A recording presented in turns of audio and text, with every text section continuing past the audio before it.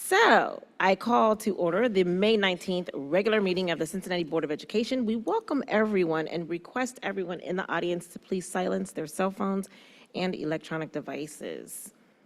Due to Treasurer Wagner attending the meeting virtually, I need a motion to nominate a board member to serve as treasurer pro tempore. Motion? I nominate Member Craig. Second. Thank you. All in favor signify by saying aye. Aye. Aye. Aye. Any opposed?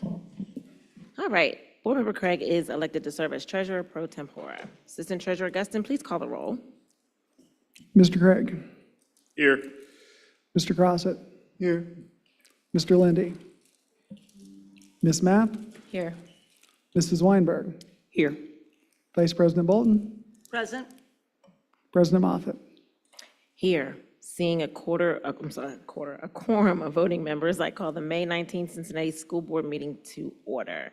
Superintendent Murphy, please introduce our wonderful students who will be leading us in the pledge. Yes, ma'am. So happy to have the students from Hyde Park School, where Jill Sunderman serves as their principal. Hyde Park Eagles, please join me in the Pledge of Allegiance. I pledge allegiance to the flag of the United States of America and to the republic for which it stands, one nation, under God, indivisible, with liberty and justice for all. Well done. Well done. You might want to say Ben is during the graduation. Okay. And for those of you that have noticed, we only have 6 members. Our board member, Lindy, is conferring the diplomas for the School of Creative and Performing Arts this evening. So they have a graduation ceremony on the same day as our meeting. We miss him. So, all right. Assistant Treasurer, okay. Gustin, do you need to call the attendance roll again? We did that already? All right. Vice President Bolton, please explain the virtual hearing of the public process. Gladly.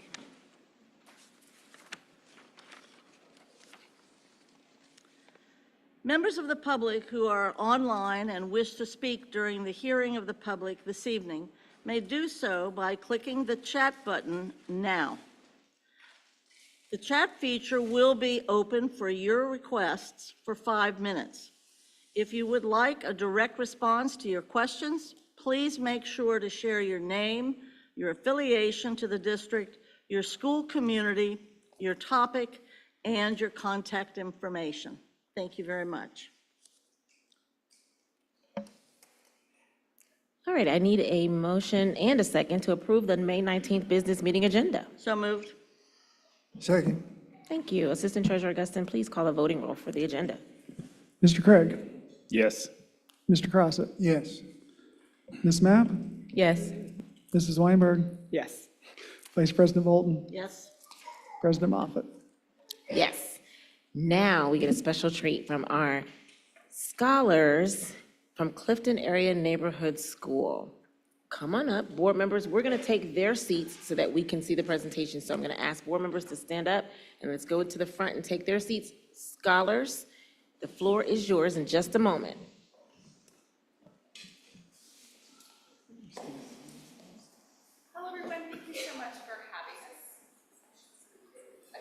Hello, everyone. Thank you so much for having us. My name is Carol Brammer, and I have founded the program Kids Act Out, Clifton Performance Theater. And I have had the privilege of working with these students and several CPS students and CPS schools, helping theater become not only something important to them for the principles and practices it can offer their life, but also helping them understand how to take those skills and relate it to their social, emotional, and academic wellness. It seems that there is an amazing crossover between life skills and skills that actors develop in order to do their jobs. So this process for Ecotales, which is what the piece is that you're about to see, Ecotales was born out of a request that I had gotten from a local artist and gallery owner, Paul Kroner. And Mr. Kroner said, hey, I would like some students to bring the ideas of environmental science to life for a showcase that he had in his studio. So I'd already been working with the children of Cairns, and they were doing quite a different piece with me before. We were doing Charlotte's Web in the spring. So they were working more on personifying animals and using their physical body to create characters. So this time I approached them and said, hey, we're going to do a Greek chorus, and we are going to present our ideas about environmental science, concerns, and questions that children may have. So I was also at the same time in 4 other Cincinnati public schools working with children in different types of groups related to theater, and we did surveys. And I said, you know, what comes to mind when I say environmental science, environmental issues? What do you think that you care about right now? Do you have concerns? Do you not?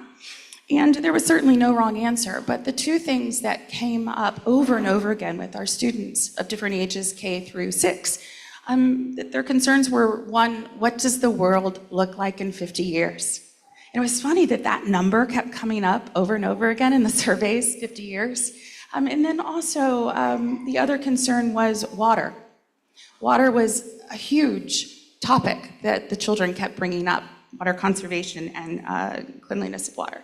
So these monologues were written out of those responses, and the children today will present 4 pieces to you, and it is a call and response, which means it is a Greek chorus piece and very presentational, which is again very different from what they did earlier in the spring. Very proud of them. Are you guys ready? All right. Presenting Ecotales.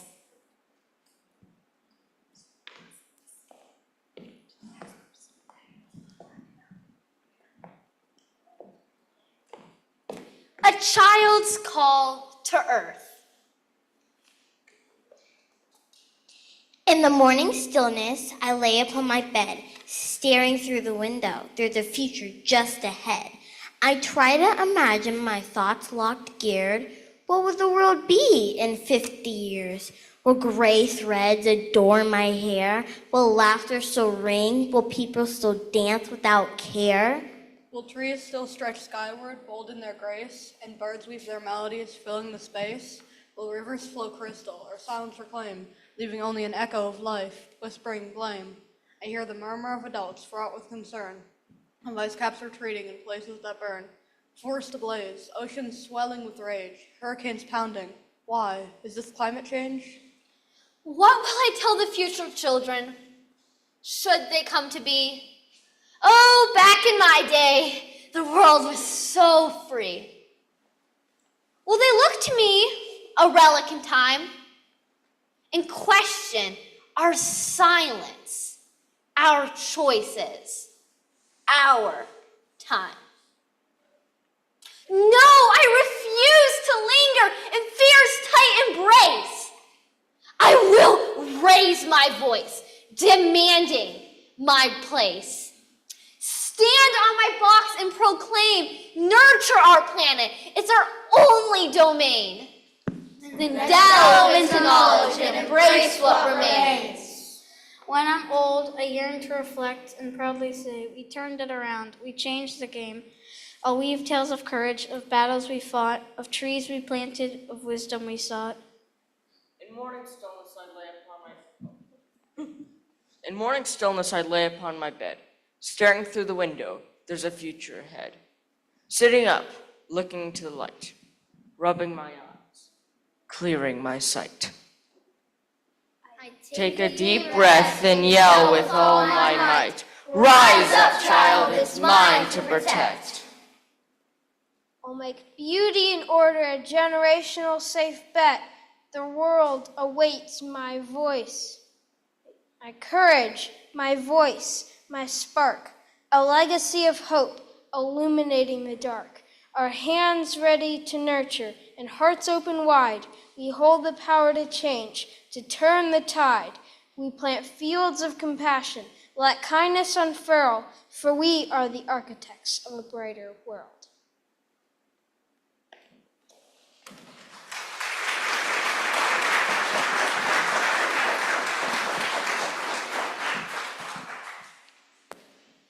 Earth's response. Ah, dear child, with your bright eyes and curious heart, I hear you. Your worries are like whispers in the wind, carried through the trees and across the oceans.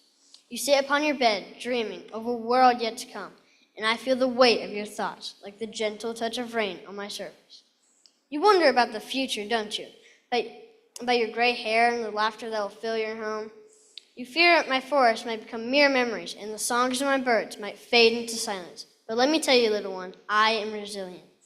I have weathered storms and endured changes far greater than you can imagine. Yet your love and care are what I need most now.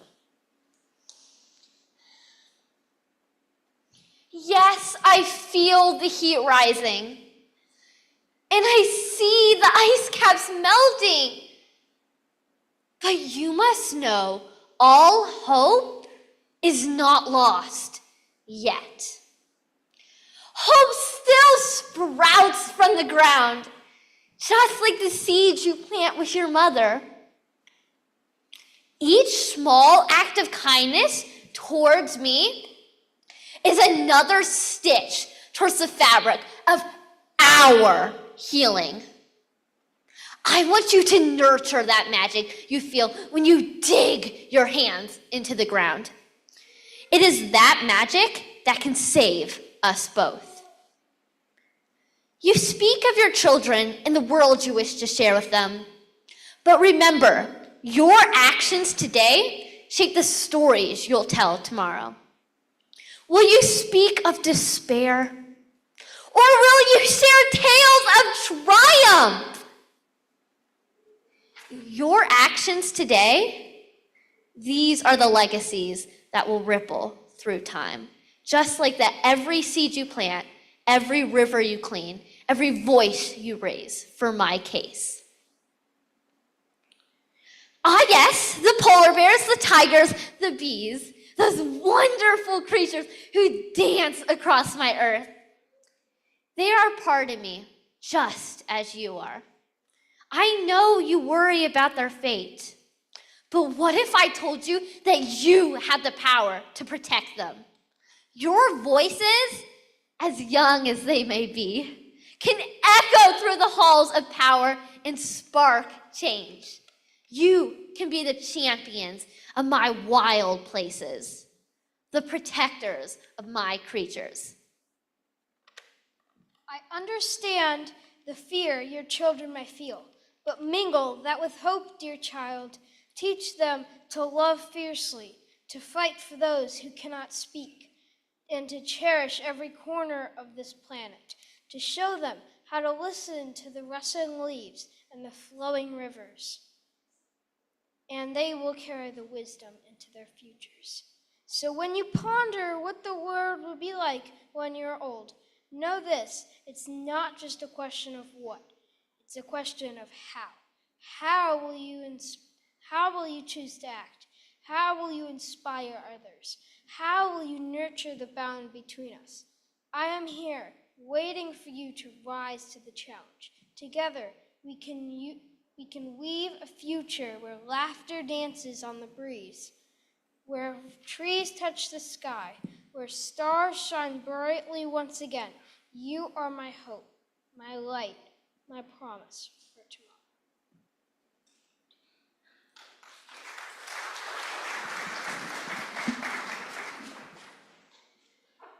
A child's call to water. Sometimes during a thunderstorm, I would sit by the window and watch the raindrops race down the glass. I would trace them with my finger, or place bets on which drop would reach the bottom first. I wonder, what would happen if the skies ran dry? What if all the water just disappeared?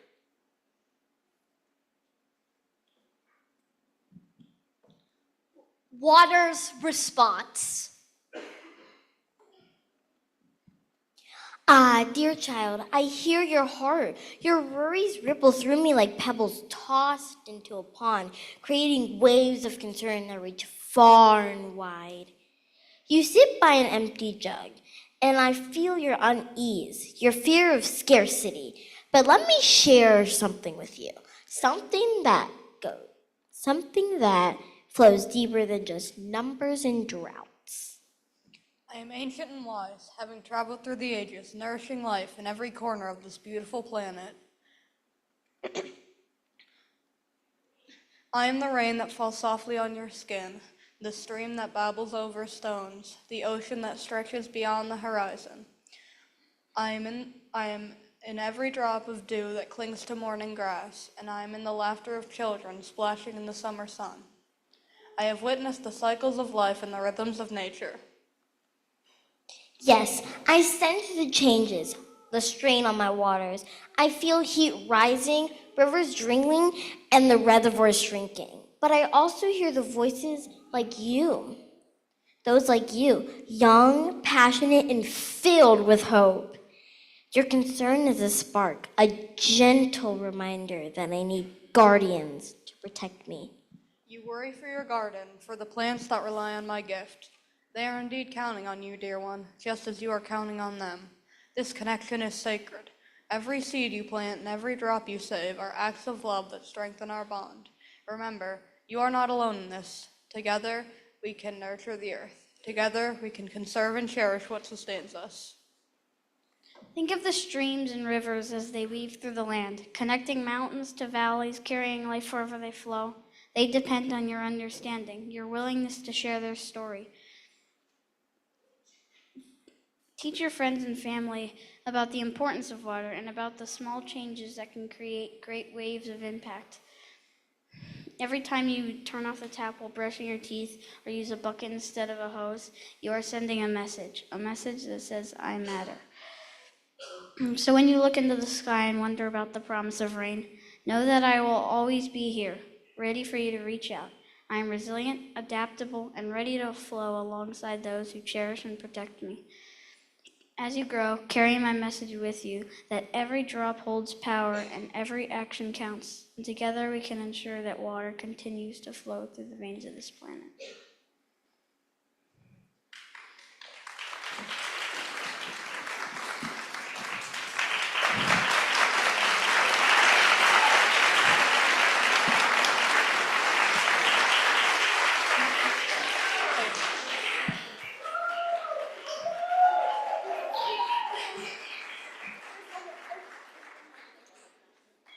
Hello, my name is Henry Hicks.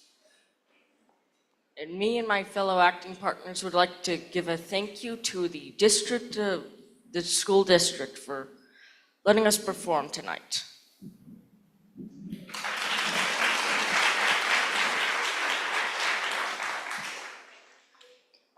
My name is Eleanor Chaya, and I sometimes worry if the world's gonna be here in 50 years. Me and my friend bike or scooter to school sometimes, and that helps because it emits less fossil fuels so it doesn't harm the environment. Hi, my name is Zuri, and one thing I worry about is how the water is really polluted, and we have the same water like every year. And I really hope that people like understand that and help clean out the waters. Water is a big problem because we don't have lots of water that we are able to drink, and most of it's salty. We only have 1% of fresh water, and not a lot of actual fresh water is really clean. Some of it has like dirt and sand, and it's really polluted. So at school, I was writing like an essay about how we need to protect water and conserve it and use as little water as possible. Hi, my name is Flora. Something that really concerns me is how the things that we're doing that are harming the planet and us are also harming animals. Something I'm going to try to do to help with this problem is volunteering and donating at organizations and places that help the animals that are harmed. Hi, my name is Henry, and me and my brother walk to school, and our school collects plastic from the cafeteria and sends it to the hub.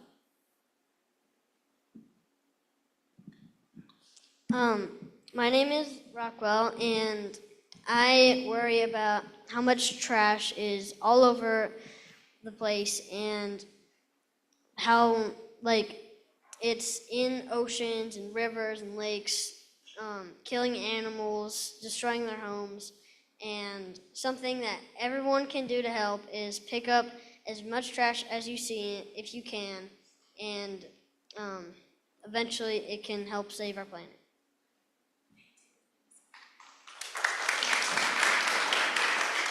As I said, my name is Hendrix, and I have a really big concern about water pollution. As one of my friends said, there's a limited amount of water. And well, by giving donations to pure water and supplies like that, it could help spread to more local locations and to more people who need it. Thank you.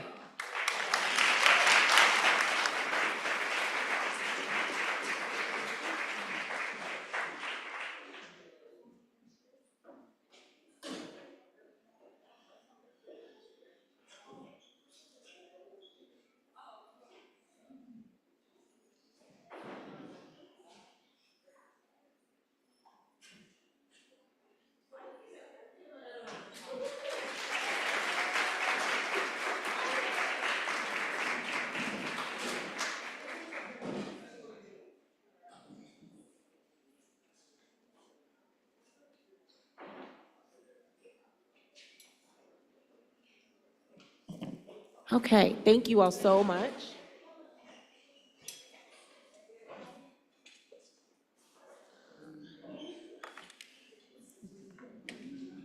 Students, if you could follow Miss Phyllis right there. She's got something for you guys in the back. That's some food. Thank you all so, so much. And thank you to former board member Carolyn Jones. Right, so, let's see. Do board members have any questions? All right. Board Member Matt, please update the board about the mental health and wellness policy. Absolutely. So thank you for providing the opportunity to just bring an update about the policy. From May 5th, we had a thorough discussion as it was our first time presenting it to the board. And so the committee had a chance to reconvene and to apply the feedback that you all shared. So just wanted to give an update for that.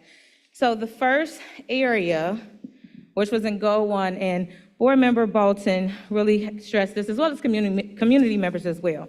So we wanted to make sure that we were calling out our school-based educational supports, as well as our trained licensed mental health professionals, to ensure that there's not duplicity within the role. Which we do, as I stated the last time that we met, is that there is a lot of duplicity because we all are owners of this work, but we wanted to ensure that we were differentiating the language and making it a little bit more concise as well. So you will see an updated version of each role, while at the same time, in Goal 1, if we're looking at the description area. So that first paragraph, in the bolded description, we wanted to make sure that we discussed that the goal here is for each professional to collaborate to provide optimal services for students within each school and within the district. The district will ensure fair distribution of resources using an allocation procedure that is non-discriminatory, equitable, informed by needs, and comprehensive data, and is consistently applied. Again, we want to make sure that individuals are informed about what these roles and these scopes of practice entail, while also differentiating their work as well.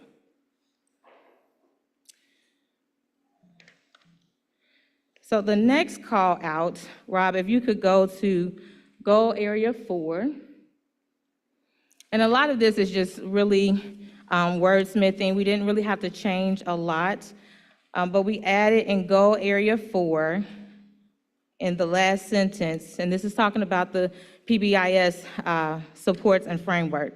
But we wanted to also add that the community will be provided education about the district's PBIS work. So again, we want to focus on everyone being informed. This policy is about awareness, it's about advocacy, it's also about prevention. And so there's no isolated work that can be done that will help to ensure wellness. So we know that it has to be a collaborative, comprehensive effort. And so not only from a district level, we wanted to focus on the community being knowledgeable and educated on this work as well.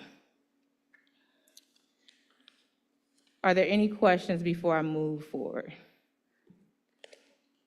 Board members, any questions?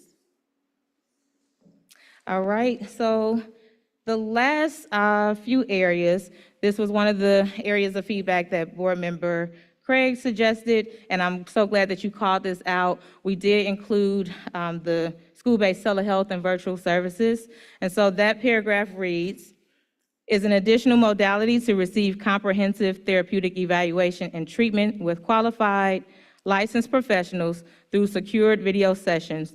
School-based telehealth services are a supplemental support to help strengthen access to care and provide flexible scheduling options.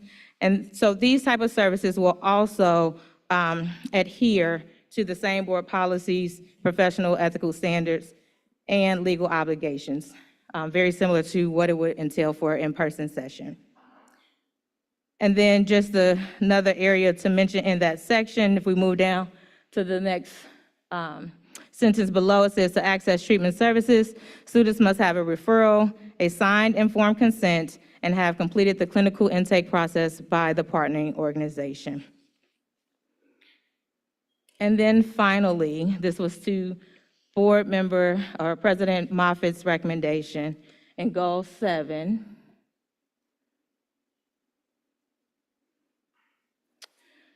So we talked about the critical incidents and who would be the owners of that work. And so while we don't have a district-approved crisis response policy, we do have procedures. We wanted to incorporate that the district's crisis response team would be the owners of that work and responding in those situations. So those are the updates that we have made. Again, we wanted to honor the feedback that you all shared, in addition to feedback that community members have shared to make this, again, very comprehensive and aligned in scope. And so I submit the mental health and wellness policy for approval and adoption as written. Or excuse me, I move to submit this as written. Okay. Okay, so the motion is on the floor to approve. Oh, wait. You need a second for. Second. Oh, God, you guys are so good. So we got a motion and a second. Vote. No discussion. Oh, discussion, I'm sorry. Vice President Bolton. Yes, I appreciate the adjustments based upon community and member support and suggestion. I would like, if it's possible, for the 8 goals that are listed, where appropriate, and I think it works for all 8, just as a phrase that says, as finances allow. I know that we've had to do that before, because once we say this will happen, it has to happen if the policy's for real, but I think it might be, if indeed the committee was interested in approaching that or being willing to accept a friendly amendment, and if there's a better phrase to say it, I'm happy or open to that suggestion. But I just think that makes it a little bit more reasonable that it's going to happen, and that we mean it to happen, but indeed it is predicated on whether or not there is money to do that. And I think it almost makes it stronger rather than weaker to do that. So in response to that, that was something that we definitely took into consideration as a committee and a team. One of the major drivers that we focused on was looking at honoring our guardrail 1, which we have stated we've made a commitment to, and also making sure that we're focusing on that data that's driving it. So I think, while finances is can be a challenge. I believe that as a team, our focus was to ensure that we're putting the actual work at the forefront, and using our data and using our needs to ensure that this work is being implemented. So not accepting the friendly amendment then? Well, the reason being, I think that while I receive what you're saying, I think it can also create challenges, right? Because if we say that it's focusing specifically on finances, well, then we may not ever have the finances. So that could kind of deter the work from being done. Okay. So let me ask a question. When you all came up with the goals, they align already with the goal and guardrail, correct? Did you all explore how much there has been alignment financially? Like, we're already doing these things, we're on track to do these things. So it should automatically align with what we're doing so that there's no need there would, in essence, be no cuts to anything because that would impact the goal and the guardrail. Correct. So in developing this policy, the focus has always been on, these are things that we're already doing in the district. How can we make sure that we're putting it at the forefront, right? So that all of our constituents, our students, are aware. And so when we also discussed this, and we talked about it at the last board meeting, the only area that was of concern truly was around the SEL curriculum. And as Dr. House mentioned at the CAL meeting, that is looking into being supported by grants as well as title funding. Okay, any other questions, comments, discussion? Well, wait, we have a amendment. It's been denied. So we're back to the original motion. So we're ready to vote? Sure. And we're voting on the adoption, a resolution adopting new board policy 8516, which is mental health and wellness policy. Can you pull that up, Rob? Do you see it? So people can see it. Is it up there? Okay, great. All right, it's on you. Mr. Craig? Yes. Mr. Crossett? Yes. Ms. Mapp? Yes. Mrs. Weinberg? Yes. Vice President Bolton? No. President Moffett? Yes. All right, I need a motion to approve a resolution to renew a tax levy. Is there a second? Second. I'm sorry, is there a motion and then a second? So you're making So a moved. motion. Second. Second. Caught myself. All right, is there any discussion? Vice President Bolton? I think it would be useful to have the Assistant Treasurer explain what this renewal is and what it is not. Sure, my pleasure. Mr. Gustin? So the motion before you is to proceed, basically the board's declaring there's necessity to renew the $48 million emergency levy. First time we can put on the ballot would be this November. This is again the $48 million fixed sum levy. This is the one that includes $15 million for preschool expansion. It's been renewed twice before at 5-year terms.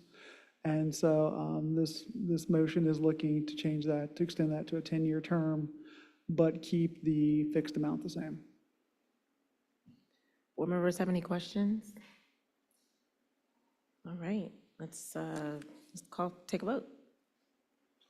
Mr. Craig? Yes. Mr. Crossett? Yes. Ms. Mapp? Yes. Mrs. Weinberg? Yes. Vice President Bolton? Yes. President Moffett? Yes. Superintendent Murphy, please introduce our next topic. So this is the 2025-2026 Code of Conduct, and I believe this was Dr. House coming back to revisit what was shared previously and seek your support. Good evening, Board. Can you make it a little bit larger, Rob? And this should be on board docs as well. Yes, ma'am, go ahead. So, based on the feedback from the Committee of the Whole meeting, there were a few adjustments that were made to address The feedback that we received from the board. Thank you, Board Member Bolton, for the reminder of Board Policy 2257 regarding hate speech. So we wanted to add that in right in the beginning on page 5 that discuss some of the other board policies around equity. So we just wanted to throw that in as well, to put that in so that that's clear. Also, looking at Board Member Moffitt, the clarity around sexting regarding adding the word recording because it puts sending or transmitting messages through video or text, but adding the word recording kind of encompasses both the recording and the transmission of those items. And then the other feedback that we received really when discussing with the team and moving forward on implication of how we support our staff and schools, number one, in making this accessible, making sure that not only we have printed copies for our staff, but that it is electronically accessible to all of our staff, to our parents, to our community members, looking for opportunities to build student voice throughout the year. So the committee was really excited to say, like, this is a good opportunity for us to build with our students, especially around our top issues of obscenity, profanity, disruptive behavior, those things that are leading to exclusionary consequences. And then also continuously providing updated referral data around those subgroups so that the board is informed and that you can see. But regarding the other changes, there weren't any other additional changes that were made since the last presentation last week. Do board members have any questions? Board Member Weinberg. Yes, thank you so much. Just a quick question on, is this available in different languages as well? Interesting. I think what is posted online is in English, but we can work on making it accessible in different languages. Thank you. Board Member Mapp. Yes, so Dr. House was one of the members of the team that worked on the mental health and wellness policy.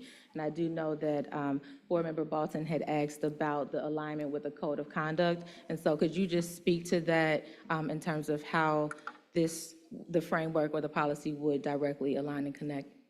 So in the policy, being able to support mental health for students and staff, and really identifying the opportunities that we have in our district to support, we wanted to ensure that our code of conduct is restorative in nature, and that speaks to that. And so in our policy where we speak of restorative practices and those strategies that really help to support the classroom environment and the school environment, we wanted to make sure that in our approach to addressing discipline and concerns, not only is there just a menu of what you would say punitive measures, but there's also measures to be able to teach, to restore, to bring the child back into the learning environment in a safe space so that they can learn and understand the impact and the harm that their behavior had so that it can decrease, as opposed to just continuously giving the same consequences for behavior and not seeing a change. So there is an alignment, and we wanted to make sure there was alignment with that. Great, thank you. All righty, so you need a vote on this?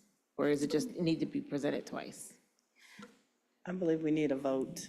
Okay, so let's do it. Any other discussion? Mr. Guston, call for the vote. I guess we need a motion. Oh, I'm to- sorry, yeah. we do need a motion. Somebody make a motion. So moved to accept the corrected and edited new code of conduct. Second? Great. I'm sorry, guys, I'm just ready to get out of here. Huh? So let's call for a vote now. Mr. Craig? Yes. Mr. Crossett? Yes. Ms. Mapp? Yes. Mrs. Weinberg? Yes. Vice President Bolton? Yes. President Moffitt? Yes, and thank you to the team that did all that work on that. Appreciate it. I will present this next topic.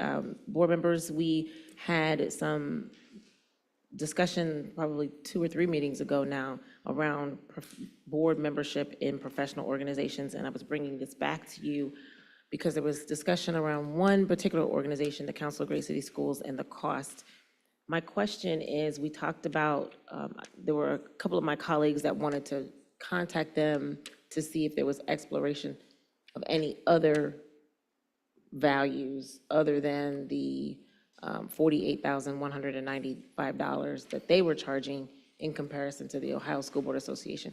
And just so that the public is aware, we have to make significant cuts, and we recognize that. And the board office is also looking to where we can make cuts as well. So we weren't trying to do anything, ask our teams to do anything that we weren't doing as well. So two representatives, Board Member Craig and Board Member Mapp, were you able to confirm that there's a smaller priced option, if there were? I don't recall us being asked to do that. I can certainly reach out to do it, but I don't recall in the last discussion It wasn't a us formal. being asked to do it. So, I mean, I can certainly ask and find out if there's any other options or opportunities. I know they've allowed units in the past, if they wanted to delay a year or two for budgetary reasons, to not maintain their membership but not be removed from being considered an active member. They've allowed that, but I don't know that they've ever, to my knowledge, they have not had any cities be able to use a different rate, because they use a formula to calculate what that rate is. And so, but I can certainly reach out and ask. Yeah, so not to my knowledge, but again, I don't think it was a formal. It wasn't a formal Okay, one. so just having that information, both Brandon and I can follow up. Okay, so we'll put this on for the next meeting, just if you all could, I think it's June, the first week in June, so get back with any, it's June 2nd? June 2nd, we will have this come back, and then we will vote to maintain, Rob, can you put that back? Maintain or delete the relationship. That was the most expensive area. So we'll have that come back as old business. And Board Member Mapp formally and Board Member Craig will inquire. Thank you all. Do board members have any announcements or acknowledgements?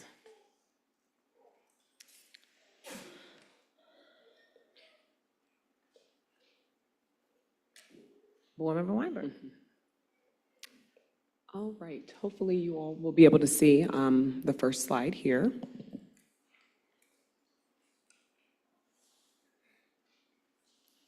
As we are getting to the slide, I just wanted to acknowledge one of the things that I enjoy about being a board member is the opportunity of attending graduations.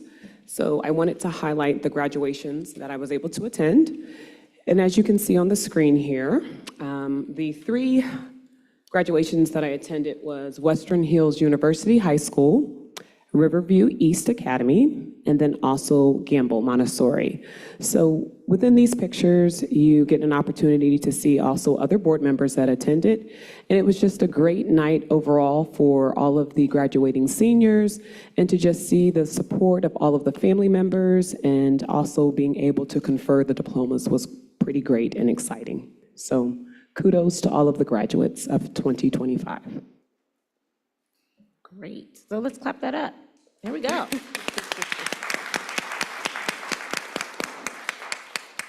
And I will share my kudos. I did attend the Hughes graduation and the Spencer Center graduation. I didn't get my pictures in enough time, so we'll have those pictures next time.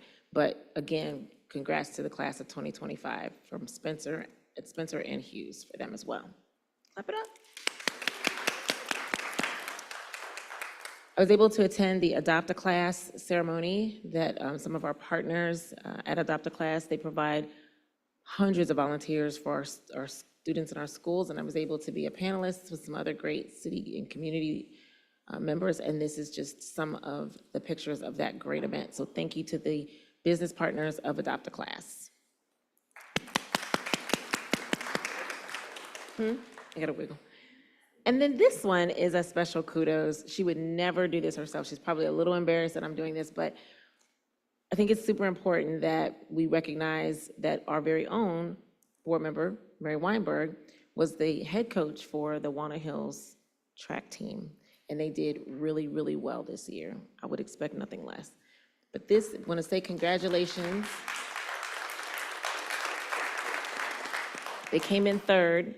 I know they came in third. That was the one specific thing I found. But tell us a little bit about how the season ended, just a little.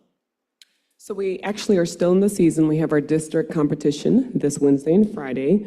But for the ECC championships, we placed third overall for the boys team and the girls team, the highest finish ever. Also at the meet, as you can see on the screen, I had a young gentleman who was able to break a 31-year-old Walnut Hills 400-meter record, and he now has set it at 48.86. We also had a young lady who's a senior. She was our first gold medalist winner in 2 events, in the shot put and also in the discus. So overall, third for the team, and we're looking to continue on to the state championships. Congratulations.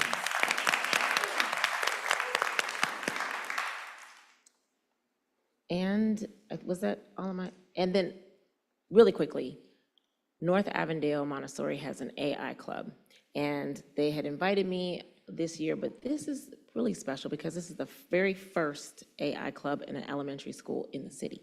And so they are doing really, really good. Their students told their advisor, Mr. Beck, thank you. So really quickly, we're gonna watch just a few minutes of this, and I'm gonna give you just a few seconds. I promise it won't be long.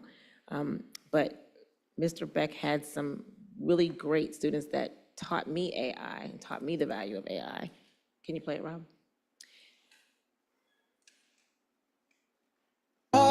Just planting seeds. They created this with video. Curious minds and sprouting dreams. North Hi, Mr. Beck. This is from me And Ezra. Thank you for putting together AI Club and teaching us how to use it safely. We're very appreciative. Avondale, we found our way. Together we shine brighter. Hello, Mr. Beck. I love knowing you and stuff like.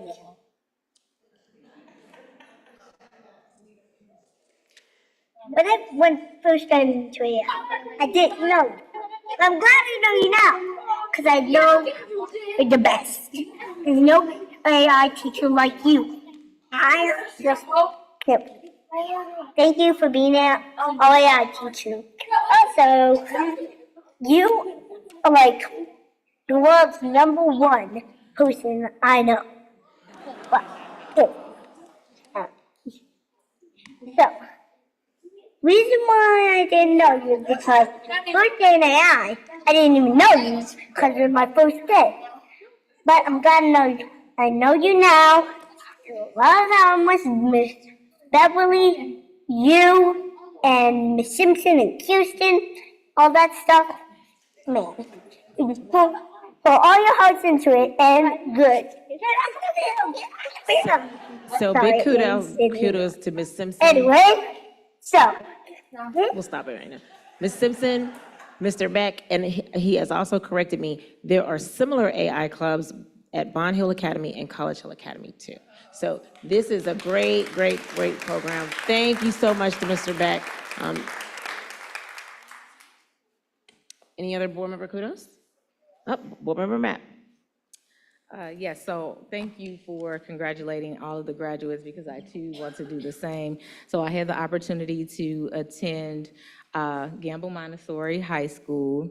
I had the opportunity to attend Woodward High School with Superintendent Murphy. And I also had the opportunity of attending Taft High School, and I look forward to attending Aikens. And so great experiences. I'm so happy that I attended Gamble. It's one thing that I want to call out about Gamble is that I truly appreciate the leadership at Gamble Montessori High School, Gamble Montessori Elementary, Dater Montessori, as well as Parker Woods, because they had a ceremony or a send-off for their seniors where they were able to walk the halls of each school. And so I just thought that was so amazing. And my daughter said, we need to make this a tradition. So, so I just wanted to highlight just the level of leadership and community that those schools exhibited.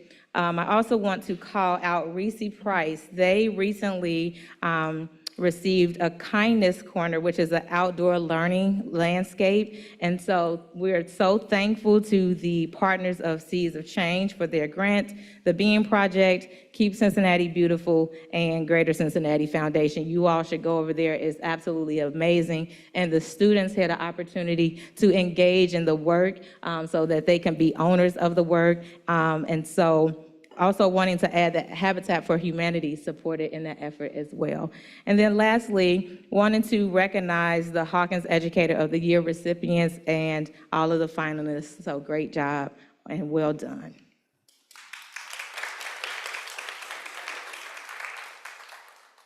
Vice President Bolton. Yes, thank you.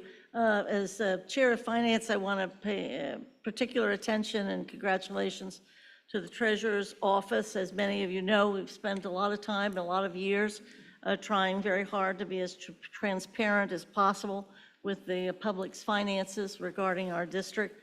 We were the first among many or a few or whatever to have the open checkbook kind of effort and an open dashboard. And now the auditor of the state, Keith Faber, has introduced the what is called the financial health indicators. And of the ones that pertain to our district, there are 15 indicators. It's important that 13 of the 15 for CPS, 13 of the 15 have been tested and assessed as being positive outlook, which is pretty remarkable. It's green and yellow and red. We have all green and only 2 yellow, and that's a testament to the Treasurer's Office and to all the staff and all the people that have some responsibility of carrying out the financial oversight and exercise of our finances. So congratulations and thank you. This is brand new and not new to us. We've been doing this for a long time, but the state finally caught up with us. We lead, we don't follow. Congratulations.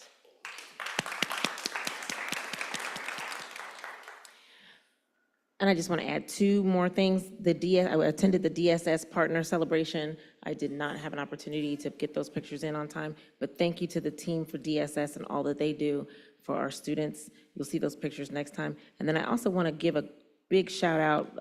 Some of our social workers at, I think, Aiken were honored on WLWT and didn't have a picture of that, but for all the social workers, paraprofessionals, parents, teachers, and support staff, along with our principals, it's the end of the year. This is the last week, but thank you for a great year and thank you for all that you do. So just wanted to make sure that we said that to them. Thank you to the entire district. Superintendent Murphy, do you have any announcements? I'm sorry, Board Member Matt. Yes, just one final kudos. I would be remiss if I did not acknowledge the team that supported the mental health and wellness policy. And so I want to say thank you again. We have our school lead social worker, Ms. Naomi Medeiros here. Dr. Manisha House with Positive School Culture, lead counselor, Brianka Gay, our General Assistant Counsel, Ms. Stephanie Scott, our Mind Peace partners, Ms. Susan Shelton and Nicole Furman, as well as our DSS Director, Ms. Chrissy Reeves, and our lead psychologist, Ms. Sarah English. And I don't think I've missed anyone. Did I miss anyone, Naomi? All right, so thank you again. This work was really intensive, but very collaborative, and so I just want to make sure that I congratulate you all and thank you.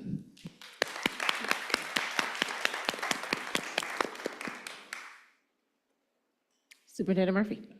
Yes, ma'am. So I am honored to share several of our certificated staff members. Oh, I can start with the kudos part, but I also have some retirements I want to acknowledge. So similar to Board Member Mapp, recognizing all of the Educator of the Year nominees, the winner this year, Kristen Carter, who is a career and technical education teacher at Riverview East Academy. So we want to congratulate her again, as well as the other finalists who also this year for the first time received a cash award as well. So very grateful to Western Southern. And then we want to acknowledge, congratulate, and celebrate Michelle Dunn, Julie Sellers, and all of CFT for hosting the Community Town Hall to save our schools. Greatly attended, well attended, and really wonderful speakers to share with our community at large all the things that are going on at the State House that could impact Cincinnati Public Schools in particular. So congratulations.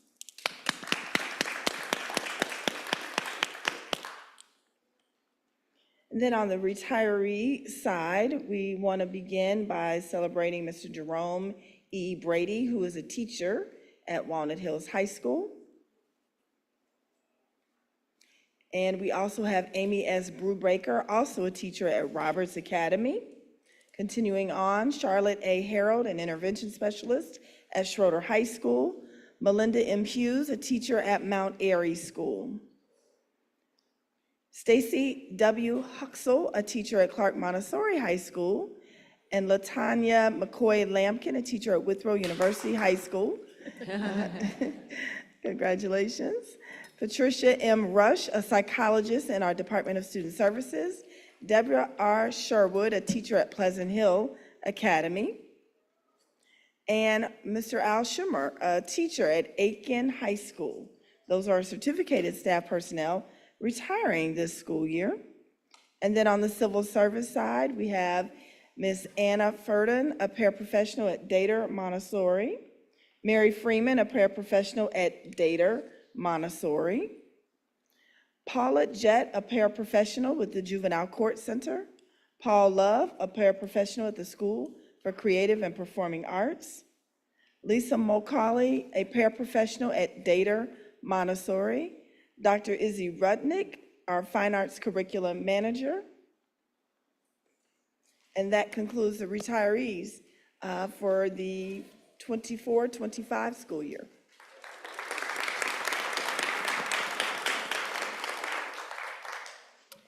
Vice President Bolton, the chair is yours to please conduct our hearing of the public.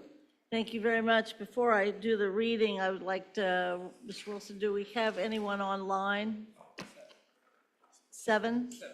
Okay. It will come to no surprise to anyone, but we have a significant number of folks that are going to be speaking tonight. And let me read kind of the rules and regulations. We are now at the item of our agenda for hearing the public. Each speaker will have 2 minutes and will address all comments to the presiding officer. If you're online, once a request to speak has been granted, you'll be invited to enter. You should click on the camera icon to go interactive. Provide your name, your affiliation to the district, your school, community, and your topic, and your contact information if you'd like a response from the administration.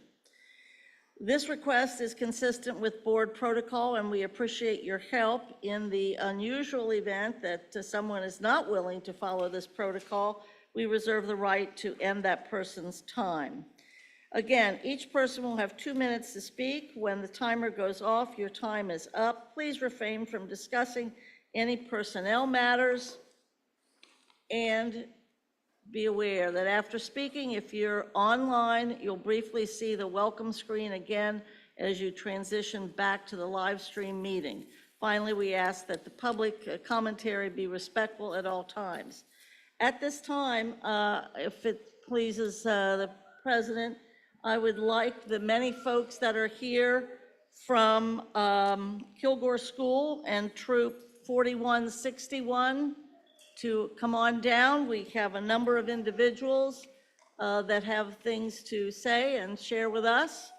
And I'll start naming some of those names. Ryan Weinstrup Moore, Heidi Shore, Claire Janison, I think, Bryce Shore, Ciora Scheckler, Elia Moore, Emmy Grody, Priya Banerjee, pardon the pronunciation, Giselle Bouchard, and Maylee Elrod are the ones, I believe, all from Troop, from Kilgore School, and that's Troop 4161. And do you have kind of your own order that you're going to be going in? Is that okay? Feel free to take that mic and do the order as you've planned. All right, thank you. So my name is Ryan Wenstrup-Moore. Thanks for having us here today. This is a troop of fifth graders from Kilgore. A lot of these girls have been in the troop together since kindergarten. And we recently completed our Zero Hunger, Zero Waste badge, which is a badge that's sponsored by Kroger. And it taught them about food insecurity in our communities as well as food waste. And the girls were very inspired and empowered and had a lot of great ideas about how they could reduce waste and food waste in the cafeteria. And they said, it's not just a problem at our school, I bet it's a problem at all the schools. So we thank you very much for letting them all give their ideas to you, and I'll have them all come up in their order and say one thing at a time, if that's all right. Great. Thank you. Hi, my name is Claire. Put this down. And we are here today to talk to you about food waste and plastic harming the environment. So it has come to my attention that some choices in our cafeteria are hurting our environment and world, as well as causing food waste. As a member of Girl Scout Troop 4161, it is crucial that we are handling food waste the best way possible. If possible, I would like to recommend some changes to our cafeteria environment. First, at Kilgore School, some fruit is wrapped in plastic, and it's not guaranteed that the plastic wrap will make it to the disposal. Some fruit is not wrapped, bananas, strawberries, kiwi, etc., but fruits like pears, apples, and plums are hurting our environment because the plastic does not break down, causing further damage. Next, I would like to say that many people at school that buy lunch do not eat it all, causing food waste, and one part of that is that people are not getting the food they want. At lunch, you are required to get milk, one entree, and at least one fruit or vegetable. But some kids are allergic to dairy and don't drink milk or just don't like it at all. I do understand that the school is trying to keep kids healthy, but if a kid doesn't like something small, like milk or chips, they should not have to take it. Same goes for snacks after school if a kid has a club. The guardians there make you either take the drink and snack or none at all, but if a kid just wants one of the two, the other goes to waste. Next, I would like to say that we should all continue to use plastic reusable lunch trays instead of styrofoam. We often use plastic ones, but styrofoam can harm our planet and turn to microplastics, so it would be better if we use plastic and reusable ones full time. Next, I would like to comment that some kids don't have enough time to eat. We only have 15 minutes to devour our lunch, and the kids that buy often have to wait longer to get their food. So by the time they come out, there's only 5 to 10 minutes left for them to eat. Then, when lunchtime is up, the adults there make you go to recess no matter how done you are with your food. Many kids don't get to finish, causing them to throw away the uneaten food. This is causing drastic amounts of food waste, and I think that has to change. These changes are one step towards less and less food waste, and with your help, all of these changes could be made, changing our universe. Thank you. Thank you.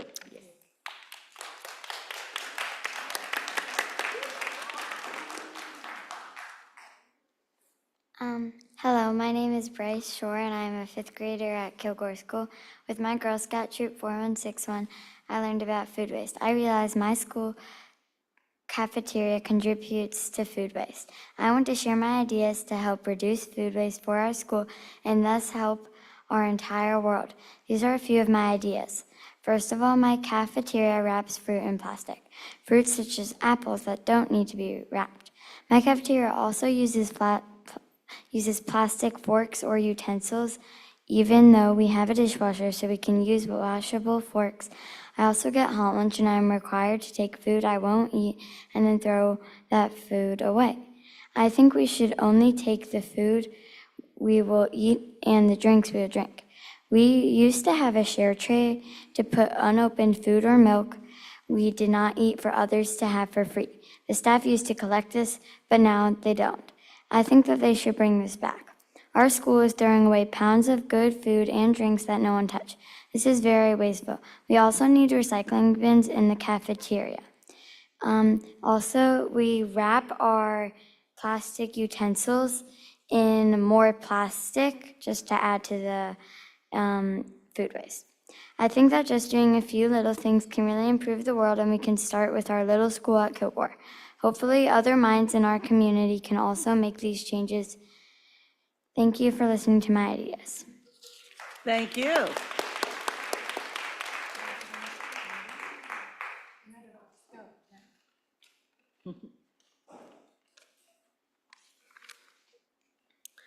My name is Sayora.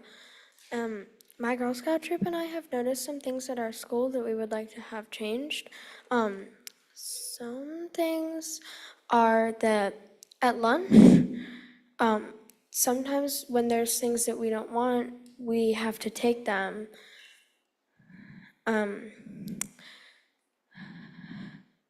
This results in us throwing away that item instead of eating it, which results in food waste. Not only does it increase the level of food waste on the planet, it increases the chance of the garbage cans overflowing, which is just not good for the school. We also noticed that several fruits that we get are wrapped in plastic, and this will just pile up in the environment and not get biodegraded. There's also the fact that sometimes we use styrofoam trays instead of reusable plastic trays that we know are available. These will also not biodegrade, and it results in more waste in the environment. Another thing is we don't have enough time to eat, which forces us to throw away a lot of our lunches, which makes more food waste. There's also the quality of food. So sometimes when we get things that we don't like, we just have to throw them away, and there's no other option because there's not other options to eat. I think these can be changed, and thank you for listening to my ideas. Thank you.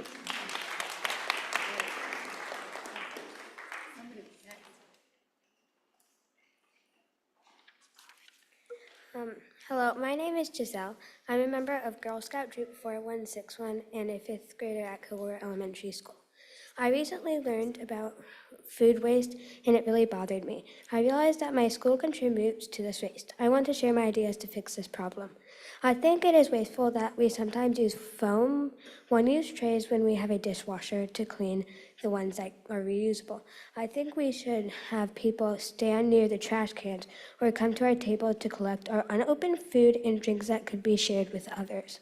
I think that we should have a compost bin at our school for all the leftover food items such as banana peels and apricot, etc. This would be really easy and also would teach the kids cool science things that we could learn in class. In our classrooms, we have recycling bins, but we don't have it in the gym or cafeteria, and I think that is silly because these should be in all locations. Thank you for listening. Thank you very much.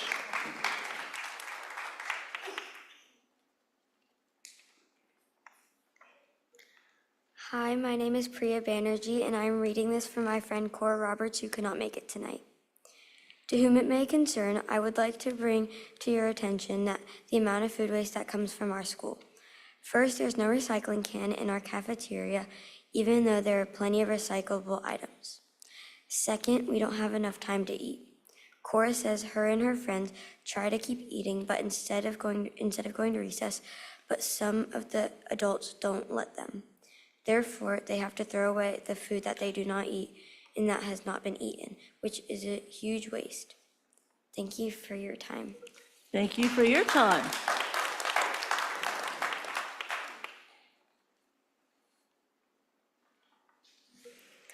Hello, I'm Emmeline Grody, and I am reading this for my friend Tony, who could not make it today.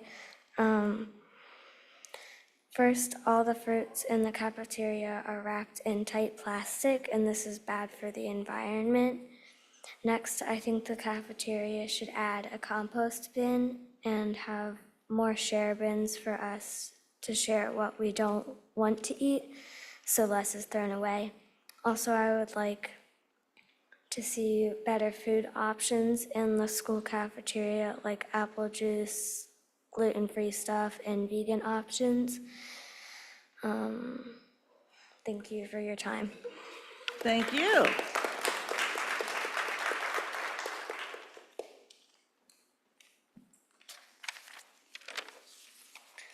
Hello, my name is Maylee Elrod, and I'm a student from Kilgore Elementary School.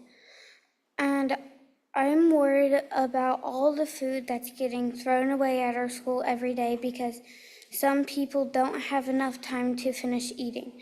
It seems like a lot of food just ends up in the garbage, and I believe our school can find ways to make a difference.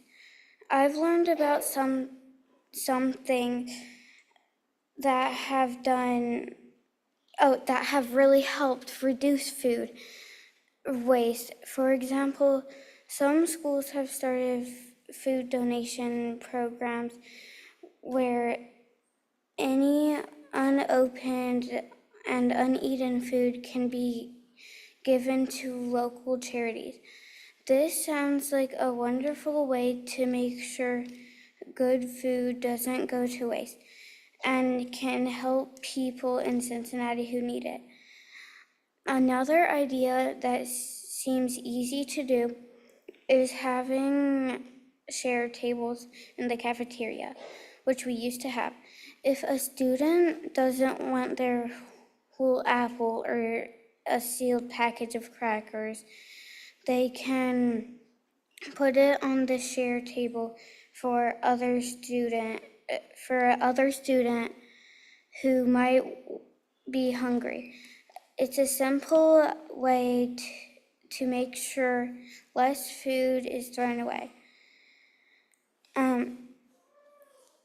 I really hope you will think about these ideas and find ways for all the schools in the Cincinnati Public School District to reduce food waste. It will be good for our planet. You can finish. You can finish on.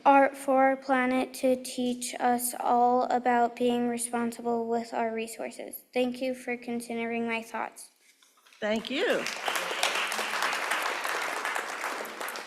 Thank you. That's all of us. Well, let's, if you will all stand up, and we are so pleased that you came and shared, and congratulations.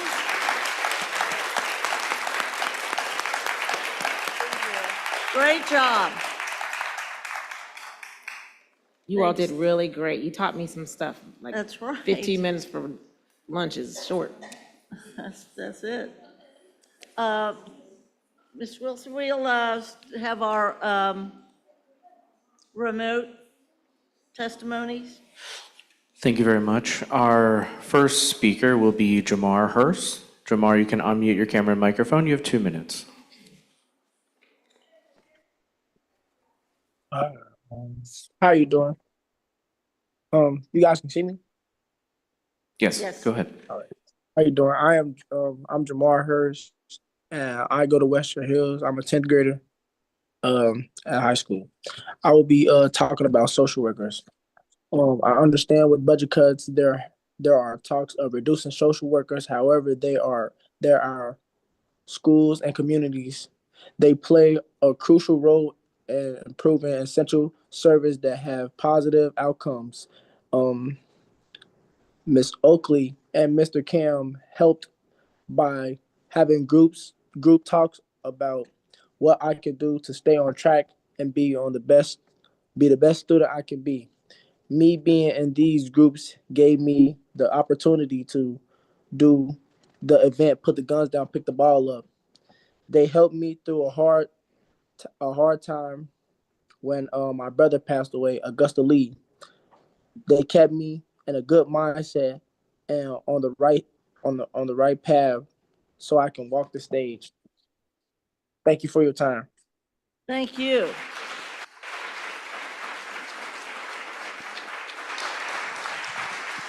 Thank you. Our next speaker will be Sandy Hartman. Sandy, you can go ahead and unmute your camera and microphone. You have 2 minutes.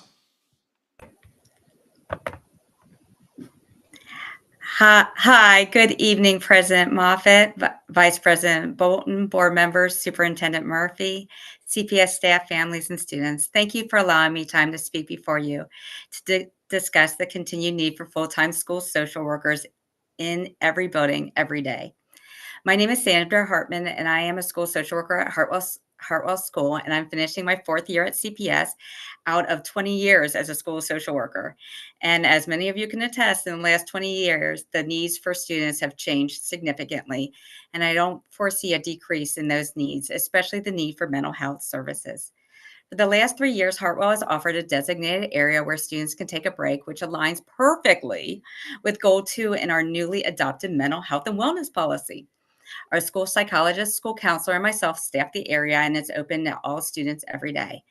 At the beginning of quarter 2, we began to track the use of the space, and from quarter 2 to quarter 4, we provided 500 breaks and or resources to students. And of those 500 visits, I provided 380 of them. It is during these breaks that students share very personal and traumatic events, built trust with adults, had their basic needs met, and were able to return to class. I'm so proud of the brave students at Hartwell for utilizing the space and prioritizing their mental health. I know that finances are extremely tight, and if we cut social work positions, the district will save money, but it's not worth the cost to our students' mental health. Thank you. Thank you. Thank you. Our next speaker will be Leanne Gardner. Leanne, you can unmute your camera and microphone. You have 2 minutes.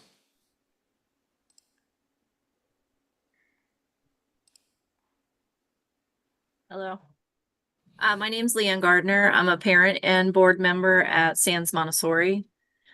First, I want to acknowledge the challenging efforts put on this board to balance a budget with a barrage of legislation proposed by the state that will drastically reduce funds for our public schools. I urge everyone in the room and those listening in on our call to continue calling your state representatives to oppose these funding cuts. We know that balancing this budget is going to hurt, and the cuts have to come from somewhere. One budget reduction option that was shown on page 13 of the budget deck includes cutting paraprofessionals from full to half-time in our Montessori schools. I'm here to speak up and give voice for our beloved paras across the district and especially at Sands Montessori. Yesterday afternoon, my peers, a group of strong women, drafted a letter of opposition to cutting our paras to halftime. We circulated a petition, and over 300 members of our CPS Montessori community signed on by 1 p.m. today when I sent that letter over to the board and Superintendent Murphy. Just reading a little snippet from that letter. At the elementary level, a full-time paraprofessional is part of the collective bargaining agreement. Reducing paraprofessional hours in Montessori classrooms is not just a staffing cut. It fundamentally disrupts how Montessori education works. These schools are built on a model of hands-on, individualized learning in multi-age classrooms. One teacher simply cannot deliver the required small group lessons, monitor independent work, and support students socially and emotionally without a consistent second adult present. Paraprofessionals at CPS already do so much while being compensated far below the demands of the role. This change would directly impact instructional quality, school climate, and parent confidence in the model. Please reconsider this option and the current budget cuts. Thank you. Thank you.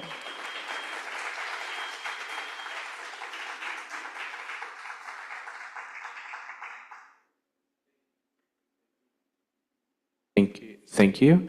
Our next speaker will be Clayton Adams. Clayton, you can unmute your camera and microphone. You have 2 minutes.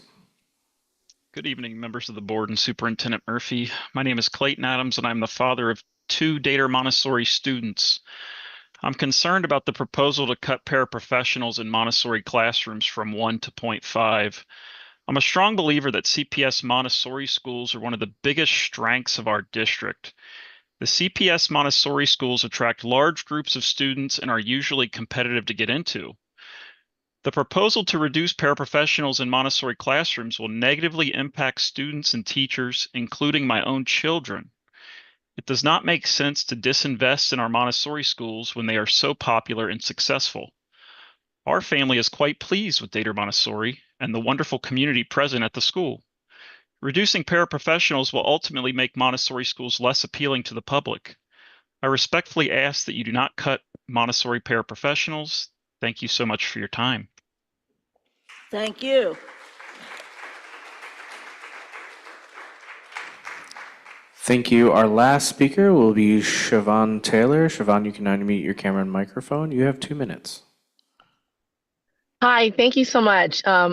So as you know, along with what everyone has said, the last few speakers, a Montessori classroom spans 3 grade levels and covers 4 core academic subjects: ELA, math, geometry, science, and social studies, alongside practical life and grace and courtesy lessons, which essentially are components of the Montessori philosophy and parallel life skills instruction to traditional settings. Beyond delivering these core elements, we also work to integrate new curriculum, interventions, and current best practices, all while striving to maintain fidelity to the Montessori model. And as a Montessori educator, both private and now public, this is a demanding task, and having only one teacher and a part-time paraprofessional makes it nearly impossible to fully meet the diverse needs of our students across these grade levels. I understand that the proposal to reduce the full-time paraprofessional position was removed from the agenda. However, in case it surfaces again, I feel very important for us to share and be present these thoughts for your consideration. I deeply respect the difficult work of balancing budgets, but ultimately we're here for the students and our goal is to help them thrive. Even in a traditional setting, larger class sizes and fewer adults present is not ideal. In a Montessori environment, which is intentionally designed to support independent small group work and individualized learning, adequate adult support isn't just helpful, it's essential. So I just want to say thank you for your time and all that you have to do to support our students in classrooms. My hope is that we can find another way to balance the budget besides cutting these critical personnels that really help our children thrive. Thank you.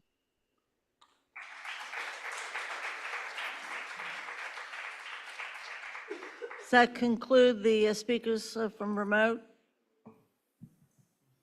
Just, no, it does not. We have Okay, one more good. speaker online, All right. Nikki Mayhow. Nikki, you may unmute your camera and microphone. You have 2 minutes. Thank you. My name is Nikki Mayhew. I am a veteran Montessori parent with kids at Dater Montessori and at Gamble Montessori High School. And I have served on several committees, including LSDMC and ILT in our family's 9-year tenure with CPS. I am well aware of the budget constraints that are facing the district and the challenge that it is to close the gap on that budget. However, I'm hoping that we can honor the Montessori curriculum that was adopted just 2 short years ago with this board. Our paraprofessionals are essential to the success of our Montessori programs. In our unique classrooms, our students learn from self-directed activity and hands-on materials, and our paras play a critical role in maintaining that structure, their support, and giving the students individualized attention. They assist with classroom management, guide students through their learning, and help create the calm, prepared environment that's central to the Montessori model. Eliminating half of our paraprofessional staff would not just stretch our teachers thinner, it would fundamentally compromise the Montessori integrity of our schools.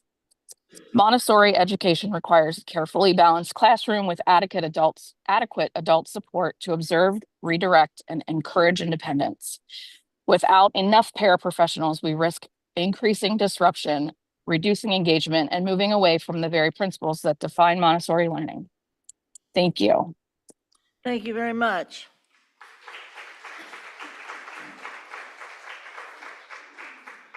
With the remainder of the speakers that we have in-house, we'll remind folks regarding personnel matters. We cannot prevent you from speaking about personnel matters, but would hopefully refrain from using any names. Our next speakers are Carol Mitchell-Lawrence, Pat Hunley, I believe, Charlotte Lanier, and Nancy Sullivan. If you'll please come down and start in that order to speak, I'd appreciate it. We'll start with Carol Mitchell-Lawrence, then Pat Hunley.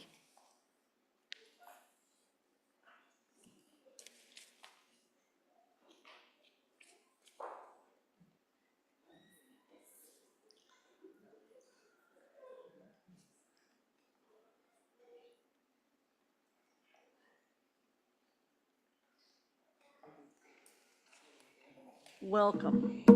And I will in a little bit. Hi. Hi. Good evening. Good evening. My name is Carol Mitchell-Lawrence, and I'm a CPS graduate from the Withrow High School class of 1984. I'm the current vice president of the Withrow Alumni Association and the vice president of the Major McNeil Scholarship Fund. I'm the chairperson on the Withrow Athletic Hall of Fame and the Withrow Athletic Boosters. And currently, I am a CPS audit committee member. I've worked closely with several of the CPS board members sitting before me today for the last 7 years. Ms. Bowden, Mr. Crossett, Mr. Craig, and Dr. Moffitt. I list all these things because I want to impress upon you that I'm not a person that just is all here for talk, but I have actions. I believe that I truly have the boots on the ground, giving back through service and monetary support. I am here for the kids. As an alumni board member, I've written a letter to each of you. We personally met with Superintendent Murphy, and we've exchanged several emails. I'm here today to make our request in this public forum. My simple ask has been to Superintendent Murphy and to you today, look at the numbers and consider the improvements in test scores and graduation rates. And ask yourself, is there a compelling enough reason to disrupt the momentum and the gains realized over the past 7 years? If not, I ask the current Withrow principal contract be extended for at least 1 year to evaluate best paths forward. I believe Withrow's principal has met expectations and exceeded the mission of being here for the kids and is greatly respected and appreciated by parents, alumni, and community. His body of work speaks for itself. And I thank you. If there's not a path forward, I ask that the LSDMC board be given all applications submitted for the current position. Thank you. Thank you, Ms. Mitchell-Lawrence. Appreciate it. Pat Hunley?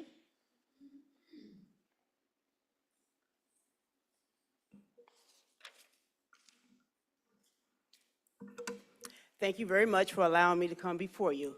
My name is Pat Hunley, actually Pat Stevens Hunley, and not only am I a 1978 graduate of Withrow High School, but I'm also a 62-year community member. Yes, 62 years. So I have been in that neighborhood, and I understand very much how important neighborhood and community is. But unfortunately, we're no longer a neighborhood school. So what happens is you have a community that's not attached to the real estate that's there, which is the actual school.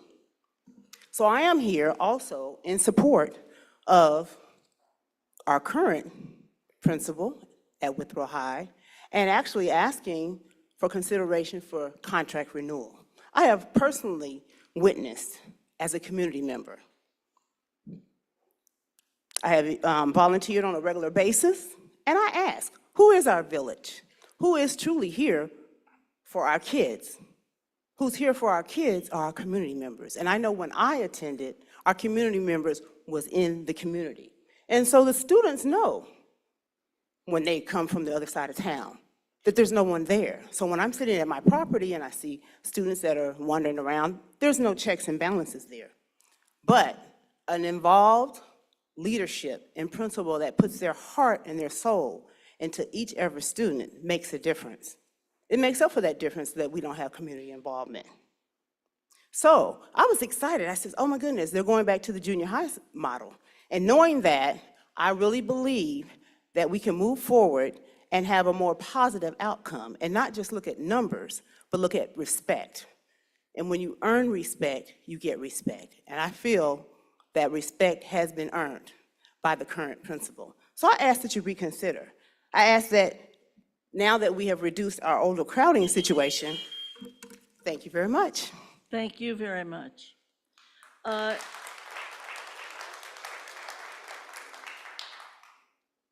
While Ms. Lanier speaks or gets ready to speak, we need to see Ms. McCoy and Naisha Johnson start to come on down, if you would. Go ahead.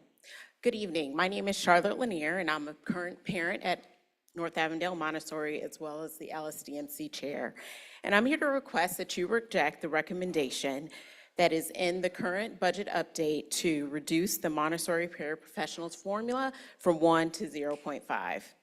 According to the base of the budget pyramid principles, we need to be in compliance with current best approaches and then implement strategies to achieve our goals, guardrails, and strategic plan. Prioritizing core instruction and student services is the most important strategy. Montessori classrooms are intentionally designed for hands-on individualized learning, and having one paraprofessional per class is key for all Montessori children to be successful and a best practice.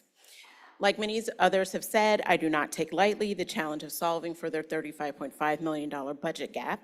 So like many parents of the Montessori curriculum, as well as the LSDMC at NAM, I'm willing to partner to find a better third way.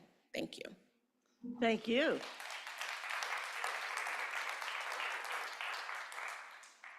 Ms. Sullivan? Good evening. Good evening. My name is Nancy Sullivan. I live in East Price Hill. I'm the parent of two graduates of CPS, and I serve on the LSDMC at the Carson School. But I'm here not to talk about internal issues, but House Bill 42, which I spoke about several months ago. There is now a petition, or rather a resolution, being submitted to school districts around the state to ask you to oppose HB 42. And I'm sure there are lots of people behind me who just love paperwork and can't wait to get more data to submit to the state, which they'll never look at. HB 42 would really penalize school systems with diversity, specifically immigrant kids, and ultimately citizen kids with anyone in their household who is not documented. And to try and collect that data, those data, is insane. So I would really ask this board to sign on to this resolution. Thank you very much.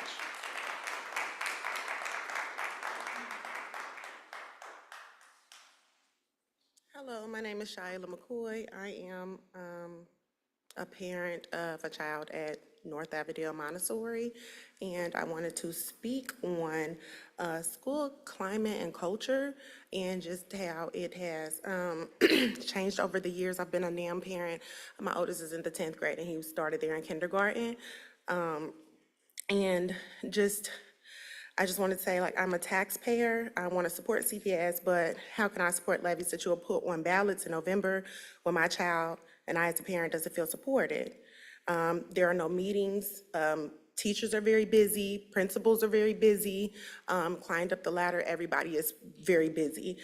So when does CPS squeeze in time for worried parents and taxpayers? With the issues I've had, no restorative practices are used in the school anymore. And it's either ALC, removal for a day, or the latest, which was sent to the Promise Center. And I was known of that it was 20 minutes after school was let out. He was banned, well, personal, but children are banned from programs and parents are not notified. They're learning this from their child, not able to go to field trips, learning this from their child. Grades are horrible. I've always been told my teachers is a triangle, and we need to be as a triangle to support our children, but if there's not support both ways, then there's no way we can be as triangle. Grades are horrible, and I've been referred to Amazon to help my child. So at least the climate and culture that I was used to no longer exists at North Avondale Montessori. And other things has happened, but I'm just going to leave it at that, and hopefully that can change in the future. My child is a 6th grader, but I still would like it to go on as what I remember them to be. Thank you. Thank you very much. As Ms. Johnson approaches, so we need to have Ms. Green, let's see, Ms. Jackson, Ms. Anderson, and Ms. Risley. Risley, come on down. Risley. Go ahead. I'm Naisha Johnson, and I am a product of CPS, have 2 CPS graduates, and I'm here just as a support to my sister about the NAM environment. What I've seen over the years of the breakdown of the NAM environment and the non-usage of the PBIS system. Yes, I do work for some school systems, it's not CPS. And I've seen how they try to play on her intelligence and things of that nature because she didn't know the verbiage. And I just did not appreciate any of that. And I was on the phone, and when I started speaking that verbiage about the tears and things of that nature, about how things are supposed to be dealt with, then and only then were they starting to do things by the book. I didn't appreciate it at all. And I feel as if within the restorative practices of things, you have to talk to the children, maybe redirect and things of that nature, then come back with maybe a plan and not just go to a punitive measure. And that's what has happened time and time again throughout the school year at NAM, punitive measures, then trying to get meetings and things of that nature, and nothing has happened and nothing has changed. And I would like for things to go on the way we knew NAM to be. Thank you. Thank you very much. Ms. Green?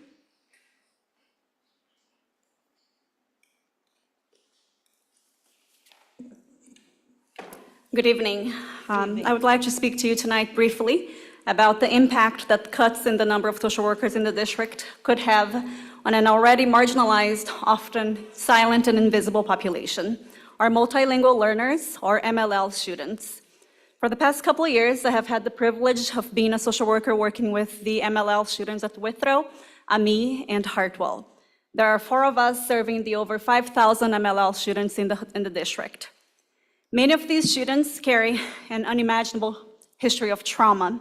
Many don't have either of their parents or any supportive adults here in this country. Many of them carry the weight of the world on their very young shoulders. We, as social workers, have the honor of crying with them, laughing with them, encouraging them and helping them to see their potential, providing them with crisis and mental health support when nothing else is available to them. Our support for them goes from helping them enroll in school to cheering for them at graduation, as sometimes the only supportive person in the audience for them. As one of our MLL social workers put it in an email, she said, quote, "We are the keepers of so many silent fears, worries, and grief, but we're also part of a growing circle of people who can be witnesses to their bravery, strength, and courage. A cut in the number of social workers could directly take away from this very vulnerable population, as well as indirectly by forcing us to spread our time and efforts so thinly they would no longer be as meaningful or effective. I urge you to not take away from those who already have so little, and I also urge you to read an email sent to you today by my colleague Caitlin Salgado. It's titled, "The Keepers of Small Things." Thank you very much. Thank you very much. Ms. Jackson. Hello, good evening. My name is Adrienne Jackson. I come before you not just as a licensed school social worker, but as a proud CPS parent. And tonight, I bring both of these perspectives to the room. Let me tell you about my 6th grade son, Ryan. When our family, military veteran family, moved from Georgia back home to Ohio, it was a major shift for all of us. But Ryan, then just a young boy, 4th grade, carried the weight of that transition in ways that were both visible and silent. He understood we were saying hard goodbyes and stepping into uncertain future. We could have never imagined 4 months later, I would lose my dad, he would lose his grandfather. That grief hit super hard. But Ryan had something so many CPS students depend on, a village of support in school. Teachers, a school-based therapist, Mr. Ryan Dapper, and a phenomenal school social worker, Nicole Kuzi, who walked alongside him every step of the way. With their help and ours, Ryan began to heal. He, this year, was named Man of the Year at SANS with his MORE group, a testament to his team. Social workers don't just work for students. They walk with them through trauma, transition, and triumph. I urge you, as a social worker, to reconsider. But as a mother, I am pleading. Do not take away the safety net that is still holding so many of our kids above water. They need more supports, not less. Over 240 community members, parents, staff are also in agreement. Thank you for all you all do in your time. Thank you. Thank you very much.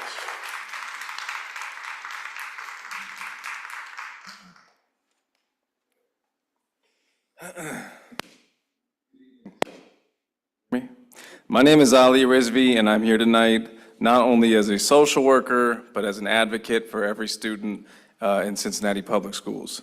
I recognize that the federal government and the state of Ohio have placed this board in an extraordinarily difficult position. You're being asked to make decisions that no school board should ever have to make. Public education hasn't just been deprioritized, it's being dismantled. Still, the proposal to eliminate any social work positions would dangerously weaken the safety net our students rely on every day. Let me ground this in facts. 1 in every 9 CPS students, 3,794 in total, are experiencing homelessness, a 33% increase from last year. Over 85% of our students rely on free or reduced price meals, exposing systemic widespread economic hardship. This school year alone, CPS has documented 27,716 serious disciplinary incidents. That's nearly 1 behavior incident per student, signaling a deep need for behavioral and emotional support. Chronic absenteeism affects 43.5% of students. Almost every other child is missing large portions of their education. In a single quarter, social workers provided 11,434 hours of mental health support district-wide. And most urgently, between August and March, social workers completed 345 suicide prevention screenings. These are not numbers. These are children, and these are life-saving interventions. Suicide is now the 3rd leading cause of death among Ohio high school students ages 14 through 18. And Black students continue to face disproportionately high rates of discipline, further entrenching racial inequalities. Let me be clear, I'm not advocating for the elimination of any other staff positions. When something matters, you find a way. And in this dark time, we must find a way. Thank you.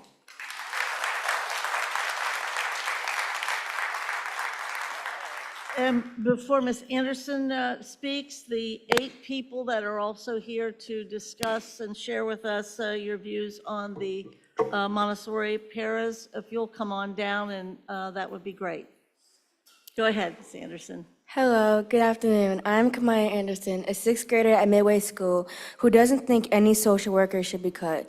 I've dealt with many mental health problems and I used to feel alone, and so I started to go to my social worker, Ms. Benson. She made me feel seen, she made me feel heard, and she made me feel like I was someone when no one else did. And that made me realize how important social workers are for us. They don't do it for money or paychecks, they do it because they care. I watched my social worker be so helpful in many situations at my school that it inspired me to speak up for when things aren't right. That's why I'm here now, to speak up for social workers who has made an amazing difference at schools. They help people with depression, anxiety, anger problems, and many more mental health issues. Whenever I get stressed or anxious, I know that I have someone I can go to, and I think that is very important. That's a very important thing to have in today's generation, considering the bullying that happens in schools. Thank you guys for listening. I hope this helps you guys when you make a decision on whether to cut social workers or not. Thank you very much. You're welcome. Our next group, go ahead. My name. What's happening?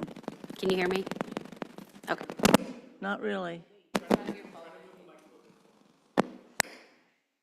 Good. Hello? Yes. My name is Allison Fristow, and I'm a parent of a 3rd grader and a kindergartner at Gamble Montessori Elementary. And I'm here today to address and speak to the proposed budget cuts to Montessori paraprofessionals from 1 in each classroom to half. First of all, generally speaking, it seems illogical and unfounded to propose cuts that would negatively impact a curriculum within the school district that is in demand. The Montessori schools consistently have a wait list and are highly sought after in every CPS neighborhood. Secondly, I don't know if you've ever been in a Montessori classroom, but lead teachers prepare several lessons each week for 3 grade levels across multiple subjects. And the beauty of Montessori learning is that instruction is tailored to students' individual needs, and paraprofessionals are a fundamental part of the Montessori learning communities. Montessori paraprofessionals are responsible for tasks that support the lead teacher and learning environment, including classroom management, assisting students with individual work plans, and communication with parents and families, just to name a few. Finally, from a personal perspective, my son's experience with his paraprofessional has been profound. He has ADHD and is on a 504 plan. His para has been a cornerstone of his success in the classroom. There have been times that he needed a walk down the hall or even just do 10 jumping jacks to refocus his attention. His para was able to help him settle and regroup quickly. Most importantly, she's able to do so without disrupting his classmates. His lead teacher did not have to divert attention away from 25 other students during a lesson. And there is no doubt in my mind that my son would not have succeeded in the classroom without the positive support and reinforcement he's received from his paraprofessional over the last 3 years. And to think she would not be able to serve other students in her role the way she has for us is a disservice to all students and families in this district. Thank you for your time. Thank you.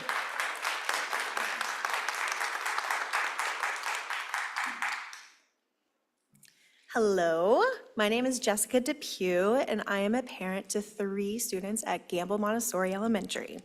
And I'm here today to speak about the budget cuts and paras going from 1 to 0.5 in each class.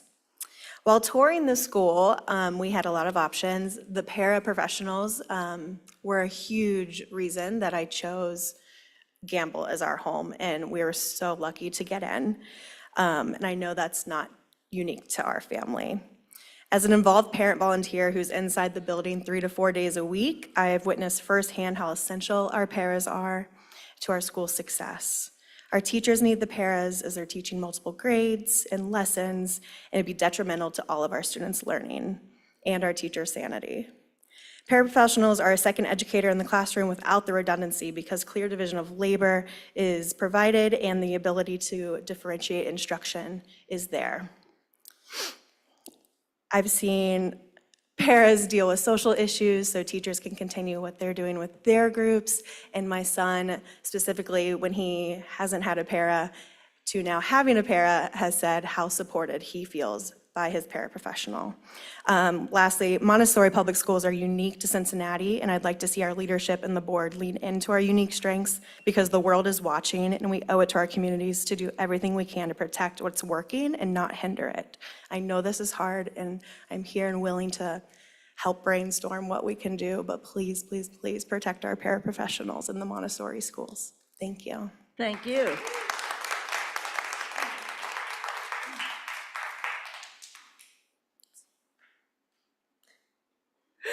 Hello. Thank you for the opportunity to speak. My name's Ashley Tongret, and I have a preschooler at Gamble Montessori Elementary. And I'd like to speak against cutting the allocation of paraprofessionals in CPS Montessori classrooms.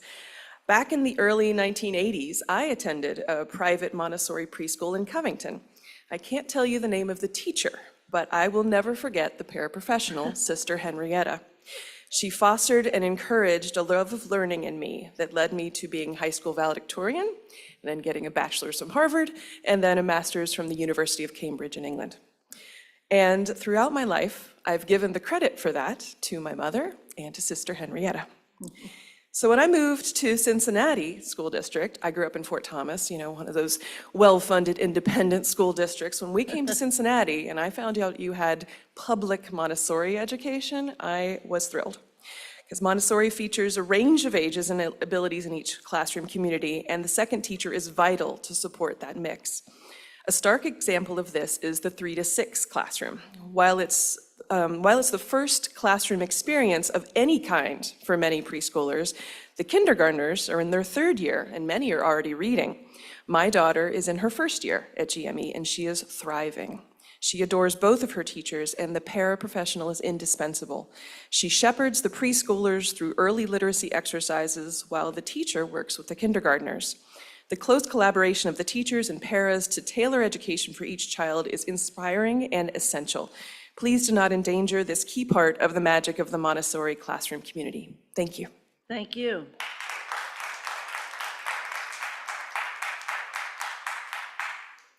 Hi, I'm Carrie Armbruster. I'm a parent of 3 students at Sands Montessori, and I'm also the chair of the LSDMC there. And everyone has done a tremendous job outlining all the many reasons our paras are wonderful. So I'm not going to reiterate any of that, but I am going to just speak a little bit about the personal side of things, because I have had the honor of being in my students' classrooms twice a week for the last 2 years and really seeing what the paraprofessionals are doing, not just in my kids' classrooms, but I'm in the hallway. So I see all the paras doing all the things. And it's just a tremendous support for the community as a whole. And I see them giving lessons. I see them, as I said, taking students out to comfort them in moments of need. I see them helping students with at-home projects that don't have the support at home to do them. I see them doing each and everything that the lead teacher does, minus, all the planning behind the scenes things. They are so valued. And I had a conversation with one of the paras in my child's class today during the science fair, and she started to tear up and hugged me and said, "Thank you so much for helping to compose that letter to the school board," because when I found out, it made me feel expendable, and it made me feel seen when I read that letter that the Sands Montessori community started. So I just wanted to get up here and speak to that because I know it's important to our paras and our community to know that we're behind them. So thanks for listening. Thank you.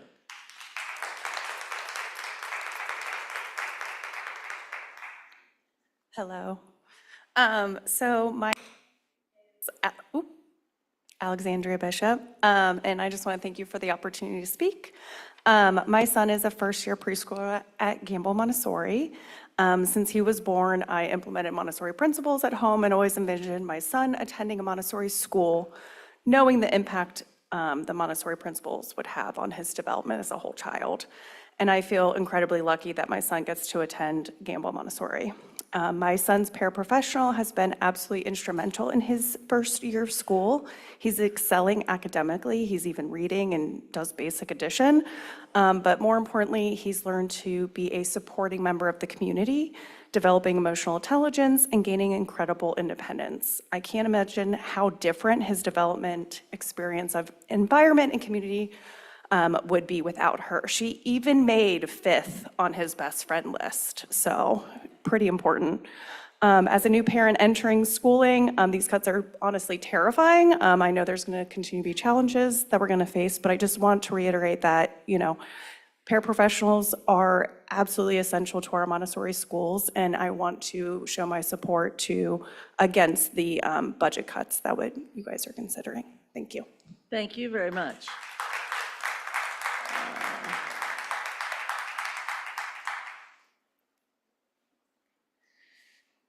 Hello, my name is Penny Greenler. I'm speaking to you about the importance of full-time Montessori classroom.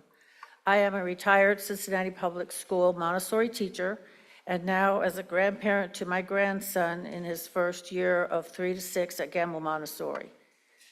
Paraprofessionals are an integral and essential part of the 3-year cycle in the Montessori classroom. They are not just assistants to the teacher. They are essential to the children's education. They are not just playground, lunchroom supervisors. They are a foundational part of the children's emotional development and path to independence. They are not just copier and paper filers. They help create a Montessori classroom that reflects a Montessori philosophy and curriculum. They are not just involved part-time.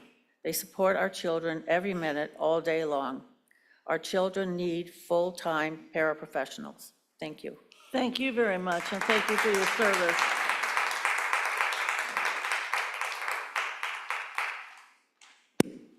Hello. My name is Megan West. I'm a CPS parent. I'm an alum of the CPS Magnet French Immersion Program, and I'm a Walnut Hills alum, and I'm a parent of 2 children at Sands Montessori and a member of the ILT there. First, I want to thank you. Balancing district-wide needs with a tight budget is a very difficult task, and I appreciate your service and commitment to our students and how hard this is. When we chose Sands, I didn't fully understand the unique qualities that made Montessori learning successful. But over the past 6 years, I've been astounded. Our Montessori students are peaceful, they are independent, and they are deeply thoughtful. The model develops not just academic growth, but emotional intelligence, care for community, and a love of learning. It's not just a curriculum, it's a pedagogy grounded in individualized hands-on learning in a multi-age classroom, as you know. And that approach only works when there are enough adults in the room to support it. They're not extras. Paras are not extras. They're essential to the Montessori method. They facilitate small group lessons, maintain uninterrupted work cycle, guide student independence, and ensure emotional safety. At our school, they also supervise lunch and recess, they manage transitions, and they allow teachers to plan and collaborate with their teams. Without them, our entire system unravels. So reducing paras in our classrooms isn't a minor change, it's a foundational one. It risks school accreditation and diminishes the model that has made CPS Montessori schools so effective. The negative ripple effect this would have on families and teachers is clear. The result will be lower instructional quality, greater teacher burnout, rising behavior challenges, and eventually failing test performances and family attrition. Since Saturday, we've had over 360 Montessori parents signing a letter asking CPS to preserve our full-time paraprofessionals, and I ask you to do the same. Thank you so much for your time. Thank you very much. Liz Virgo.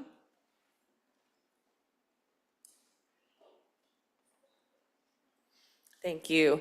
Hi, I'm Liz, and I would love to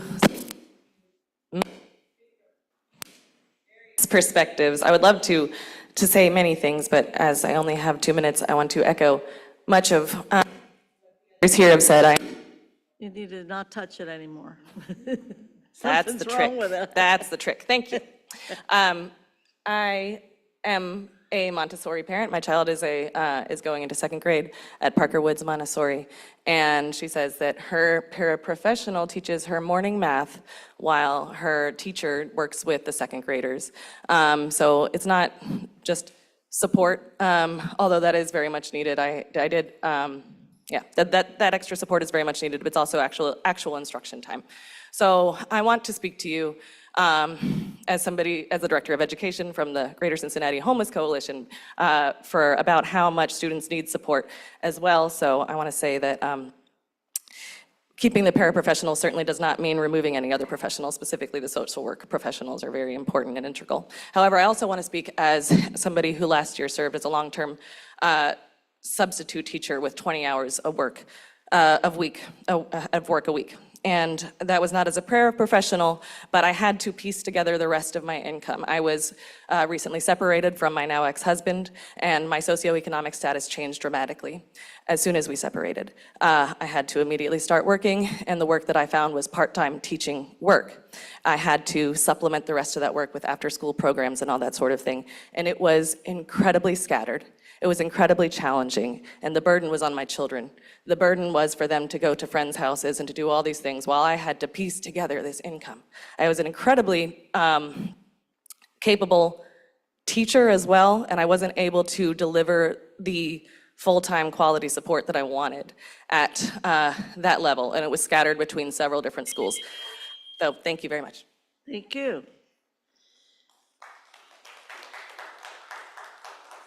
Our next speakers, we'll start with Brad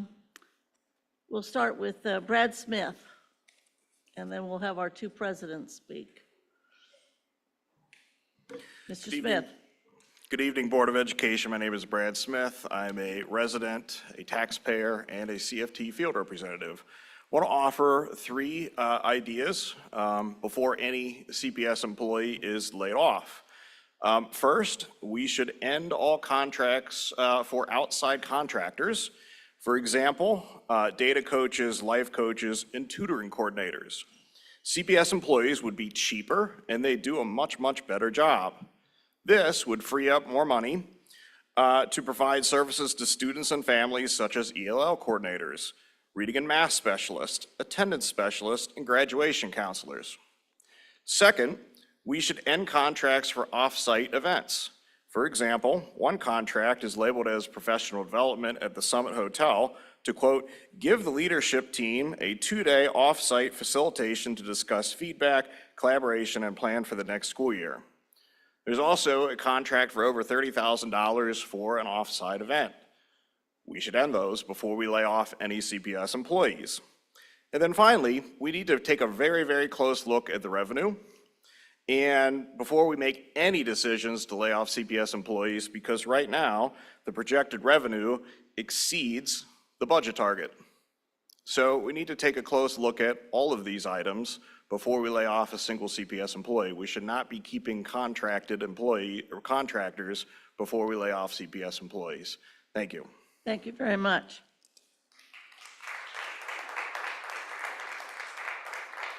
President Emily Bell.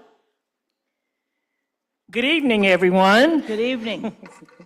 My name is Emily Bell, and I am the president of Ask Me Local 232. We know that balancing the budget is not easy, but I want to tell you about our paraprofessionals. The Montessori paraprofessional is the right hand of the operation. The Montessori experience was created with them in mind to be the constant assistant in a child's education and life, so that every opportunity for the child to flourish in their creativity, independence, and self-discovery with a partner who supports them and is alongside of them. To take away the partnership will cause this to break. Our children need stability, love, and compassion, moving with them as they grow. Please reconsider this decision to decrease the number of Montessori paraprofessionals in the schools. Also, remember, we are here for kids.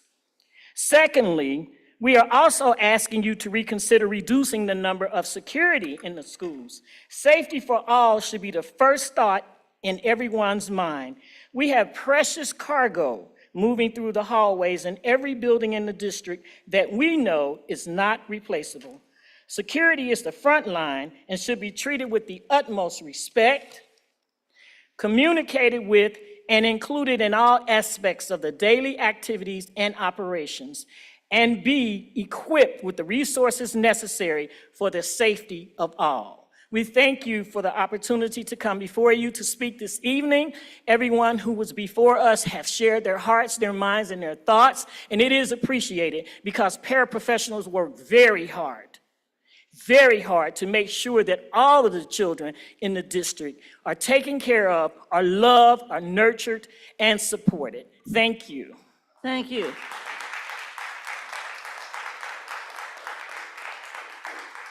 Our last speaker tonight is President Julie Sellers from CFT, and to remind the audience here and viewing, President Sellers, through agreement, has an extended period of time to speak if she so desires.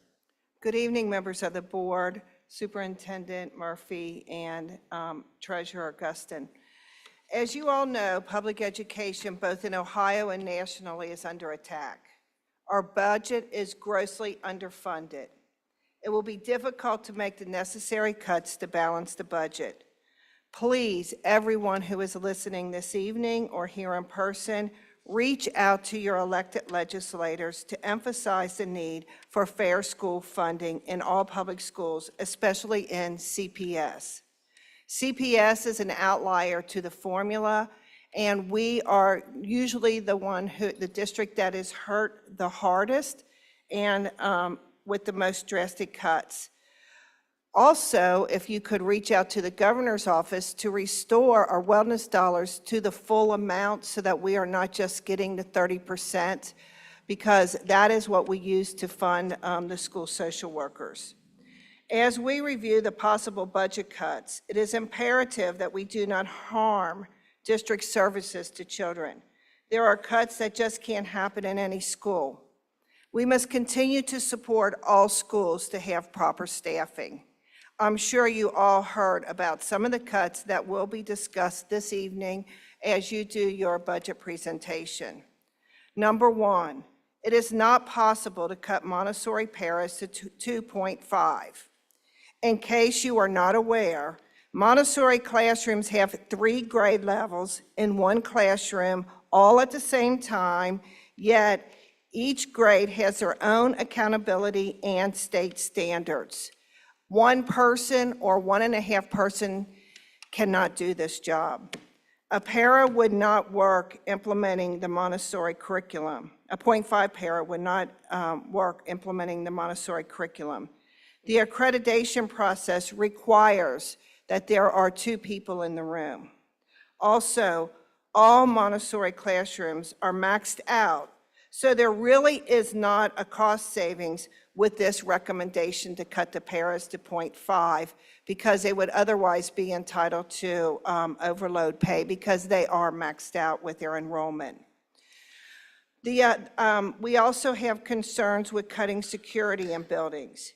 You must understand that security helps monitor students during breakfast, lunch, recess, and dismissal. This help keeps buildings secure and calm on a daily basis. Remember, there are not subs for principals, assistant principals, or security.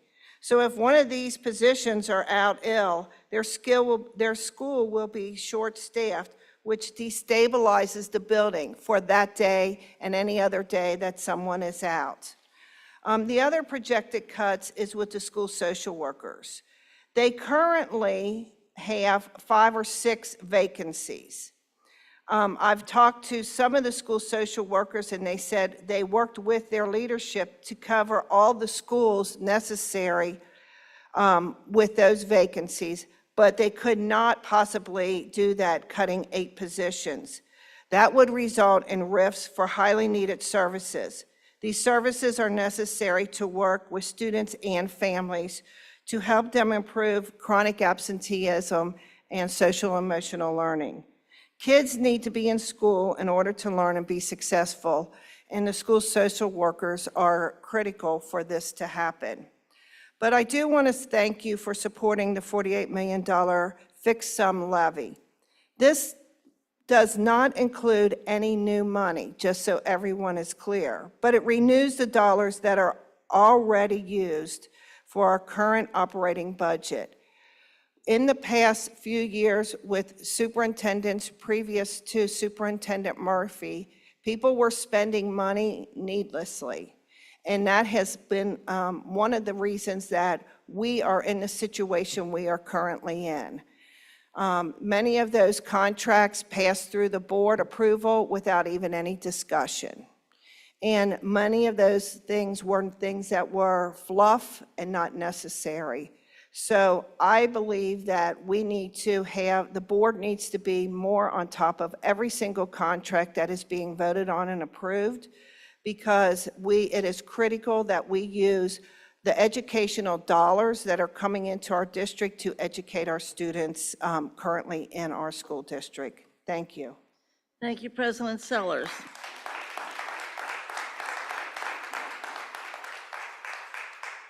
That concludes the hearing of the public session, Madam President.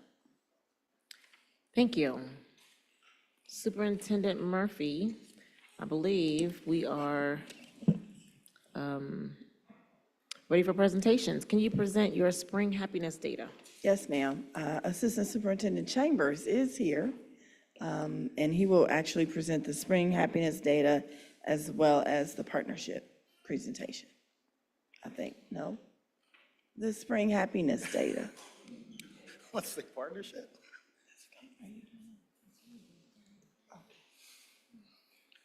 Good evening. I'm going to present on the final group with our happiness survey or climate survey. And this will encompass guardrails 1B and 2C.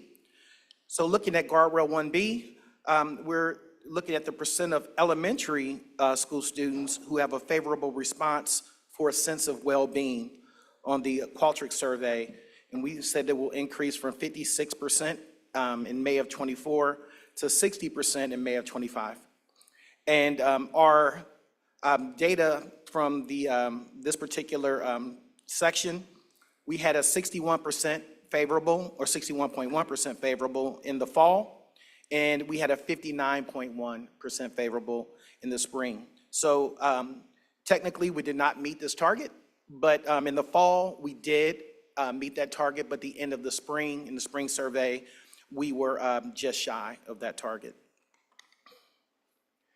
In guardrail 2C, it's the percent of students in grades 7 through 12 who have a favorable response for teacher-student relationships on the Qualtrics survey, and we said it will increase from 48%, which was on the Panorama survey in May of '23, to 52% by May of '25.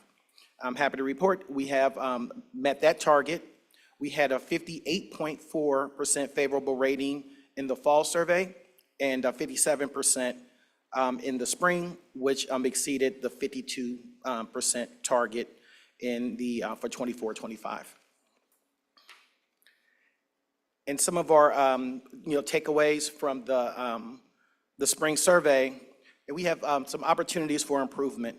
We looked at the question, how much do other students, how much respect do other students show you at school? And there was a 50.6 favorable rating in the spring survey, which was a 3.3% decrease from the fall. Also, we looked at the question, would you be excited to have the same teacher in the future? And we had a 56.4% favorable in the spring, and that was a decrease of 4.7 from the fall survey. But we also had a couple of celebrations. We met the goal 2 target of 52%. And the question that says, I feel my school has high standards for achievement, there was a favorable rating of 80.7. So, that is something that we're looking to build upon, but we also know we have some work to do in those other 2 areas. And just linked in the survey, in the slide deck, those are the 3 links from the elementary students, secondary students, and also the reports from the families. And it lists the schools and the number of students and parents and families that took the survey. Thank you. Board members, do you have any questions? Board Member Crossett. We had a slight decline from fall to spring in some of the measurements and the overall measurements. Do you have any insight as to why we had that? I don't have an exact reason, but I would say one of those reasons possibly can be the difference in the number of participants that we had in the survey. It was a significantly less number of students and families, as well as staff that took the fall or spring survey versus the fall. So as we analyze the data, we're going to look at what the survey results were from each individual school and see if there was a correlation with the low turnout in the survey, versus the actual results that we have.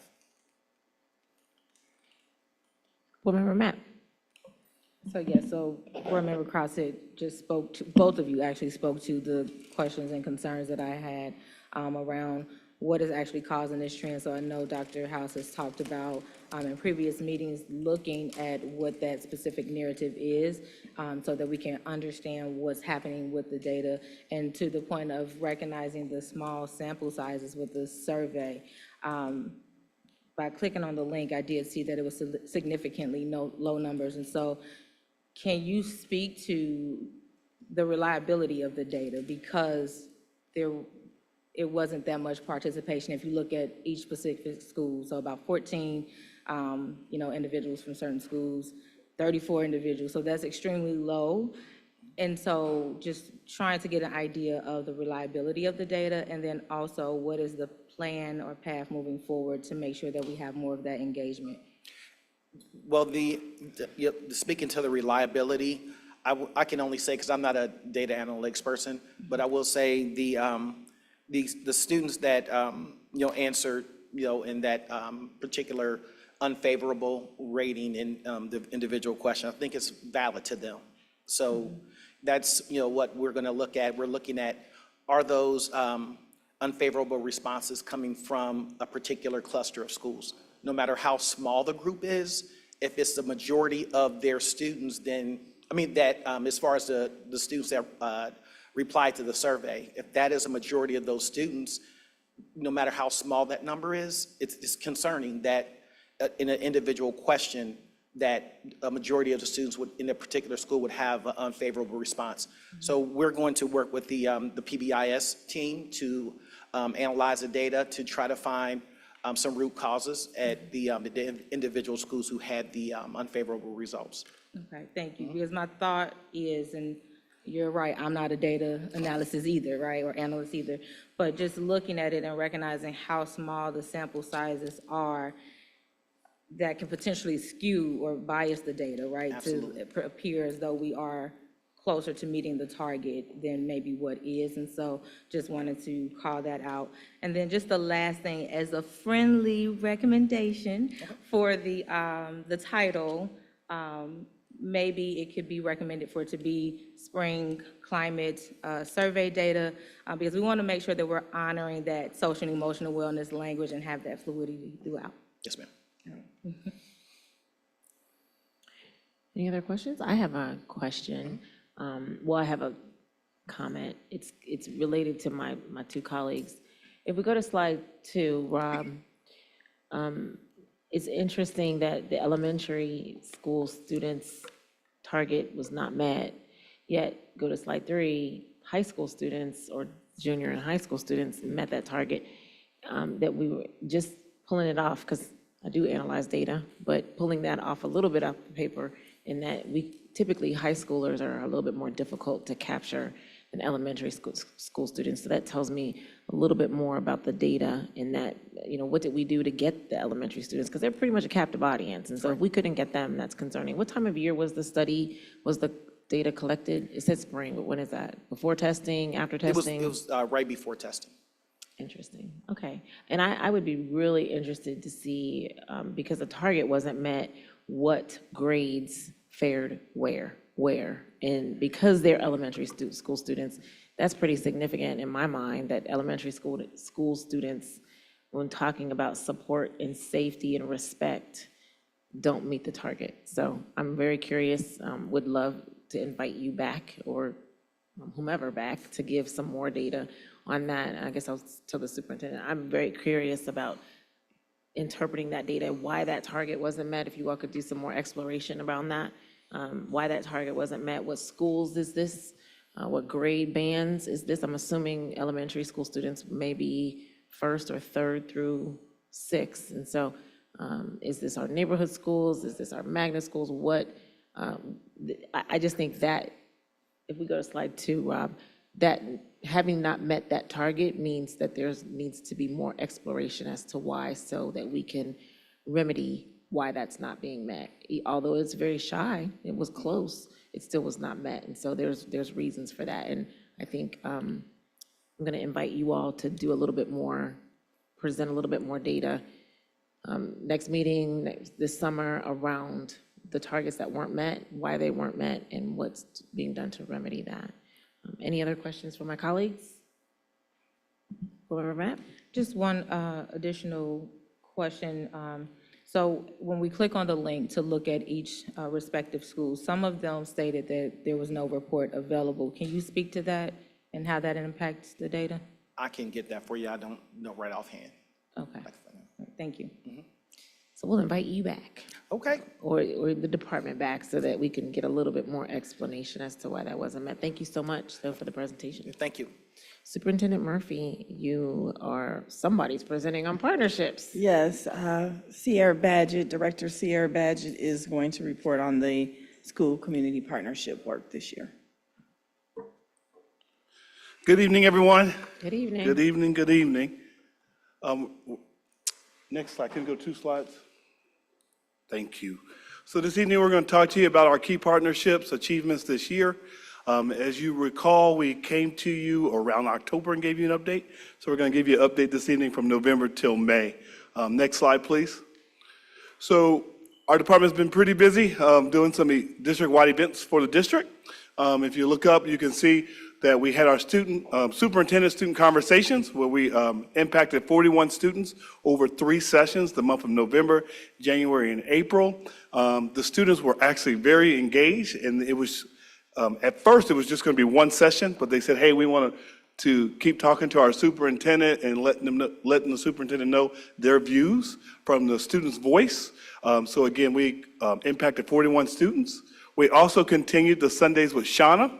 That happened over the month of November, December, March, and May. We just had one this past Sunday at Western Hills High School. We've impacted over 100 families. And one thing that we implemented this year that was new was our CPS partner New Year's Kickoff, where we invited all of our partners district-wide. UC, University of Cincinnati, hosted us at the Innovation Hub, and we had 110 partners show up, and the superintendent went over the growth plan and the district strategic plan moving forward. We also this year invited our community council presidents for breakfast. We invited all 52 community council presidents. If they could not attend, we asked them to bring a leadership person within the community council. Also, at your seat, you should have received a student book. We had Read Across CPS. It was for our Title I schools. We brought in local authors, and the local authors read their book, and then they gave a book to each student that they read in that classroom. So we encourage you to take that book and give it to a student in the community. And then last week, we had a CPS partner fair where we brought in nonprofits, and we had our resource coordinators come in, and they learned about the different nonprofits and how they can take that information back to their schoolhouse and utilize those partners. It was very well attended. Next slide, please. Our upcoming team events, we have our end of the year parent celebration by Ms. LaRonda Thomas and her parents. That'll be tomorrow at Rothenberg on the rooftop if it does not rain. And then we have our Parent Summit Leadership Retreat, working on that date, and we will get that out to you. And then an annual trip that we have every year through this department is we take 100 students to Miami University during the summer retreat, and they get to experience a day as a college student. Okay, next slide, please. Next slide. So just to give you a recap, currently we have 54 resource coordinators across 56 sites. If you look at our number here, looking at the impact report and the reform tools, we have resource coordinators have facilitated over $1.3 million in goods and services donated from September to March of this year. If you look at every board member has a partner log. We gave that to you. One question that you asked in October was, who are the partners that we have in our schools? So the resource coordinators, they submit a reform tool. So you'll see by school, the partners and services that they have in the schools that the resource coordinators are dealing with one-on-one. Next slide, please. And those are our current 15 lead agencies that are supporting our 59 sites. Next slide, please. And our parent and voice engagement, next slide. We have currently 64 active parent groups across of our schools, and we have on our Facebook page 1,800 active members on the parent page online. Also want to share, Dr. Moffitt, you encouraged us on this. You should have a flyer at your desk. Coming up in June and July, the district's having pop-up enrollments. We have plenty of these flyers, so please ask the superintendent to get you some. When you're in the community, please pass this out. We are going to 3 elementaries in the month of June, which are all in each corridor, and then we're going to 3 high schools in the month of July, and we're going to have our enrollment crew, and we're partnering with the 513 Relief Bus to meet parents where they are and get students enrolled. Next slide, please. And of course, our mobile engagement unit will be there as well. Right. And then our PLCs, next slide, please. We currently have 7 peer leadership collaboratives, and you can see on the board how many of those are at each school and then what it impacts for our students as a whole. Okay. And next slide.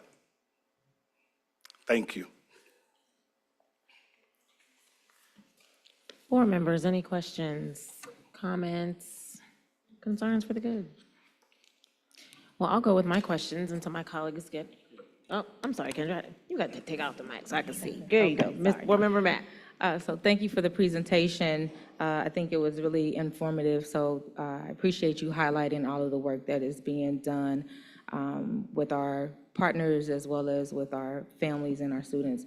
I am curious to know, how does this work, how has it been aligning with the data or moving that data forward? So we just received information about the client survey. We've received information previously about where we are with academics, discipline, all of the things. How is this work being factored into analyzing and assessing the data to make sure that there's collaboration? So a couple things. The resource coordinators, they complete a needs assessment in the beginning of each school year, aligned with the one plan, and then they work their partners, making sure that it's aligned with their school goal and vision and mission. We stress that at the CLCs every month, is making sure our partners are aligned with the work that we're doing within the schoolhouse. Also, to add to that piece, the goals and guardrails, our goals and guardrails as far as partner increase, when we went up to 72%, I believe, this year. Our goal was 80, but the feedback that we're getting from our partners is consistent communication. They want to know what's going on throughout the district. So with our new communications director, we've added their email addresses. So whenever we get the Sundays with Shauna or Sundays with the superintendent, it's going to them as well.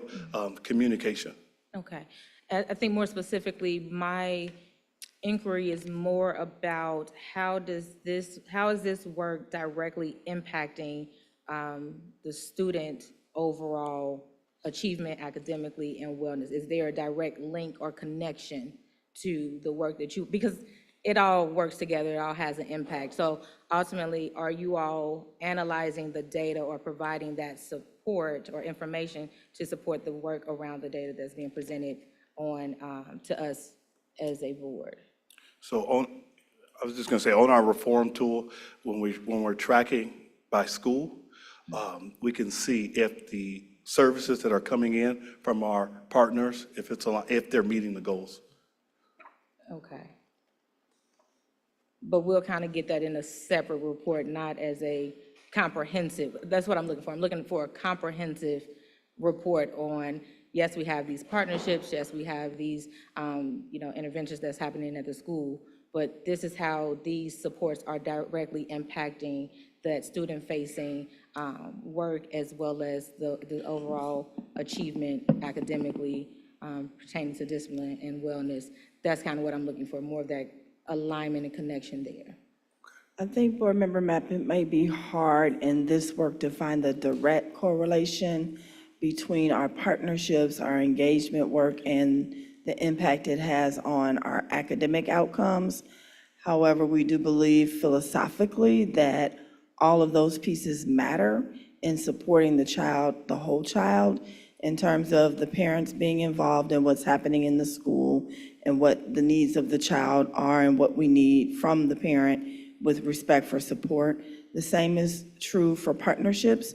There are many things that we've not been able to do that they're able to help support the school in doing, whether it's after-school tutoring that would maybe have an indirect impact on what we see in a state of Ohio test score, for example. It could be some incentive that a partner is providing that helps get the kid to school that may assist with attendance data. It could be additional partner work around SEALs that specifically help a kid to accomplish those goals. Okay, so I hear you. I think, and what I'm hearing you say is that it might be challenging, but I do think that it may be feasible to, or something worth considering to make sure that we're getting that full picture, because this information not only drives the supports that we have in place, but it also drives the budget and finances, the financial decisions that we have as well. We want to make sure that we're also having that return of investment. And so, again, if there is a comprehensive way to take all of that information to present it to us. Thank you. Board Member Craig? So again, thank you for your presentation. I think one of the things that I wanted to kind of tap into, or at least pose the question around, there are a number of opportunities for folks to support some of the things that are going on in our schools. And again, I think the resource coordination is one effort in that. But I think one of the things that, and again, it's a conversation that Superintendent and myself and Mike Turner had with regards to tapping into some of our local entrepreneurs, some of our local businesses, some of our local community leaders who even can just speak to the students, even if it's not something where they're doing something on a regular basis. And I think this is one of those things where it may be a way to tap into exploring career opportunities, exploring different fields of study. Again, I always speak to a student who once told me they wanted to be a dentist. And I was like, well, who starts out as a kindergartner thinking you want to be a dentist, right? And so I'm wondering, one of the things I'm kind of penciling a question around or thinking around to pose to you is the efforts to unite opportunities for our students to learn about areas that they may never get a chance to explore or see through some of these opportunities, some of these connections, some of these relationships that are being built, right? So you're building the relationship already now. Are we able to leverage some of that to explain to a student why they could be a writer, why they could be a journalist, how they become a journalist, right? Like, it may not be something they come in and do a class for, it may not be something they top in, but if you have a parent who is in a field that is not a, not a well-known field for students, to explore those types of relationships also with our parents, because I think that's another way to utilize our community of folks to really open the eyes to our students. And there's nothing more like refreshing to hear a student not say they just want to be a doctor or lawyer, but to say, they want to own their own electrician company, right? They want to own their own construction company someday. They want to be a pioneer in some area of study or research. So I think that's kind of my one maybe push or pull to ask, is that we keep exploring those ways to connect the work we're doing to build a relationship with the parents and get them involved, to utilize them in our classrooms more. And maybe even spread them out, right? You have a kid at one school, but maybe you can do this at other schools as well, kind of idea.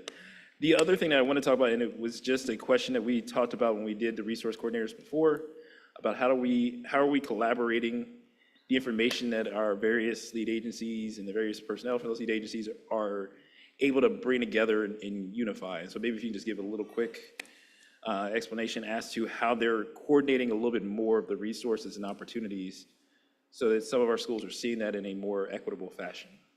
Sure. So we have an RC communication that goes out, and our RCs are sharing resources every day with each other. Flyers of programming. When an RC needs help to assist a student, they're putting that out there, and other schools are helping each other. So our RCs, it's like a family, and they communicate with each other, just giving each other resources. Well, as far as our resource fair, the lead agencies were there last week, and the lead agencies had a table. And so our resource coordinators got to go to different lead agencies and nonprofits to learn about their organization and what resources that they could get from that agency and bring back to their building. Thank you. Vice President Bolton? Thank you. And first of all, thank you for this. I've been here a whole bunch of years, and I think everybody's been asking for something similar to this, where you actually have the schools listed and their partners. I really appreciate it. Very useful. What do we really mean by a partner versus a program? I mean, there's so many programs in our schools. What's the criteria that gets you to be listed as a partner as such? Good question. That is we don't have a rubric right currently, so that is RC can pick that. But for me, a partner is a consistent nonprofit coming in and helping the schools versus a one-time program that's coming in, and maybe it's leading fellows that come in and maybe do a 2-week series. Okay, thank you. I've had a chance to attend a couple of your events. I know the one back in January or December, and then this recent one. I will say that the esprit de corps feels very good, feels very outstanding in the way that people seem to be collaborating, working together. The spirit of these events is very good. So just an observation. I was encouraged when I first got on the board by Dr. Moffett and Mary Weinberg to visit schools, and I've probably, I don't know if I'm up to 40 out of 60 schools yet, but I'm getting close. And everywhere I go, the resource coordinators are very valued. It's all, every school I've gone to, the principal talks about how important that is to the principal and to the school. So it is a very good program that we have that's going on.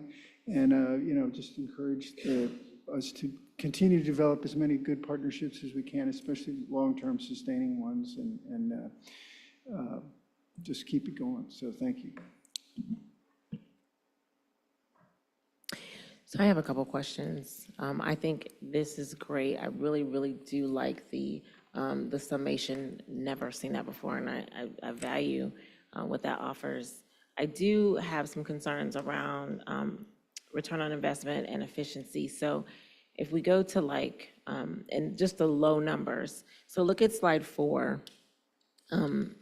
We're serving 100 families at Sundays with Shauna, 41 students with the superintendent. It's great. The partner kickoff is 110 partners, and that's great. Yet those numbers seem very low, and they kind of seem like one-offs a little bit. And I just want to make sure, are we surveying the 100 families, the 100+ families that came to Sundays with Shauna? Out of thousands of families, we had 100 that participated. What type of qualitative and quantitative data are we collecting at these events to help us get better, to help them be more efficient? Because I've asked before about providing surveys after events to capture data. I think I said that last year. That didn't happen yet. So 100 families is nice, but I'm wondering about the return on investment. That's a lot of time for staff to be out on a Sunday, and just to have a return of 100 families. What are we doing to capture that's actually an efficient measurement of time? I'm just gonna put them all out there. So even at our events on slide 5, I really want us to capture data at all of our celebrations, at the retreat, at the celebration, at the camp. We should be capturing data from the consumer, who is our parents. We should be capturing student data. Did they enjoy the event? All of that can go towards wellness data that we just heard a report about. Parents, do you think that X is efficient? Do you think this was a great, I don't know the questions, but you all should be able to come up with those questions around efficiency and programming, and then the return on investment. I'm also looking at growth of these programs. So to me, I don't define a program the way that you all did. A program is not a one-off necessarily, because to me, the more is a program. Girls to Women is a program, so it's not just a one-time meet, but we need to be ensuring that those activities are actually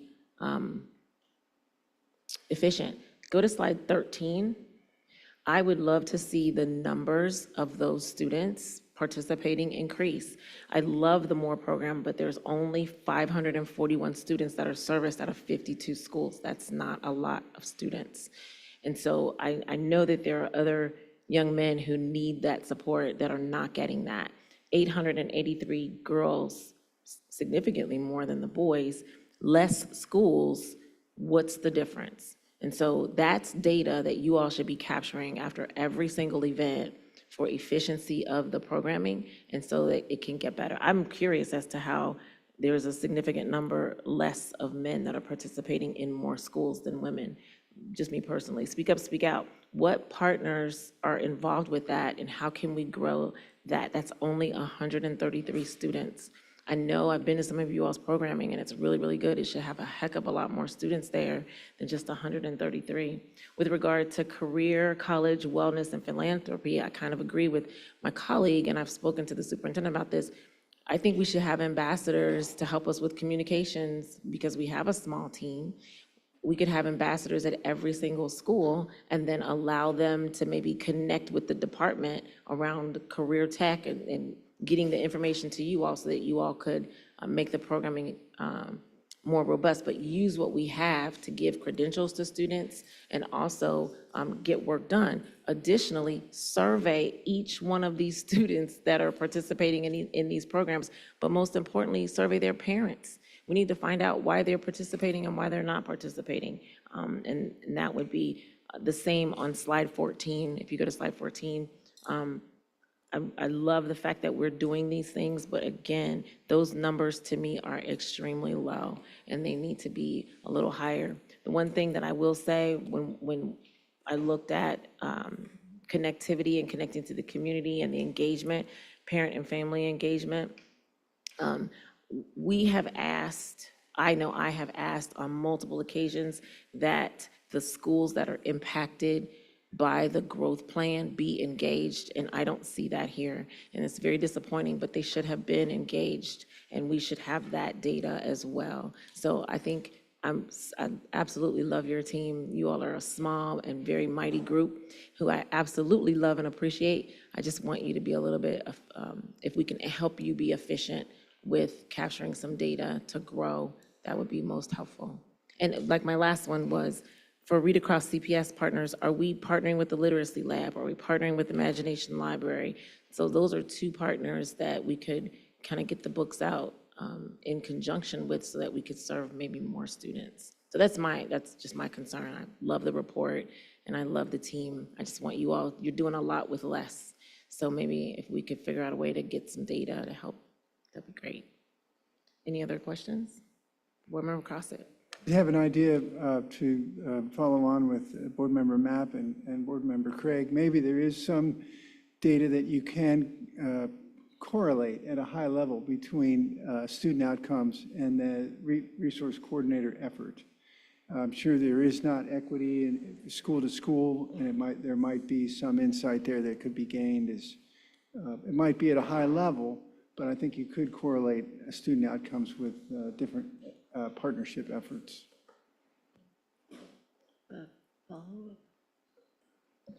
Vice President Bolton. Yeah, just as a follow-up, something that Mr. Crossett mentioned and Mr. Craig mentioned, you know, it might be possible. I know we've done it in the past periodically, sporadically. You know, we have our 3 E's, which is, I think, one of the better messaging efforts and target efforts we've ever done.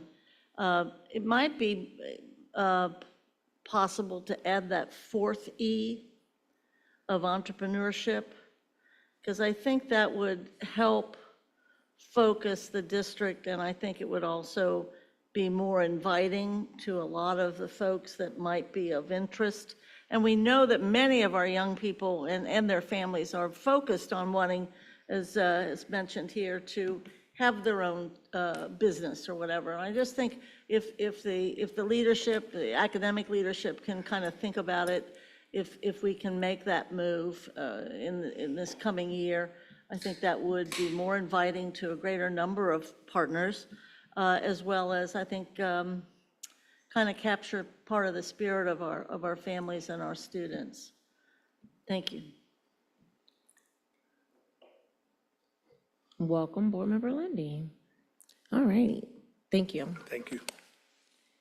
Superintendent Murphy, I believe this is yourself and Assistant Treasurer Gustin to present our 5-year forecast. Yes, ma'am, I think, yes, we are starting with the 5-year forecast first. Yes, thank you. I'm going to ask Mr. Kevin Ashley to come up. He's our Director of Financial Transparency and Reporting. While he's getting up and getting settled, just wanted to first apologize to the board members for the late posting of 5-year forecast documents. You guys do have everything at your desk now, and it's now in board docs. Also want to thank the Budget, Finance, and Growth Committee for reviewing and giving some feedback on Friday for the forecast, so thank you for that. And just a reminder that we do need, at the end of this, an approval of the 5-year forecast tonight. So we have a deadline to have it filed by the end of May. And since this is our last business meeting, between now and the end of May, we will need a motion and we'll need to get it approved. Thank you.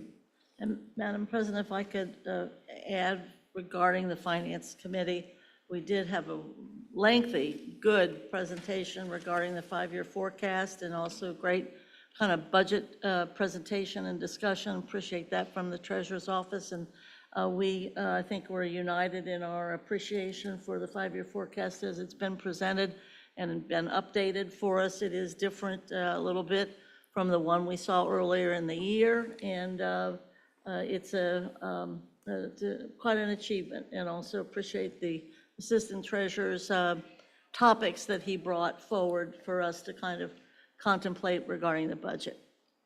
Thank you. Thanks. Great. Good evening. Glad to be here with you guys tonight. So one of the things I'll start with, kind of hitting some of the highlights.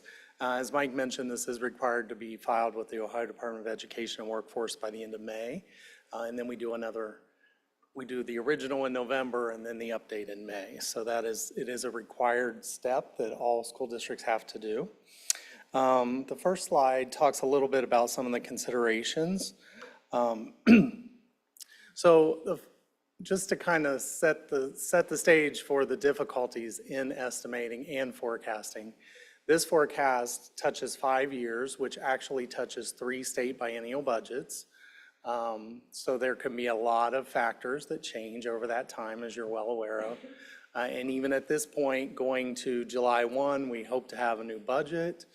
We're still not sure which things will survive in the legislature, come back up with the governor, et cetera, conference committee and all of that. So the House has approved a version. It's in the Senate having hearings now. Once a version is passed, there'll be a conference committee, and then the governor will have opportunities for line item vetoes even within the budget. So just setting the stage that is really one of the challenges with the forecast. I do want to say too, one of the highlights, we explore a lot of different scenarios. We spend a lot of time really on the revenue sources because in a lot of ways that drives what we have available to spend. You guys obviously are the important piece in setting the budgets along with the superintendent, of course, setting the budgets. So as far as the forecast, myself, the treasurer, assistant treasurer, we spend a lot of time looking at current revenues, trends in revenues, and what we see coming down the pike. One of the things too, in terms of our scenarios, and we talked a little bit about this at finance, the current forecast includes a lot of elements of the House version. Obviously, we don't know for sure how that's going to pan out, but one of the things we reached out to a lot of peers, urban treasurers, other school district treasurers, and using the House version seems to be the predominant feeling at this point, since we do have to file the forecast by the end of May, and we won't see the final budget till probably July. So on this slide, obviously, the district controlling spending levels within the general fund. We've talked about this. The board has made a commitment over the last several years that every effort will be made to hold expenditures at the level of revenue. That is important to maintain the balances that are reflected in this forecast. As you are aware, a lot of the ESSER obligations came back to the general fund this year, and so that creates a challenge for the budget as well. Another thing within the forecast is enrollment projections, and I'll talk a little bit about those in another slide, but those drive some of the factors that end up being state revenue dollars. So just keeping that in mind. And then obviously collective bargaining agreements and other commitments of the board are things that will affect the financial forecast as well. Next slide is some of the factors that we looked at for 26, kind of repeating a little bit of what I talked about. I know it was mentioned earlier about the full fair school funding plan. The governor's proposal did include it. However, it did not fully phase everything in, as was the original plan. So the House version actually removed that. And so our partners at the Ohio Association of School Business Officials, they've highlighted that this that not continuing the Fair School Funding Plan undermines the core intent of the plan to provide objective, student-centered, and predictable funding. And it ultimately shifts more of the funding burden onto local taxpayers by increasing pressures for new levies. Some other proposals that are out there, and I know you're aware of, is capping school district carryover balances at 30%, which seems not very prudent considering that schools are looking to save as much money as possible and have a rainy day fund if possible.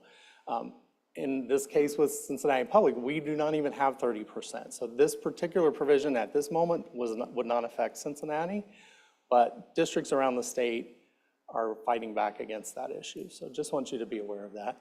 Another requirement that may or may not pass is shortening the forecast requirement from 5 years to 3 years.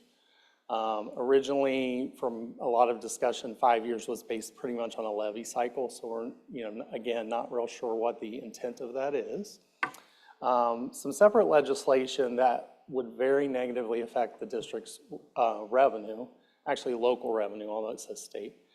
Changes to the 20 mil floor are being considered. One consideration will be including emergency levies into the calculation, which ultimately would reduce the amount of local tax money that the district would continue to get as reappraisals occur. Okay, the next slide is the current considerations when we looked at fiscal year 25.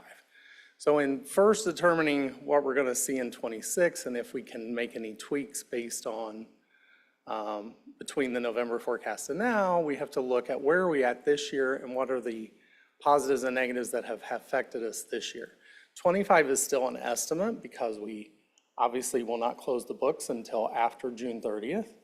But at this point, property taxes have been received, and so we were able to increase our projections from November slightly for real estate and public utility personal property tax. For state aid, we had an enrollment. So from our projections in November to our projections now, which are based on April actuals, we increased about 500 students. So that has increased our state revenue this year, which will then layer into our projected increase next year. For other revenue, there's a lot of categories there: tax increment financing, community reinvestment area, dollars that are through the city. Those dollars are generated in lieu of taxes. So instead of getting tax revenue, if those were normally under the normal assessment process, we do receive some funding for that in this category, and that is in the other revenue category.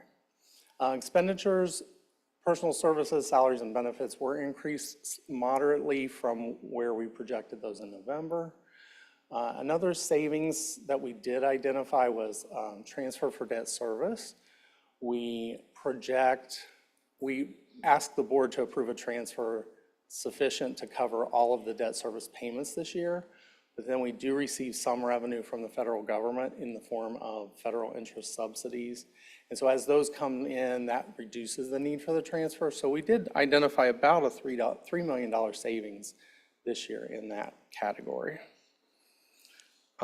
Just to highlight, for the forecast, it is an estimate. I mentioned again how we look at various alternatives. We have to make some judgments. It's not an exact science. And then I talked a little bit about the budget process. Okay, the next slide. The next slides will, I think, go a little bit faster. This is a forecast summary just to give the high level perspective. As I mentioned, let's look at the last 3 years. For 27, 28, and 29, we've spent a lot of time on the revenues, and then we are matching up the expenditures with those at this point. So the bottom line where you see $47.5 million, that is after encumbrances. So we estimate encumbrances because we do have a team working on reducing those encumbrances as we get close to the end of the year. Requisitions are pretty much closed, except for extraordinary needs. And so we use an estimate of 18.3, which is consistent with the last couple of years. Cash balance is that line 7.020. So, and then the other key thing on this slide, which is also in the forecast, the green category is renewal or replacement levy. In this case, we talked about asking the voters to renew. You'll see in year 3, 24 million is half year of collection, and then 48 million would be full year collection in the following 2 years. So this is really key to showing where the district would be without that renewal. It's very important that the voters will support that, we hope, of course.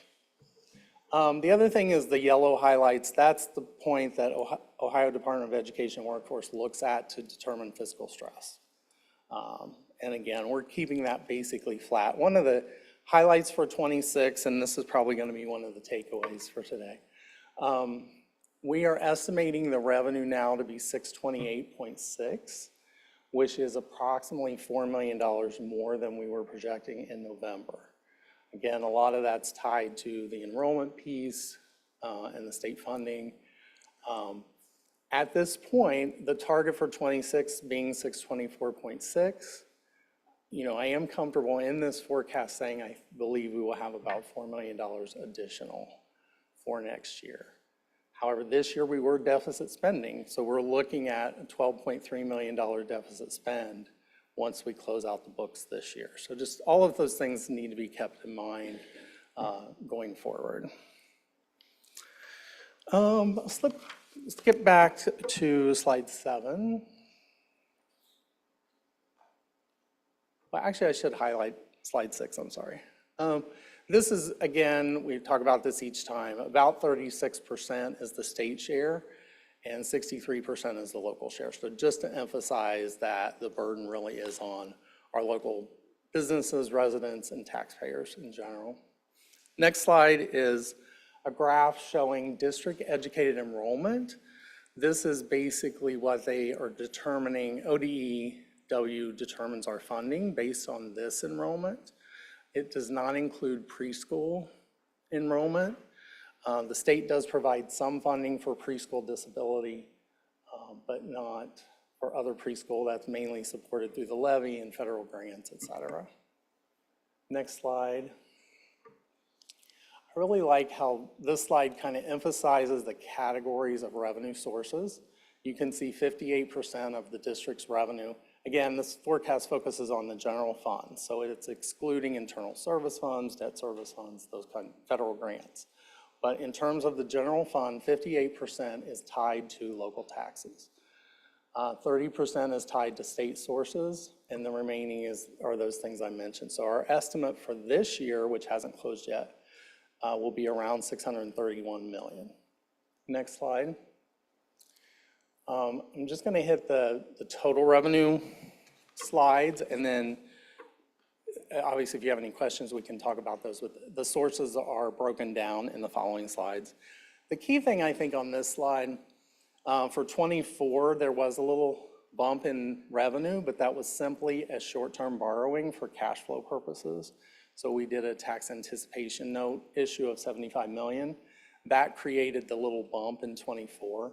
But if you look in 20 and 21 is an anomaly based on the pass-through funding that we used to receive related to community schools where we received revenue and then we had offsetting expense.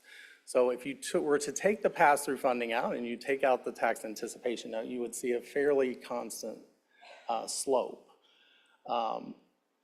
Just kind of emphasizing that there's not a lot of change in terms of opportunities for large changes in revenue or even expenses. But and the other thing that's really important is the 27, 28, and 29, again, is that renewal levy. It's broken down, it's rounded out here and broken down a little bit, but obviously without that would have a devastating effect on the district. Next slide is real estate. Again, you can see a fairly constant slope. We did have a little bump in terms of reappraisal. Following the reappraisals that happen, either a reappraisal or an update every 6 or 3 years. Next slide, I'm just going to actually skip back to the expenditure slide, which is number 15. Sorry, Rob. So 15, again, this is taking a look at expenditures, general fund, high level. Really, 74% is personnel. Salaries and benefits is the biggest part of our expenditures there. Purchase services, which includes contracts and a lot of other categories, but that's about 19%. I think the budget presentation will talk a little bit more about the delineations there. And then our 25 estimate for expenditures for FY25 is 643. Okay, next slide is again total expenditures. You can kind of see the slope as I mentioned, the pass-through dollars in 2021, and then the tax anticipation note increase in 24. Next slide, just because it does create an obvious difference here. Just pointing out that 2021 and 22, that time we were doing school-wide pool, and so those dollars spent in the pool came as transfers out in the general fund, so they weren't categorized as personal services, benefits, et cetera. Next slide, kind of be the same trend, employee benefits. The next slide, again, I noted at the top, the pass-through funding. 22, prior to 23, school-wide pool, general fund expenses were reflected as part of the transfers, okay. Next slide is other financing uses. This, again, is where you can see the transfers out. Okay, so one more slide that I want to highlight here is what we are presenting for board approval. This is showing with 25, again, I mentioned that deficit spend, and then 26, based on the current forecast, showing that $4 million difference in revenue and expense, and then flat beyond that. So the key point when we get to 2029 is the cash balance being 65.7 as an estimate. Once you take away the encumbrances that are estimated to be outstanding, it would leave us with an unencumbered cash of $47.4 million. So the next slide is something we talked a little bit at finance. Like I said, we ran several scenarios, but in this particular scenario, we looked at a traditional expenditure growth. Again, the revenues are based on the projections that I made, but if you were to anticipate a larger spend at the end of 29, obviously we would be in a huge deficit at that point. One of the key points on this slide is around 27, at the end of 2027, is where there would certainly be a need for for new money in this scenario. So just kind of wanted to point that out. This isn't something we're asking you to approve. We just kind of wanted to give you the perspective. The other thing is, you know, again, we cannot determine all the factors that are out there, the changes in the 20 mil floor, the state budget, even tax changes, other tax changes the legislature may approve. So just kind of wanted to highlight all of those matters. And then the next slide is our forecasting software calculates a cash on hand, essentially the number of days based on average spend. You can see it's around a little under 40 days of cash that the general fund would have. And that's another thing we've talked a lot about in finance as well, about increasing the cash on, you know, having a cash reserve, because typically you want to be looking at 60 to 90 days of cash. So just kind of giving a perspective of that. So I think that's all I have. Thank you so much. I know that's kind of tough crowd to be up here talking to about finances. It's kind of sexy to you guys. It's kind of like, ooh, to us. Right. Do you all have anything to add? I think the one thing that I think will be somewhat apparent from a big picture as we go through this and go through the budget is the upcoming need for some new money. You know, if you look at these graphs and especially kind of the bad scenario, you know, it's very hard to continue to keep working with the same amount of revenue. And I think at this point, you know, state is not a trustworthy source of new revenue for us. And so it's just something that we need to keep in mind, that as we go through these painful budget processes, that we need to think about when the right time is to look for new revenue. Okay, thank you. Board Member Craig. I just wanted to highlight like 3 real quick things that we've talked about in budget and finance multiple times. One is recognizing this does not include need to do repairs to any of our buildings or need to do any maintenance to any of our buildings, which is again another reason we would need to go back and get additional resources or additional revenue. This is also building on the idea that the cost factors that we would adjust as a board are going to, we would be adjusting more each year because of increases in the cost of doing business, because we're maintaining that same alignment of our expenses to our revenue. So it's not simply that our expenses are actually flat. It may actually be that, yes, the total dollar spend is flat. What we spend dollars on may increasingly become more and more difficult, which is another reason the need for additional revenue, because everything gets more and more expensive every year. We know there's a number of world factors that are making some things more expensive than they should be right now, but there are other things that may come up that really present problems as we try and keep that balanced structure. The third point, and I think, Kevin, I think you talked about this early on with the revenue, is that we are projecting this based on what we are assuming to be somewhat close to what will get passed. And I think that's the other huge variable to all of this, is because we may want to be more conservative, again, given the fact that the budget that was passed, the budget that was sent down by the governor had one formula or one methodology of paying.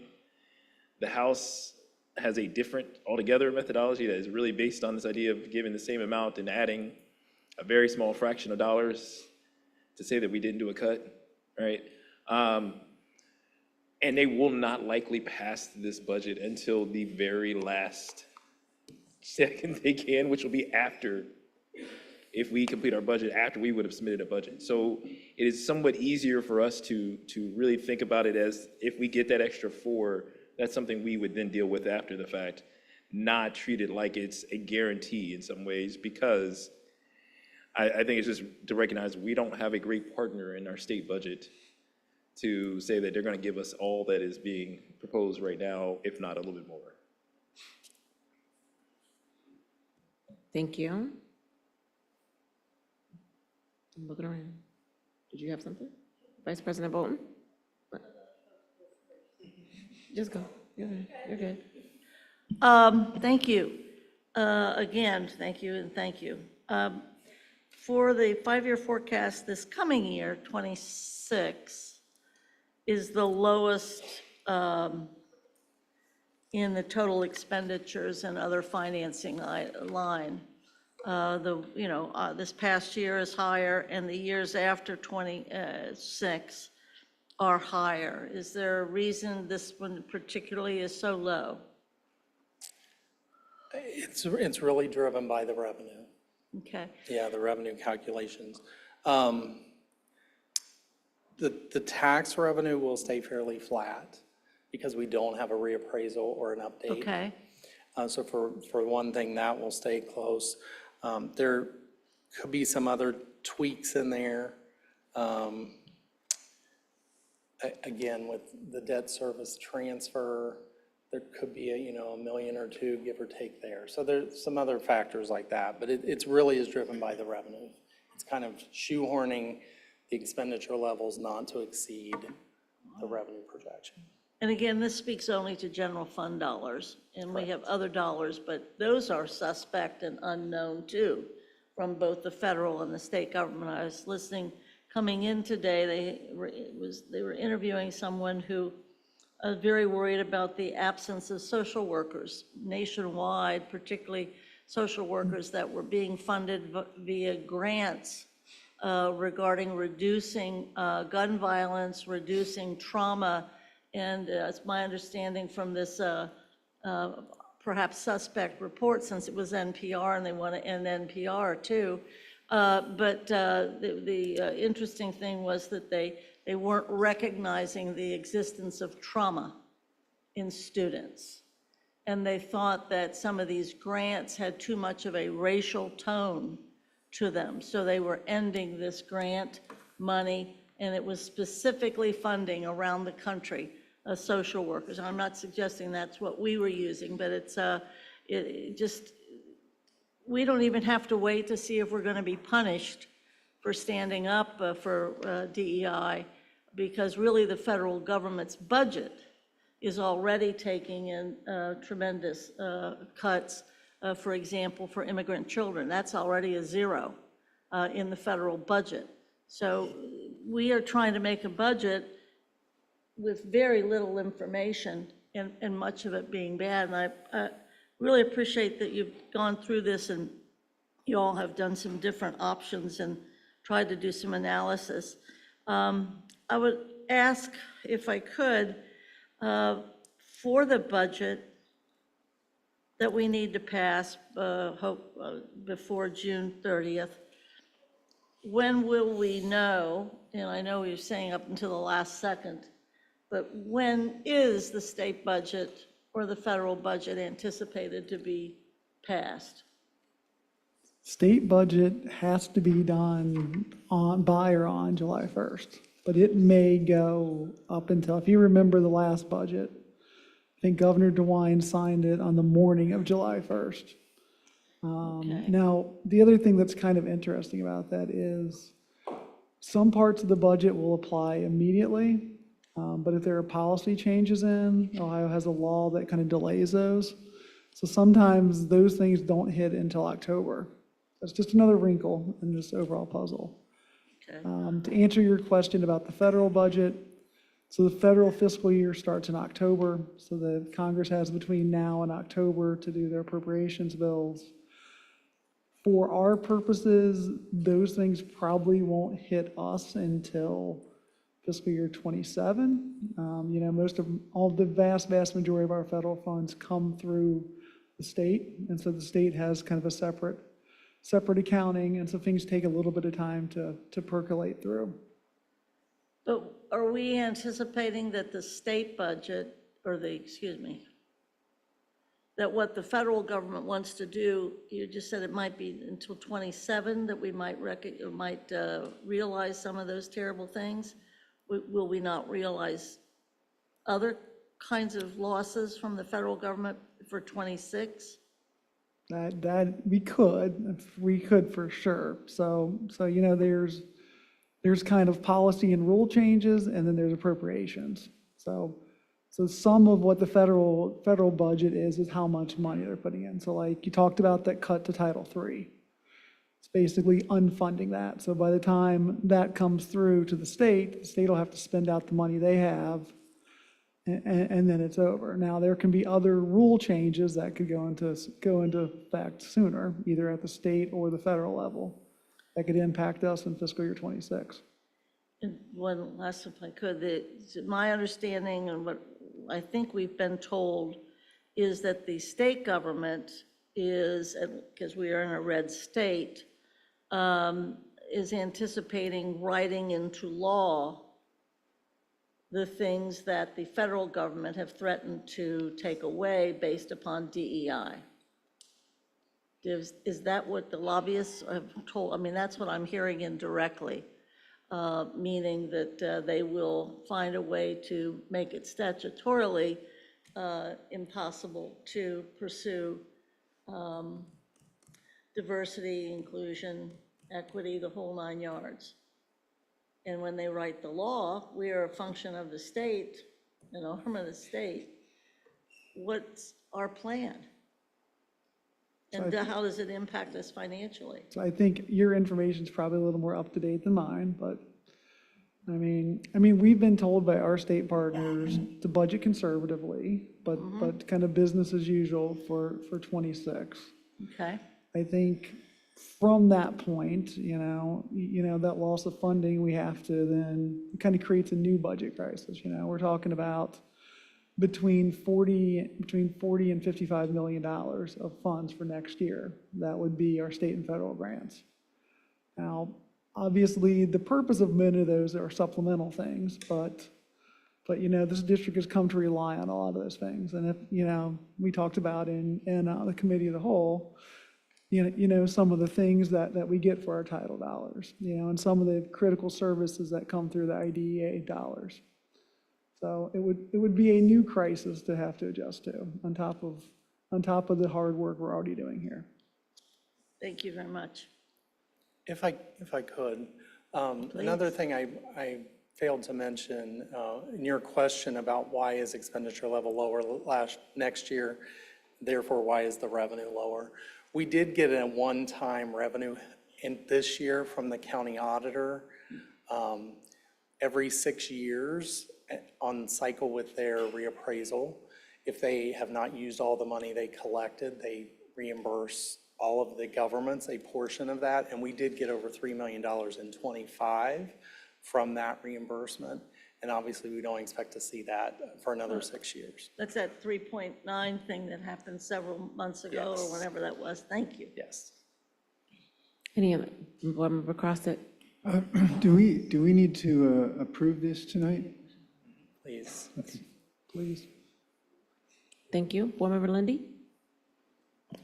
Thank you. I appreciate it. And thanks to the Treasurer's Office for all the hard work you've done on this.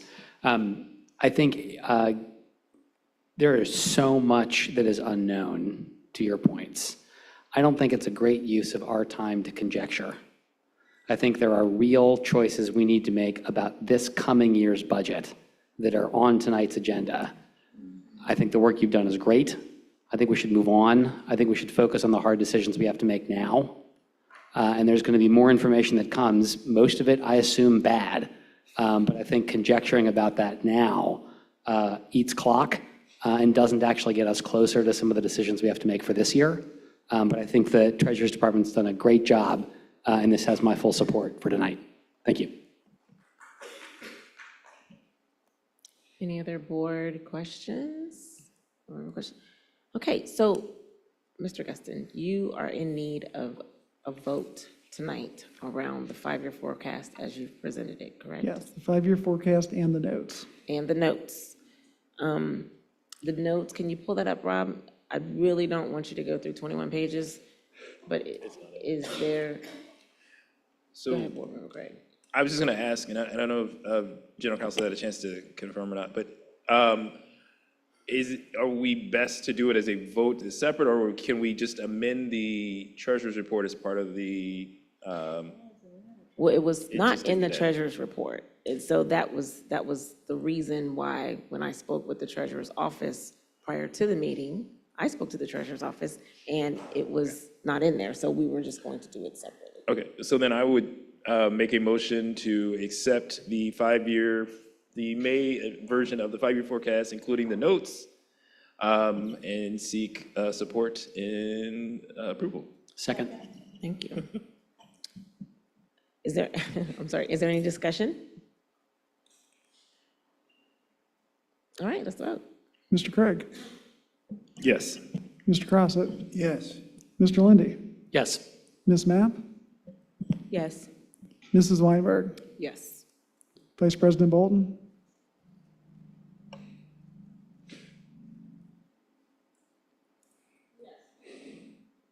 President Moffett? Yes. All right. Are there any board matters, inquiries, and updates? We need to do the budget. Oh, I'm sorry. Well, we have this, we have it separate on here. It's together on C. Well, I just have it here. Okay, my poor staff with the notes. We just have the forecast. Okay, got you. So let's talk about the budget. It's all right. So, thank you. We are going to talk about some suggestions for fiscal year '26 budgeting. Where this presentation will start is where we left off at the last meeting, our thoughts around how to organize this work and strategies around how to make the best decisions. We're going to walk you through the process we've gone through pretty intensively, and there are some areas we know that there will be feedback from the board asking us to revisit some things, but then there are some areas I am hoping to be able to get some support and movement on tonight if possible. So Assistant Treasurer, soon to be Treasurer, Mike will start us, and then Jeremy will also assist in the presentation. Thank you, Superintendent. Rob, if you go to the first slide, so bringing back the budget pyramid, famous or infamous, and as requested, I tried to put a number around fixed obligated cost state minimums and CBA requirements. So by my calculations, that's $420 million. If you go to the next slide, you can kind of see what makes that up. So, sorry. Excuse me, what is 420? $420 million is fixed and obligated costs, plus state minimums and CBA requirements. And so, second slide is kind of how we calculated that. So I think you've seen the obligated cost before. These are our debt transfers, liability insurance, tuition, utilities, those sort of things. And then additionally, we looked at the state minimums from the foundation formula. We presented that a while back. Also tried to do a calculation of what was in the CBA's staffing formulas. So really, like, the far right column is inclusive of the middle column, and then we added in state mandated transportation. So estimate of all that is about $420 million, which means there's about $204 million for the rest of that pyramid. Okay, if you go to the next slide, Rob. So you've seen this before. This is just the budget building strategies that were discussed before. If you keep going. So the first slide here to kind of set the stage of the conversation for today is how we got from fiscal year 25 to fiscal year 26. So the fiscal year 25, we started the appropriation of $644 million. That was the original appropriation that was passed back in September.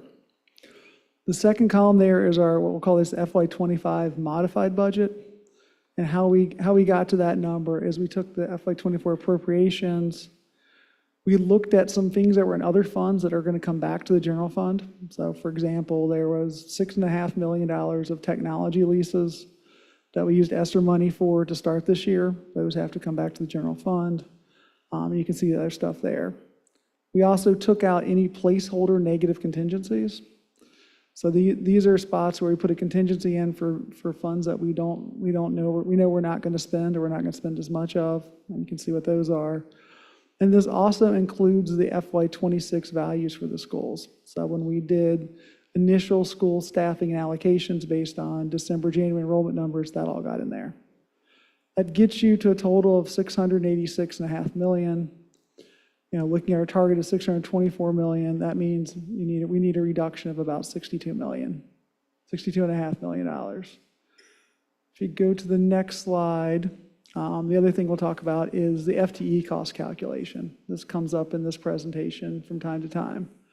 So the average cost, salary and benefits cost for a full-time employee is around $72,660. So that's all employees averaged out. So for every $1 million of potential spending, that's equal to roughly 13.7 employees. So as we go through this, and I think as Jeremy starts to go down this path, we can see, we're equating $1 million with 14 FTEs. So as we talk about reductions, just kind of keep that number in your mind.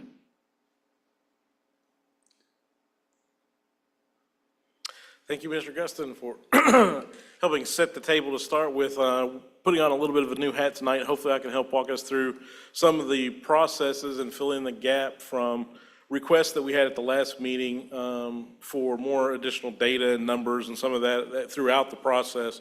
But it will be a bit in-depth, so hopefully you can bear with me. To start out with, we're presenting these in a linear step fashion, but I do want to offer the caveat that these are not really happened in a linear fashion. They were mostly parallel with at least an overlap between each of the steps.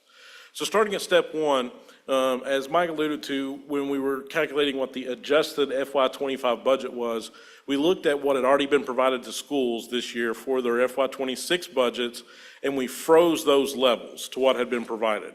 So we wanted to orient ourselves from a leadership and budget owner perspective that around the principle that we were going to minimize the impact to school budgets, attempting to make it as small or as not happening as possible until we had maximized or ran out of other options. We moved to step 2 then and started looking at a historical perspective to get a theoretical budget unit target for all of our budget units. If you could click the link there, Rob. So this is not an answer, but it was more of a tool to give us an appropriate perspective as when we talk about the overall budget and we look at we need to reduce by 30, 40, 50, 60 million, what does that look in a practical sense across the entire budget of the district? So the first thing in a historical perspective in this first chart, you'll see we started with all of the budget units listed in the first column. The second column represents the adjusted FY25 budget we're referring to for each of those units. Then followed in the next column was a designation of whether that could be changed or not. So in any calculation that we were going to look at to see if we could reduce the budget, we wanted to know whether that could be included in it or not. Ultimately, that came down to the first two, our fixed and obligated district-wide costs and our union contractual obligations are calculated off of known factors. They're a fixed cost. They're not something that we could reduce in part of any calculation to resolve a budget gap. So we removed those out of the calculations and looked at 2 options. The first option, as you'll see in the next column, was to calculate what percentage each of the budget units represented as a portion of the district's budget. Option A, that you'll see in green, looks at it as if it was calculated for the central office budget units being accountable to reduce the budget gap we had. So the 62.5 million original gap that we had, what percentage of that would each budget unit be responsible for reducing? The second calculation into the blue section recalculates that based on if we were to spread the budget gap over all of the budget units. Again, remember we froze the school budget units, so the first one is only looking at central office. The second considers, well, what if we were to unfreeze the school budget units and include those in the reduction calculation? So I know it's a lot to take in. If you scroll down just a little bit, Rob, way too fast. To your left a little bit. I marked a couple of examples in yellow that we can use to kind of walk through it that I think that'll help make it a little bit clearer. So if we look at 2 particular budget units, the first is purchasing, the second is IT. Makes it easy for me to be able to explain. The purchasing budget for adjusted budget for FY25 was 2.1 million. Respectively, the IT budget was 39. Both of those units can be adjusted to, even though we have fixed costs in those, the overall budget unit can be adjusted to account for a budget gap. Purchasing represented 0.76% of the central office budget. ITM represented 14.08% of the central office budget. So if we were to take the $62.5 million gap and attribute 14.08% to ITM, 0.76% to purchasing, that would mean if we were to just roll over budgets, at this point we're still looking historical, that purchasing would need to have reduced their budget by $475,000, meaning their budget total target would now be 1.6. Same for IT, the budget unit would have to have reduced by 8.8 million, making their budget target 30.2 million. So continuing across, we would look at if we calculate that percentage based on the entire district, the overall accountability goes down, right? So for purchasing, they would now represent 0.32% of the entire district budget, IT at 6.01%.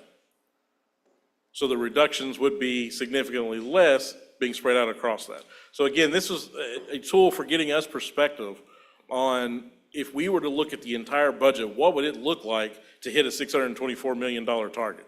It's easy when we start trying to picture that as a whole in isolation as to how are we going to cut here, what are we going to do there, but this gave us some insight into a perspective of what the entire budget could look like. Back to the slides, please. Next slide. Step 3, or the next thing that we proceeded to do was to have a couple of brainstorming sessions across the administration, leadership, and a couple of stakeholders and conversations. If you want to click on that. This is, you saw in the last budget presentation, and there was a lot of requests to provide additional information specifically to costs. So I'll just quickly run through what data you can find here. The first column is the budget item that was discussed or came up with. The next column represents the potential value if we could determine one that could be applicable, right? So as a brainstorming session, it was, what do we estimate the cost or value of that reduction could be if we could actualize that idea? The third column is those actualized savings. So once after the work was done, the investigation was completed, we decided, yes, we can or cannot do that. We recorded it here to what the actualized cost or reduction would be. This is where you'll also see the first note of the calculation using the 14 positions per $1 million, because at this point, we wanted to start creating a visibility into the context that if for every dollar we were looking at in a reduction, what was the personnel cost that it was equivalent to that we were offsetting potentially, because we wanted to keep that at the front of our thoughts. Next, you'll see the notes and results, if applicable, as the investigation continued for each of the items. And then finally, the likely budget unit that the dollars would be reduced from. For a quick glance as we scroll down, the coloration is generally was for our working. Green were those items that were easily found or estimated that we were able to actualize quickly. The orange section, or yellow in this case as it looks on the screen, were those things that could not be actualized. Blue were likely maybes, things that we were able to come up with costs for and we felt were likely to be able to be actualized. The purple section represented more abstract items, things that were going to require more investigation to determine whether they would lead to a path that could have a reduction. And in the last section, we call this the list of 100. May look a little short in this version, but we did kind of take several items. You can see 25 in the first, 8 in the second, and combine them into a single line representing all of the positions, staff reductions, and discussions that could have been funneled onto those as a singular line, not to call out all the ones that we didn't necessarily able to actualize. So in total, this list represented 50+ million in possible, and you notice not everything has a cost or a reduction amount that we could estimate, but those were the ones that we could estimate. And from those, we were able to actualize about 14.5 million, 14.6 million. Back to the presentation. Which led us into where we switched from that historic view into the present view of building a budget as opposed to reducing down to a budget, right? This is where we made the switch to, we're starting at 0 and we want to build to where we're going. So from the budget owner's perspective, what was requested was, and what was directed was, we wanted to enter a critical minimums-based budget. This was supposed to include the state requirements, CBA requirements, board policy requirements, and critical operations, which you've heard those in the past from previous presentations. And as the president or the treasurer has commented in the past, our ask, unfortunately, again this year, did not break the trend that it came in above the budget target. But it is important to keep in mind that this was still relevant of the critical minimums was what our target was. So ultimately, the budget ask was $659.5 million, which was 35.5 over the budget target. But there is a small side note to this that I think is easily lost when we switch from that historical perspective into the Build 2 budget perspective. And that was, while the 659 is 35.5 million over the ask, our starting budget from last year, if we would have just rolled over and said we're doing the same activities and we'd have built the same, was the 686 start. So in actuality, that critical minimum ask was $27 million less than last year's budget.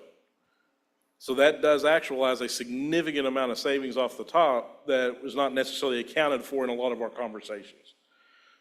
Click the link. Nope, back to the link. So we'll revisit the budget target analysis. Won't take near as long this time, I promise.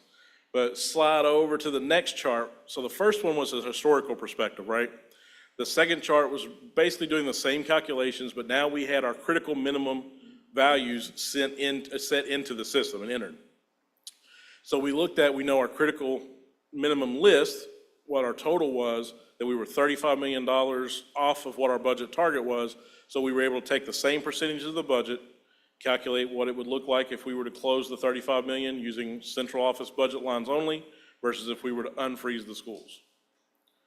So we can see again, it gave us a following up perspective on here's where we would have to go to make a full balanced budget if we were to impact every budget unit that was applicable. Same with the examples, again, through purchasing and transportation.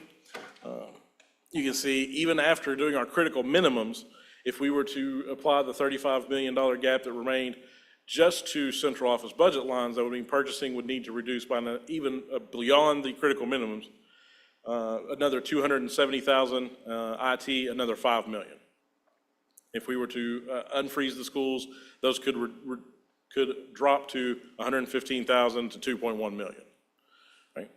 There is one last chart before we flip back, just so we don't have to revisit. If you scroll all the way to the right, again, because this is directly in response to some of the asks last week.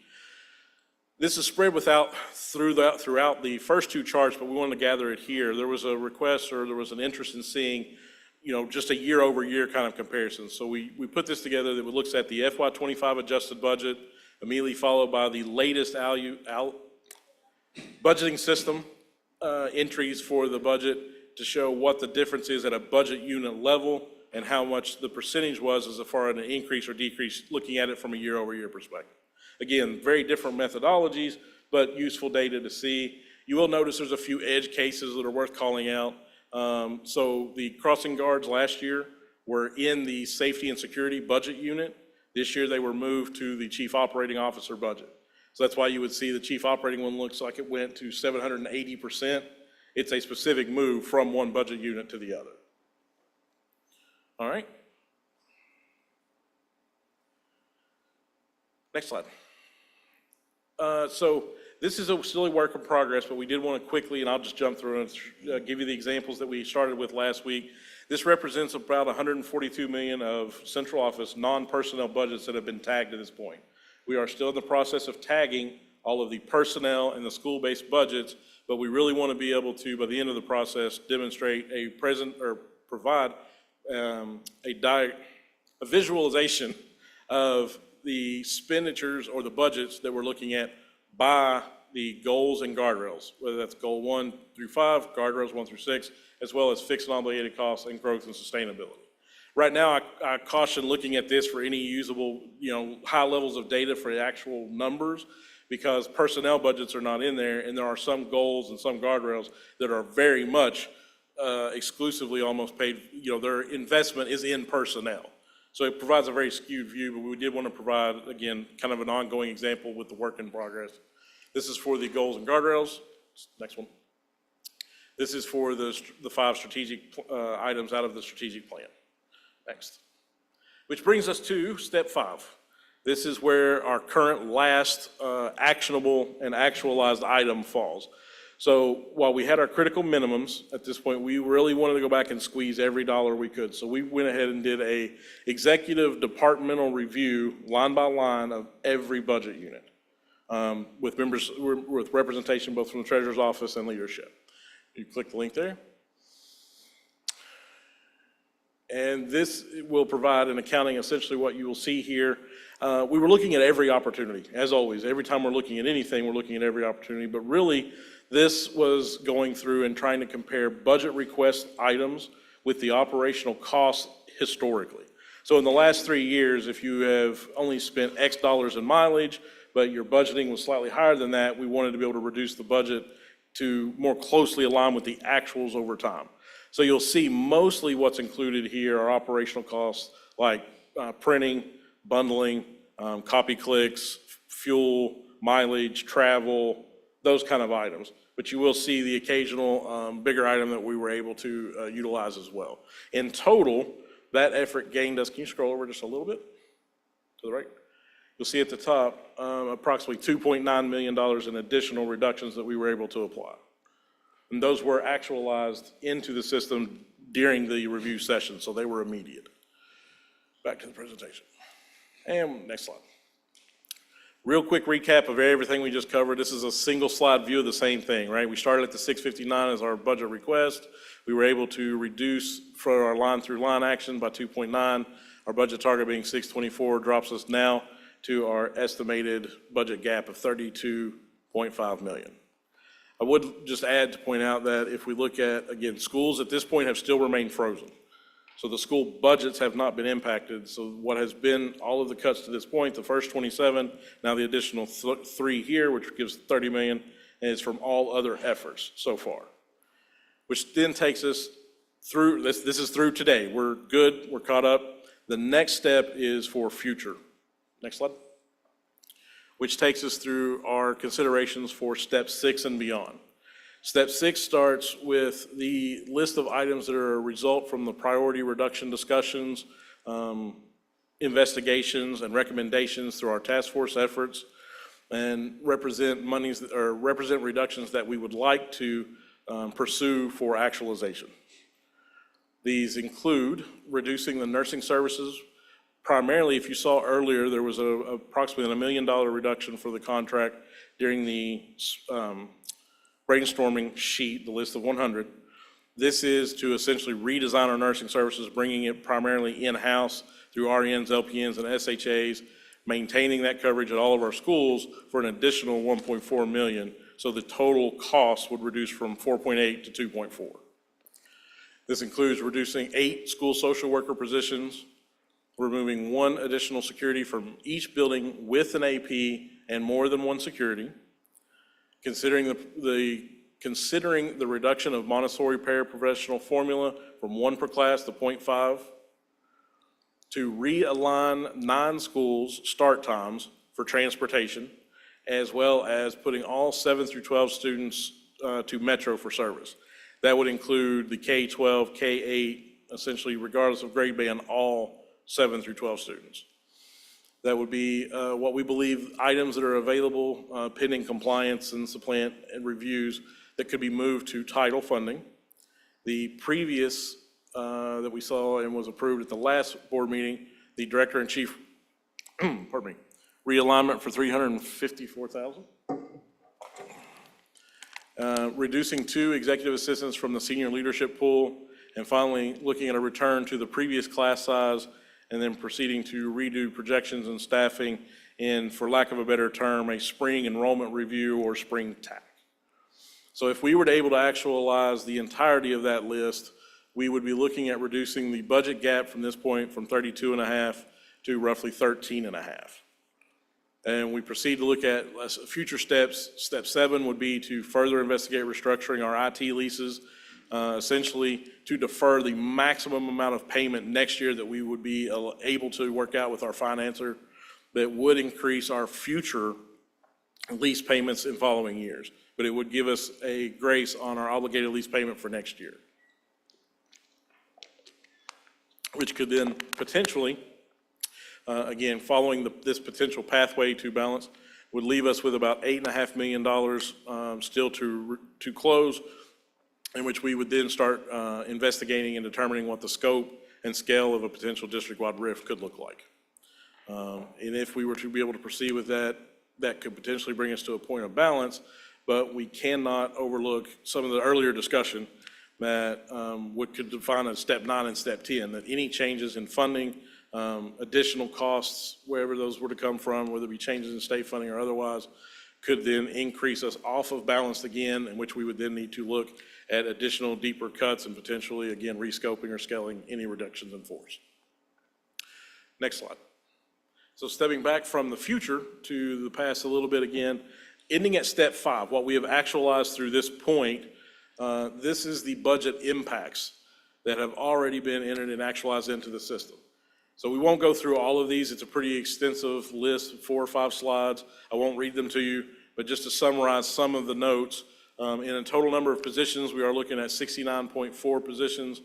I would call out that the right sizing of preschool is an ongoing effort as we review and revise enrollment and projections as we get more data moving towards the end of the year. That there are, as of this morning, there was potentially another classroom that was identified to me that could be under consideration. Next slide. Moving from positions to services, again, not reading through them, but you'll see there's a couple of common themes between either an elimination of a service or a reduction. So for some of the eliminations you'll note is the elimination of mail services, which would include pony service, inter-district delivery, mail sorting, and metering. So essentially, mail services will become self-service to the departments and schools. It would also include eliminating background checks from being provided on-site here at the Ed Center and returning those to staff being required to go to off-site to get their background checks. Some of the reductions, just one more. Some of the reductions of note, or the things that you'll see in common, are really about reductions in either the quality or level of services and supports, or the time involved. Some examples were like in purchasing, in terms of rec processing and contract execution could potentially increase in turnaround time from anywhere from doubling to tripling the amount of time it would take to process those type of activities. For device turnaround, right now we're looking at a next day as our goal to be able to do break fix turnarounds. With these additional reductions, we could be looking at extending that from between 1 to 3 days for our turnaround time of devices. Excellent. One more. Along with the budget impacts, we also did want to call out the things that we were really wanted to highlight that we were making sure to maintain, respecting those things that are key and core to CPS and our values and our strategic plan. Again, not leading through the entire list, but that included the one-to-one student device model at least for one more year, our benchmark assessments. Still, while even so, some of the things on these lists include reductions, we were careful to also to maintain our exceeding of the state minimums for services and supports. We would maintain ownership of all of our current properties and maintain our level overall of student activities, athletics, extracurriculars, transportation, walk distance, et cetera. And one final thing, a note of awareness, is as we look through the potential of a reduction in force, we want to call out what would look like the process, ultimately, determining the positions, identifying who those represent, and most importantly, being able to communicate the notices that are required to go out for that. Next slide. Which brings us to the timeline, which is probably the most important part of this. So this is particularly relevant to CAS, but of course, all the bargaining units have a process for a RIF as necessary, as well as a timeline. But for the most stringent, looking at these, if we would need to be targeting a board date. If we were to try and target June 2nd, then the deadline to give notice to the employees would have been May 16th, so that's already passed. We have concerns with extending it out through, if we were to target the July 14th board meeting, that would mean the actual effective date, which has to be 30 days later, couldn't be before August 13th. So we would be pretty far into the next fiscal year budget to have to adjust that. So really, our primary target for this would have to be to provide notice to employees by June 6th to meet the board meeting on June 23rd. So with that, we stand collectively for questions, concerns, or feedback. Well, thank you, Mr. Gallagher. I think I want to say thank you because it's tough to stand up there and give this type of news. And I saw you getting some water a couple times. I'd be sweating bullets too. So thank you for that. Do board members, is there anything else you all would like to add to this? I would, thank you, like to just add, just as you're considering these pieces, the 69.4 positions to date coming off from central office, but just a reminder, in the spring, the positions that were generally cut were also central office, and that was $32 million. There were some adjustments made at the school level, but there weren't loss of position. Okay, thank you. Board Member Lindy. Thank you. I have a process question first, and then I want to gather thoughts. Very, very, very helpful. Thank you. For the purposes of tonight, what is it that the administration needs board approval of? Well, it would be fantastic if this whole piece were approved. However, if that is not going to happen, there are some pieces that we think are really critical in terms of timing. Jeremy mentioned the RIF piece. When you look at this more thoroughly, the 3 to 6 Montessori startup in the central corridor, we have removed and would like the support for that, if that's possible. The changes in nursing would be really helpful to have because this involves us reaching out to a partner and letting them know what the current status is. The transportation will take us a long time to actualize, and so if it's possible to have feedback and support on that, that would be greatly appreciated. The athletic trainer is also another piece because it involves a partner assisting us by hiring. And the longer we wait for that, then people don't feel as comfortable taking or accepting a position. So thank you. I may have expected something a little different. I think the presentation is great. It's lengthy, it's very informative, but I was kind of looking for the things that you've just described that you wanted us to make a decision about to be kind of chunked so we could see that, because it's like when you're reading what you want and I'm trying to find it in here, so it's a little tough for me to see. Can you direct us on what you need a decision about or discussion about, what page, what slide that's on, and then we can. Yes, ma'am. So if you go to that not actualized page, which is, I believe, 13, page 13. So the nursing services, which we currently partner with someone, we would then be doing strictly in-house. So they would strictly be CPS employees, which the total amount is more like 2.4 that we would be saving because we already reduced $1 million in the budget. The transportation is also on that page at the 2.9, and there are two parts to the transportation. The one is if all of the 7th and 8th graders in our district were on Metro.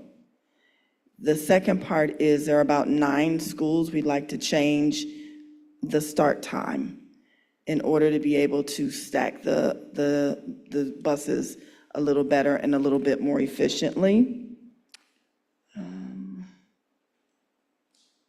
Those are the main ones from that sheet.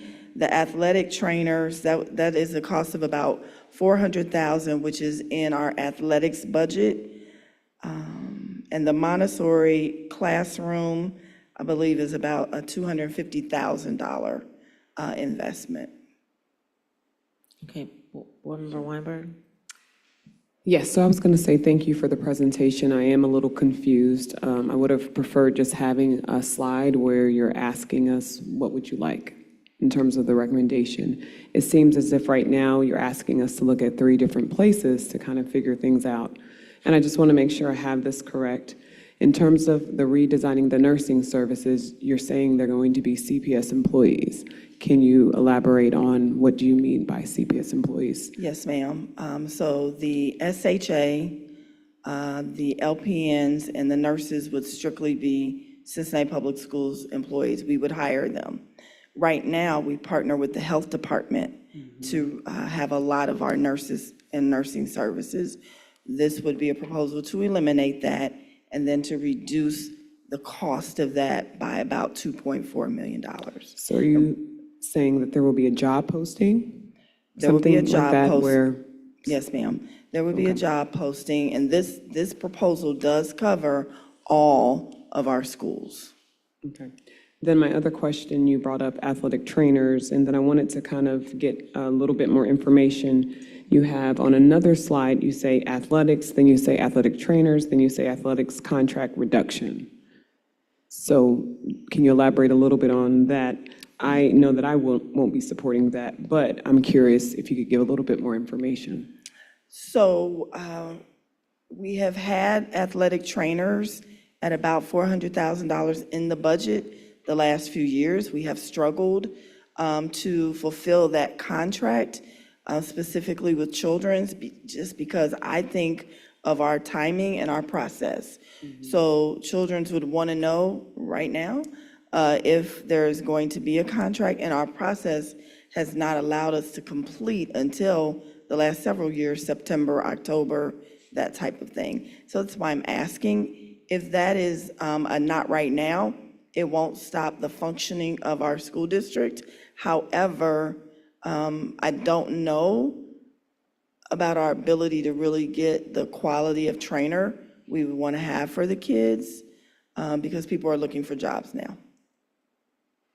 And then I think my other question was regarding transportation, changing start times. I do recall we had a discussion, I think last year, maybe 2 years ago, where we attempted to try to do that, and I know it was a mess, and not quite sure if that's a great idea.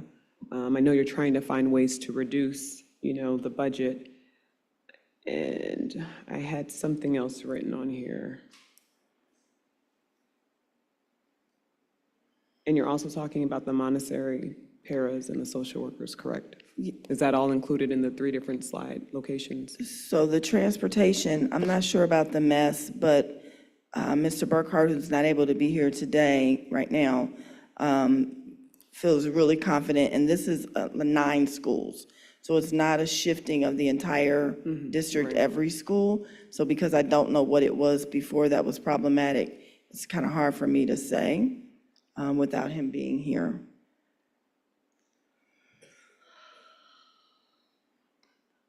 I think I'm done for now. I'm sorry, one more time. I think I'm done for now, thank you. Yes, ma'am. Vice President Bolton? Yes, thank you. I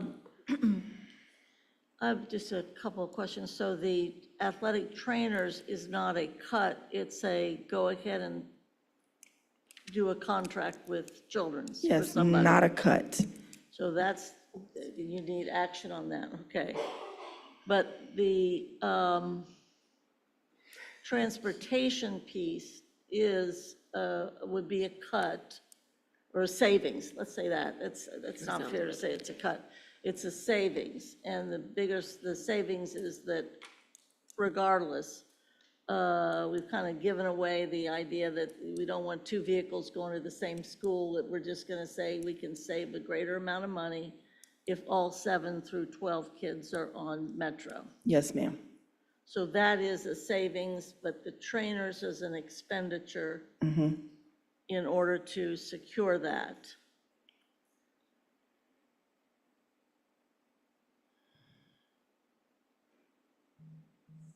Okay.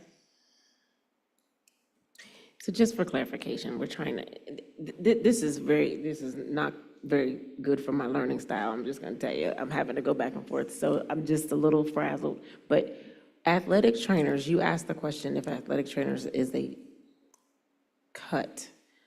You said that it is not. But I heard you say that they would need to know now. We can't tell them until September. And if we approve to not have that, isn't that a cut for the following year? Because we would be not having that, right? If we don't have it, it is a cut. What I'm asking is for your approval, even if you don't feel you're in a place to approve the whole piece, because we want to be able to let Children's Hospital know, please hire the people. If I'm not able to tell them that, we may lose those people. I understand that, but I also hear, and maybe I'm not hearing it right, that the quality, if we can't make a decision, that the quality that we would be providing to our students may be reduced. And so it would be, make a decision now, or they would get nothing, right? I won't say that they'll get nothing, but in the past, trying to get the qualified trainers from Children's Hospital, we have not done well in being able to secure them because of our timing. I understand. So I would always say to Children's, we have to wait until the budget is approved. Right. And then we would lose that as a resource in the past. I got you. Okay, let me let Board Member Weinberg finish the question. So I think what would be easier, and I think Board Member Lindy asked this question, and I just want to make sure that I can write this down. What are you asking for us for right now in terms of what is something that you're requesting that it be a reduction that we can know? This is the 6 items that I want for reduction. Okay. Because I think that will help. Yes, ma'am. Transportation. I would like your support on us being able to make an adjustment to transportation that would result in savings.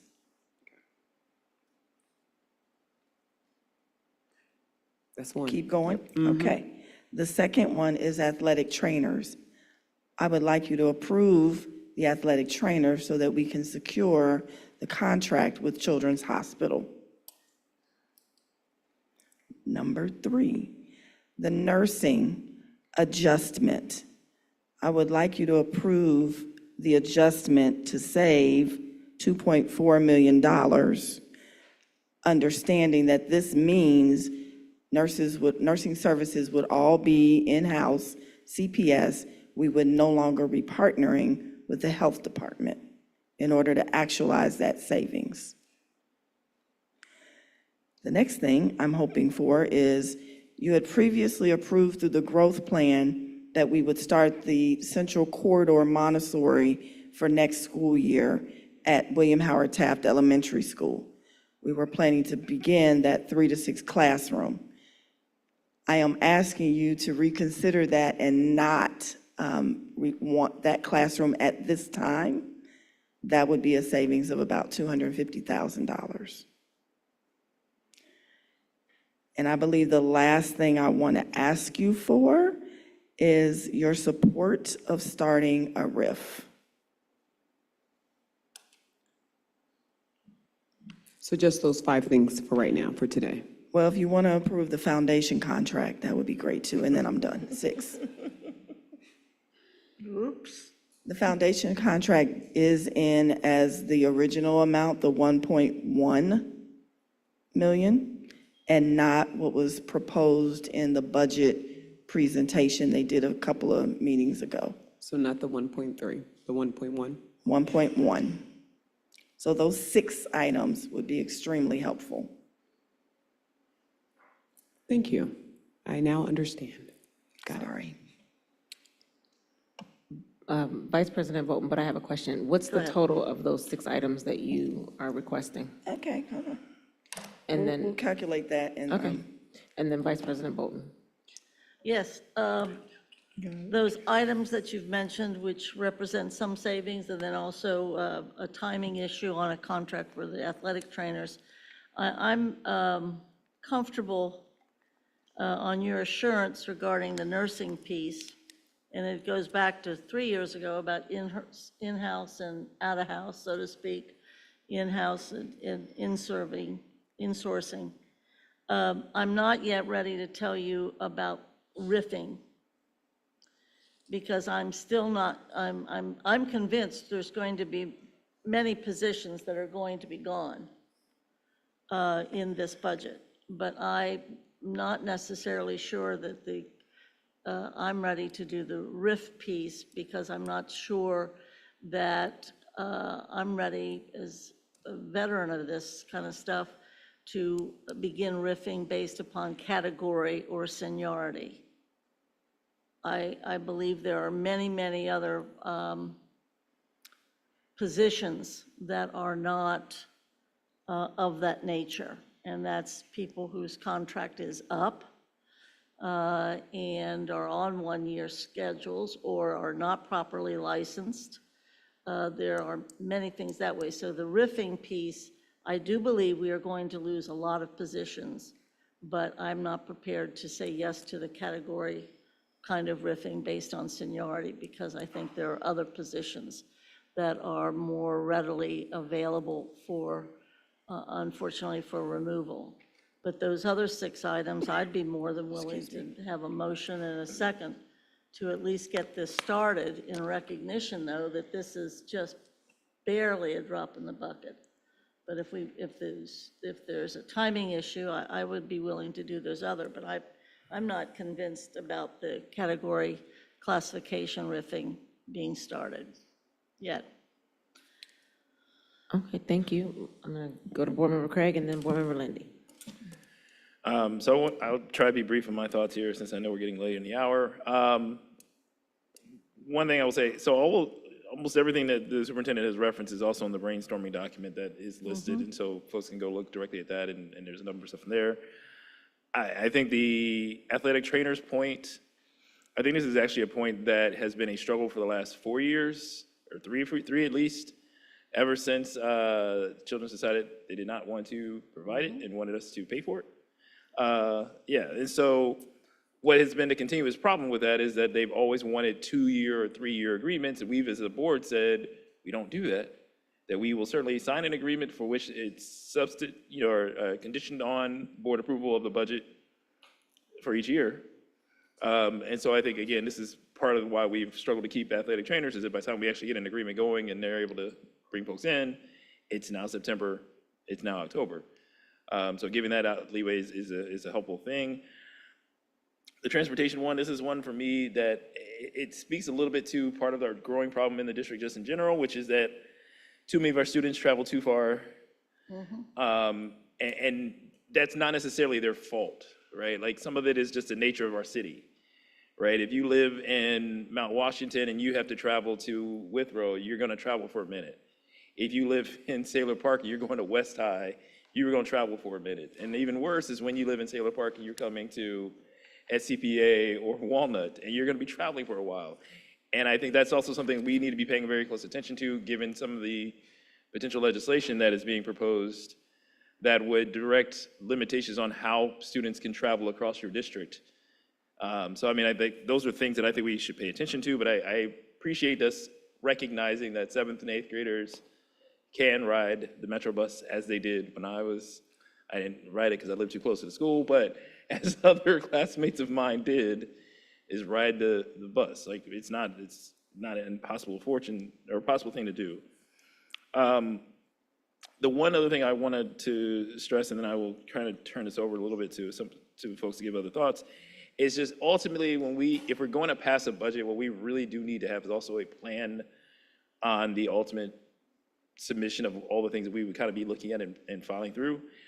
I thought the idea of kind of going through and approving the things that are the fixed costs, the obligated costs, the state minimums, those type of things, may be a good way to pocket some of these things together. So like the things that we absolutely have to pay for, we could vote on that bundle. Then those things for which we are obligated in some form or fashion to do because of whether it's collective bargaining agreements, whether it's other state minimums, stuff like that, that we, at least for that level of it, know we have to do. We're not gonna not do. Organizing those into a package of information for us to vote on. And then it leaves us with this last little smaller package, which is what we're kind of trying to figure out.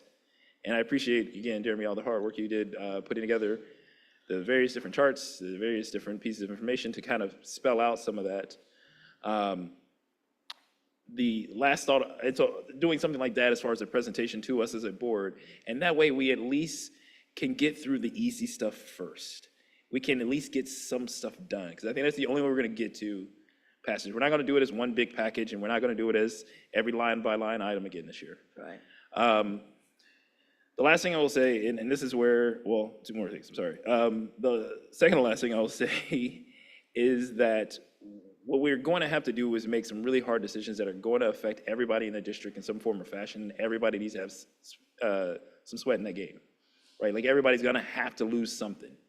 And so if there are departments, if there are spaces, if there are areas where they have not necessarily lost in this budget, I think we do have to go back and look at those and say, is there something else that they have that we can do? And it may not be a person.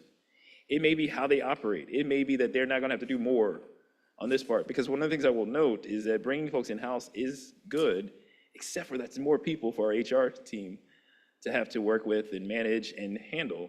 And that's a burden on them, right? And so we have to recognize if we cut from HR and then we say HR do more work, it's a difficulty, right? And same deal for if we're asking our communications team, which is a small but mighty team, to do more work to market all these good things that we're doing in the district, it's a challenge. And so I think that's the other part. And then the last thing I will say, and then I'll step down and allow us to get allow other folks to speak.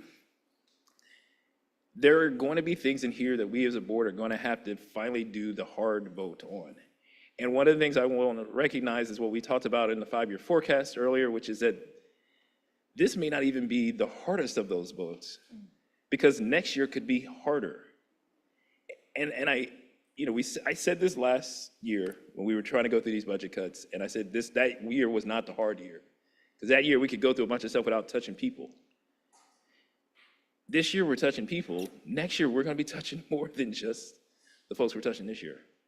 And I want us to also be able to recognize there may be other resources or maybe other things we can do to try and bring in new revenue, and maybe other programs or stuff within the foundation that we may be able to connect up to allow some things to continue going. but it may also require us to really think creatively about how we're operating on some of these things, because I think that's the other part to this to me, is that we do have some things, even within a school, how the school operates, that can be a way to, you save a position here by merging these things to different folks. You move this thing around to help. We've got to do that sooner than later. So when we get done with this budget, not to give us more work, but to give us more work, we need to be in here in August and September talking about next year's budget, not waiting till October, November, December, January. Because we owe it to the teachers in the buildings, we owe it to the administrators, we owe it to the staff, we owe it to everybody else in this district who's depending upon our vote to determine whether or not they have a job, to make that decision earlier, to give them more information, and to make it cleaner and easier for them to exist. Thank you. Board Member Lundy. Thank you. I appreciated the clarity on the pieces that would be helpful for us to approve tonight. I have real appreciation and sympathy for things where time is of the essence, and it's important to get those done earlier. I would be very happy to make a motion soon to that the board say yes to all of the pieces that you were asking for tonight, including not conducting a RIF, but starting to do planning for one. So in a moment, I'll make that motion. I also wanted to give some additional gratitude and positive feedback. I think this is the first night we have seen a path to a balanced budget. It's the first time I've seen a slide where it had like total gap 0. And the path to get there is difficult and painful, but like we gotta figure it out at some point. And this is the first time we've actually seen what that looks like with some real numbers behind it. So thank you. I really appreciate that. It's good progress. I also, just to shift gears, like I do have having said that, I have a bigger concern that we are going about the budget process in a not great way. I want to share what I mean. I want to give an example. It feels like the driving force in the budget is how can we back into a RIF number that is as small as possible? I understand where that impulse comes from. I also would like to RIF as few people as possible, ideally 0. I think the challenge with that is it doesn't answer the question, what are the investments we need to make in order to drive the biggest improvements for children? And I think a more strategic budget process would start with what are those small number of things that if we invest in them are going to make the biggest difference for the children who are in our care. Then it might be that we actually need to cut deeper in other parts of the organization so that we can fully fund the things that are going to have the biggest impact. That's what I think a truly strategic budgeting process would look like.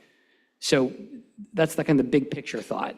I think to give an example of that here, I've been pretty clear with everybody about what my 2 biggest priorities in this budget I think should be. I'm not saying everyone needs to agree with me, but I want to be, no secrets about what I think matters most.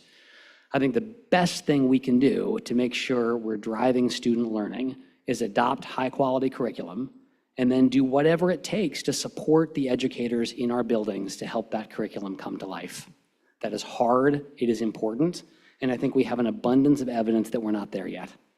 I shared these numbers previously in multiple different fora, but as of the most recent data we received from the administration, in only about 27% of classrooms is the curriculum that we have purchased been fully, faithfully implemented. That's in a context where only 21% of our 8th graders, at least those who are economically disadvantaged, are reading on grade level.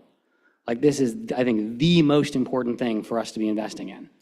And I'm particularly worried because, at least as I was reading some of these slides, am I right that there are proposed cuts around not adopting ELA curriculum and not funding PD around the curriculum? Maybe I'm going to misread that. To pause any new adoptions. Okay, and then there was a piece in there also about content-specific professional development or curriculum-specific professional development that was on the services to be discontinued slide? I believe that's if the adoption is paused, then the PD connected to the adoption. Could we go to that slide for a second? It was in the services section. This kind of towards the end. This is, I think, yeah, it's on the right column. It is the middle bullet, elimination of product-specific content and curriculum PD. I think this, we might be able to bring this up again in a future meeting and not worry about it tonight, because I don't think that was one of the things you were asking for board approval of tonight, correct?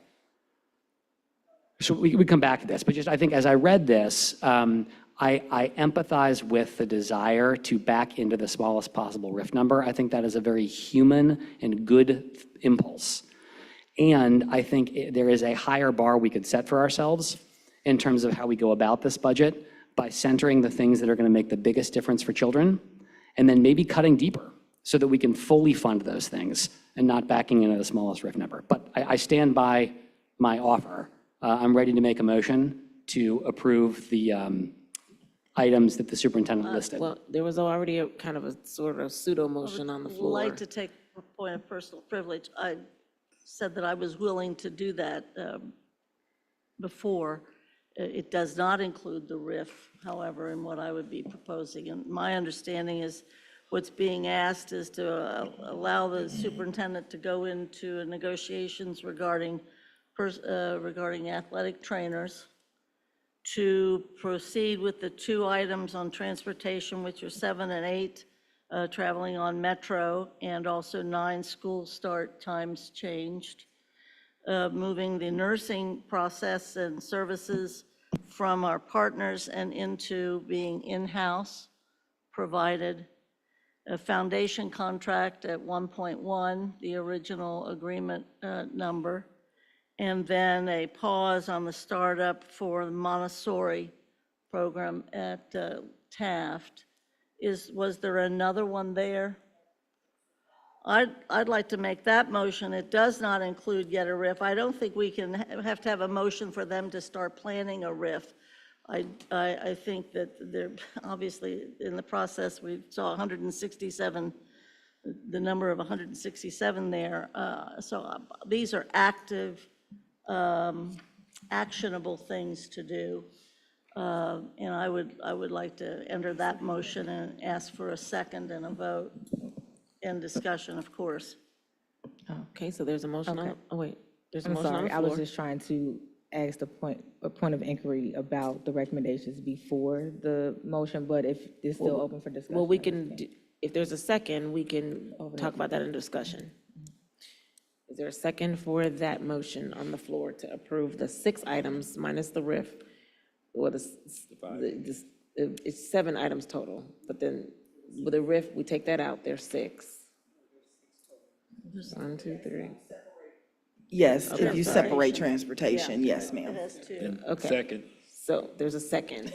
Is there discussion?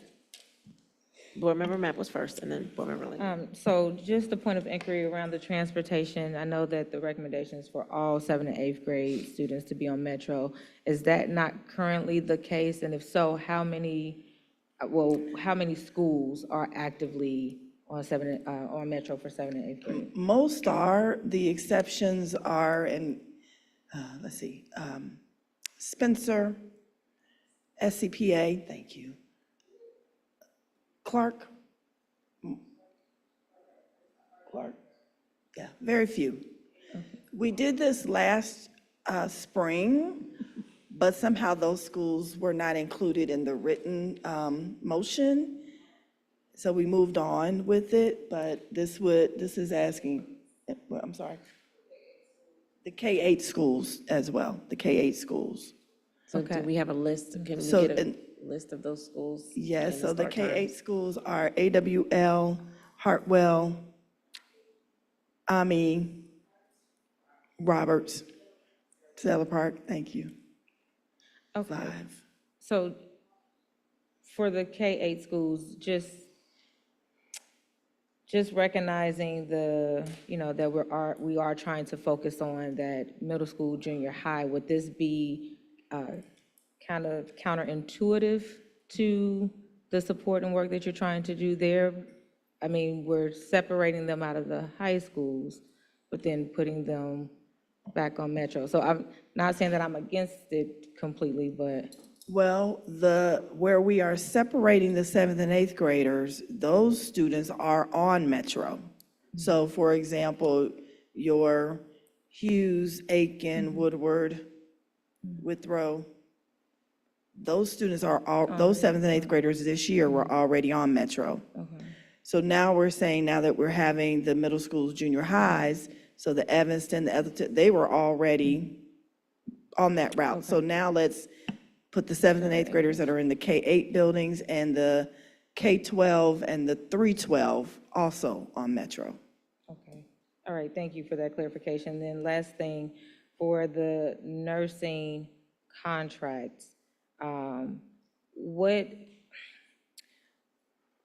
supports will we lose in terms of moving to in-house versus outsourcing?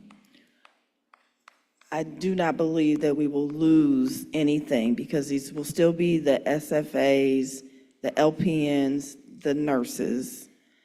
They will just not be through the health department. I cannot think of any service that we would lose. As a matter of fact, it may be strengthened because they are our employees. I appreciate that, and I do support that. It was just, wanting to ensure that if they were providing us with any type of data or additional supports that were helping us with analysis for our overall wellness. Board Member Lindy. Thank you. I think my question is for the superintendent. If we vote yes on this and nothing else, can you do everything you wanted to do coming out of this meeting? We would be in really great shape if you said yes to these things today. But can you do, I want to be really clear on my end. Are you asking for something more than what is currently in this motion? Not today. Thank you very much. Thank you. Board Member Crossett. Yeah, I just think that follow on Board Member Lindy and Board Member Bolton's comments, I think with the planning, I feel like you can go ahead and plan a RIF without our approval. I do think, though, that there's an opportunity to combine what they were talking about. In my view, when you plan that, I think you can have some very strategic criteria that could focus on emphasizing what are the things that are going to be best for improving student outcomes. Let's do it. So I have a question before we go to this. Well, I'll ask it after because I can vote on this. I would like to inquire about contracts that need to be cut. Mr. Gully, you talked a little bit about that, but I don't understand what the number is for contracts. We should probably be requesting a freeze on contracts, and where can we save money on some of those contracts by moving some of those items from general fund into, I saw some of that, but we need to also have those discussions too, and I would love to invite you to be able to share with us where there could be a contract savings as well. We can definitely put on a slide for you where we believe we can move from central office to title very easily. We've done that. That was a part of the task force work that we did a couple of weeks ago. In addition to that, we can take the contracts and show you by budget unit where the reductions for next year will be. That's pretty easy to do at this point. We have that information. Well, I think I sent that email in saying I kind of wanted to know where it would be by department. I can and give I think that to maybe you. that you answered some of that too in the spreadsheet, but maybe on our next presentation, we could get a little bit more information. So are we ready to vote? Does anyone have any other further discussion? Oh, okay. All right, Mr. Gustin? All right. Do you want the motion repeated again?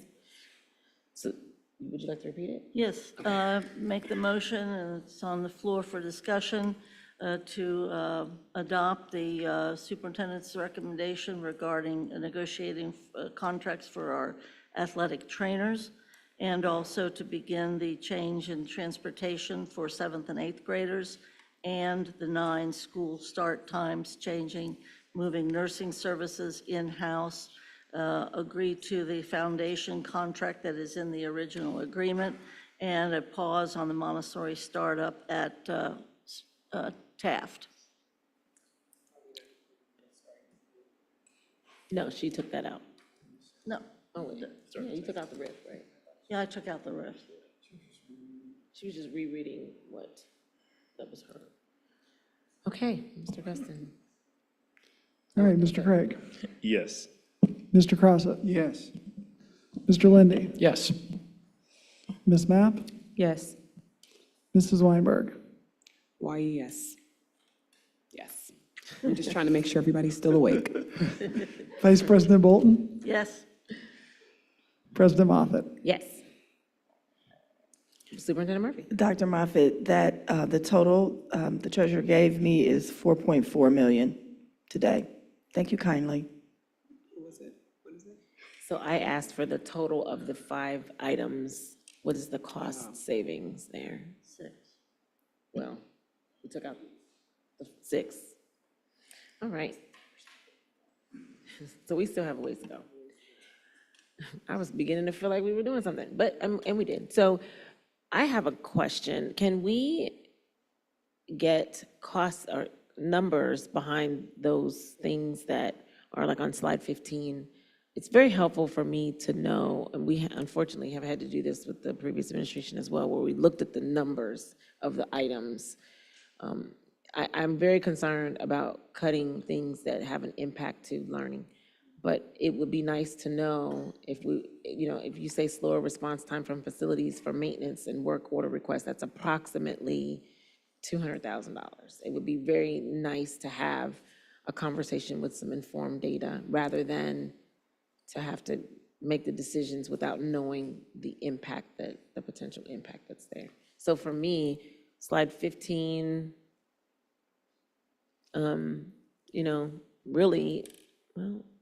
really 14, 15, 16, 17, all of those things have a cost associated with them. So we can put the cost next to all of those positions on slide 14. We can plug the impact into what the position or what the process was to show what we had been paying this year, because Jeremy's done a nice job of showing us what we paid last year compared to what we're saying this year, and maybe that would be helpful for 15, 16, 17, 14 through 17. Okay, thank you. All right, where are we?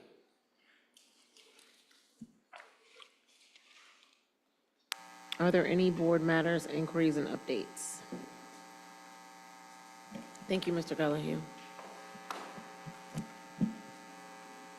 Are there any assignments? Board Member Craig? So I was just going to accept the assignment since I've already actually did it, but to reach out to the council on what other options there were with regard to membership levels. Okay, thank you. Any other assignments to the administration, Vice President Bolton? Yes, I briefly mentioned this to the Assistant Treasurer today. I think as we face the next June meeting, if the Treasurer's report can somehow code the Treasurer's report in a way that we would know what would be one-time contracts, what would be, and new contracts, or continuing contracts. I've reached the point that I'm not real interested, unless it's a one-time kind of purchase in order to get the school year started. I really want to be able to know what is the new contract we're being asked to do. It would be great if you were able to do that. If it pleases the rest of the board, it would help me make some decisions about some things regarding vendor contracts, not personnel contracts, vendor contracts. You mean for the upcoming ones or for this current? Okay. For the, whatever's in the Treasurer's report for the June meeting, I'd like to see that kind of coding taking place. I would support that. Thank you. Any other assignments? And I think my assignment was just around, I personally think we need to have a freeze. We need to formally say that there's a freeze because it makes me very uncomfortable. I've said this last meeting, I'm going to say it again. It makes me very uncomfortable to be having promotions and contract increases, addendums when we are talking about RIFs. that makes me very, very uncomfortable. And so I think we need to freeze things. I'm not exactly sure which contracts. I know there's a number of contracts in the treasurer's report for the summer, and maybe that has to happen. But I'm also very confused and concerned around why we're having addendums to some other contracts that we've got permission on page, on the treasurer's report to enter into certain contracts for awards or proposals. I just think we need to take a pause. It doesn't make sense to be talking about adding on to something that we could potentially be reducing. So that's just, I'd like to get the understanding on that. Anything else? Okay, so let's move on. A proposed consent agenda has been distributed. Do board members, the superintendent, or the treasurer, assistant treasurer, have any exception items to the consent agenda? Board Member Weinberg? Is this the time to list all of my superintendent and my treasurer line numbers? Are you ready? Okay. So for the superintendent report, I have section E, page 11, line 5, 8, 13, 15, and 19. Then section F, page 13, line 2, 4, and 13. Then page 14, line 5 and 9. And then page 15, line 17. And page 2, section C, line, for elementary assistant, line 1. And then for your treasurer's report, page 5, line 4.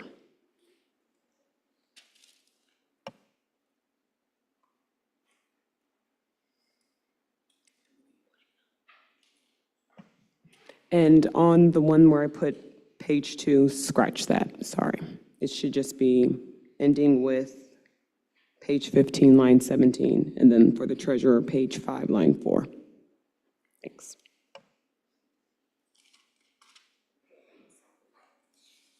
Any other exceptions? I'm looking at board member Matt because she's got some, but give her a second. Any other exceptions? Your mic. Thank you. So I do have exceptions to the superintendent report. So page 1, section B, line item 1, would like to abstain. Page 2, section C, line item 2,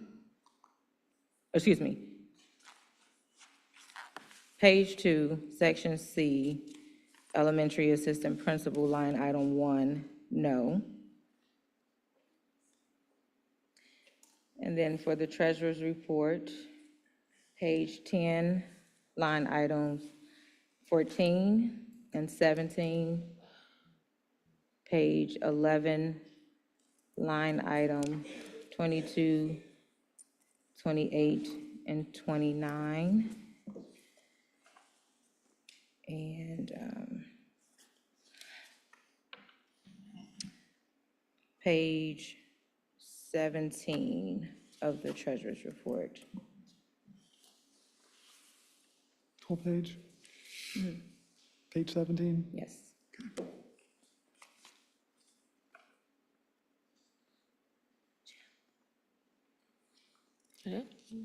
Okay, any others? And I just have, on the superintendent's recommendation, page 2, section C, second item, under elementary assistant principal, no, line 1. And request reinstate. And then that would be it for me.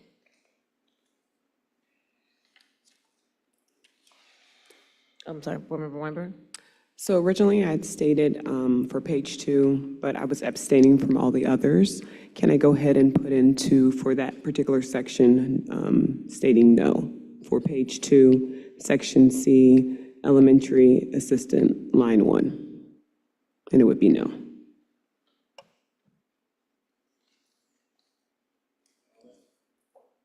There's a lot. I know your pen is moving over there. Welcome to that seat. All right. I need a motion and a second to approve the items of the consent agenda with the exceptions as noted. So moved. Oh, Second. great. Any further discussion? Mr. Assistant Treasurer Guston, please call the voting roll for the passage of the consent agenda and the revisions. Mr. Craig? Yes. Mr. Crossett? Yes. Mr. Lindy? Yep. Ms. Mapp? Yes. Mrs. Weinberg? Yes. Vice President Bolton? Yes. President Moffett? Yes, with the exceptions. All right. We do not need to review the assignments. The chair will gladly entertain a motion for an adjournment. Hello? So moved. Is there a second? Second. Unanimous consent.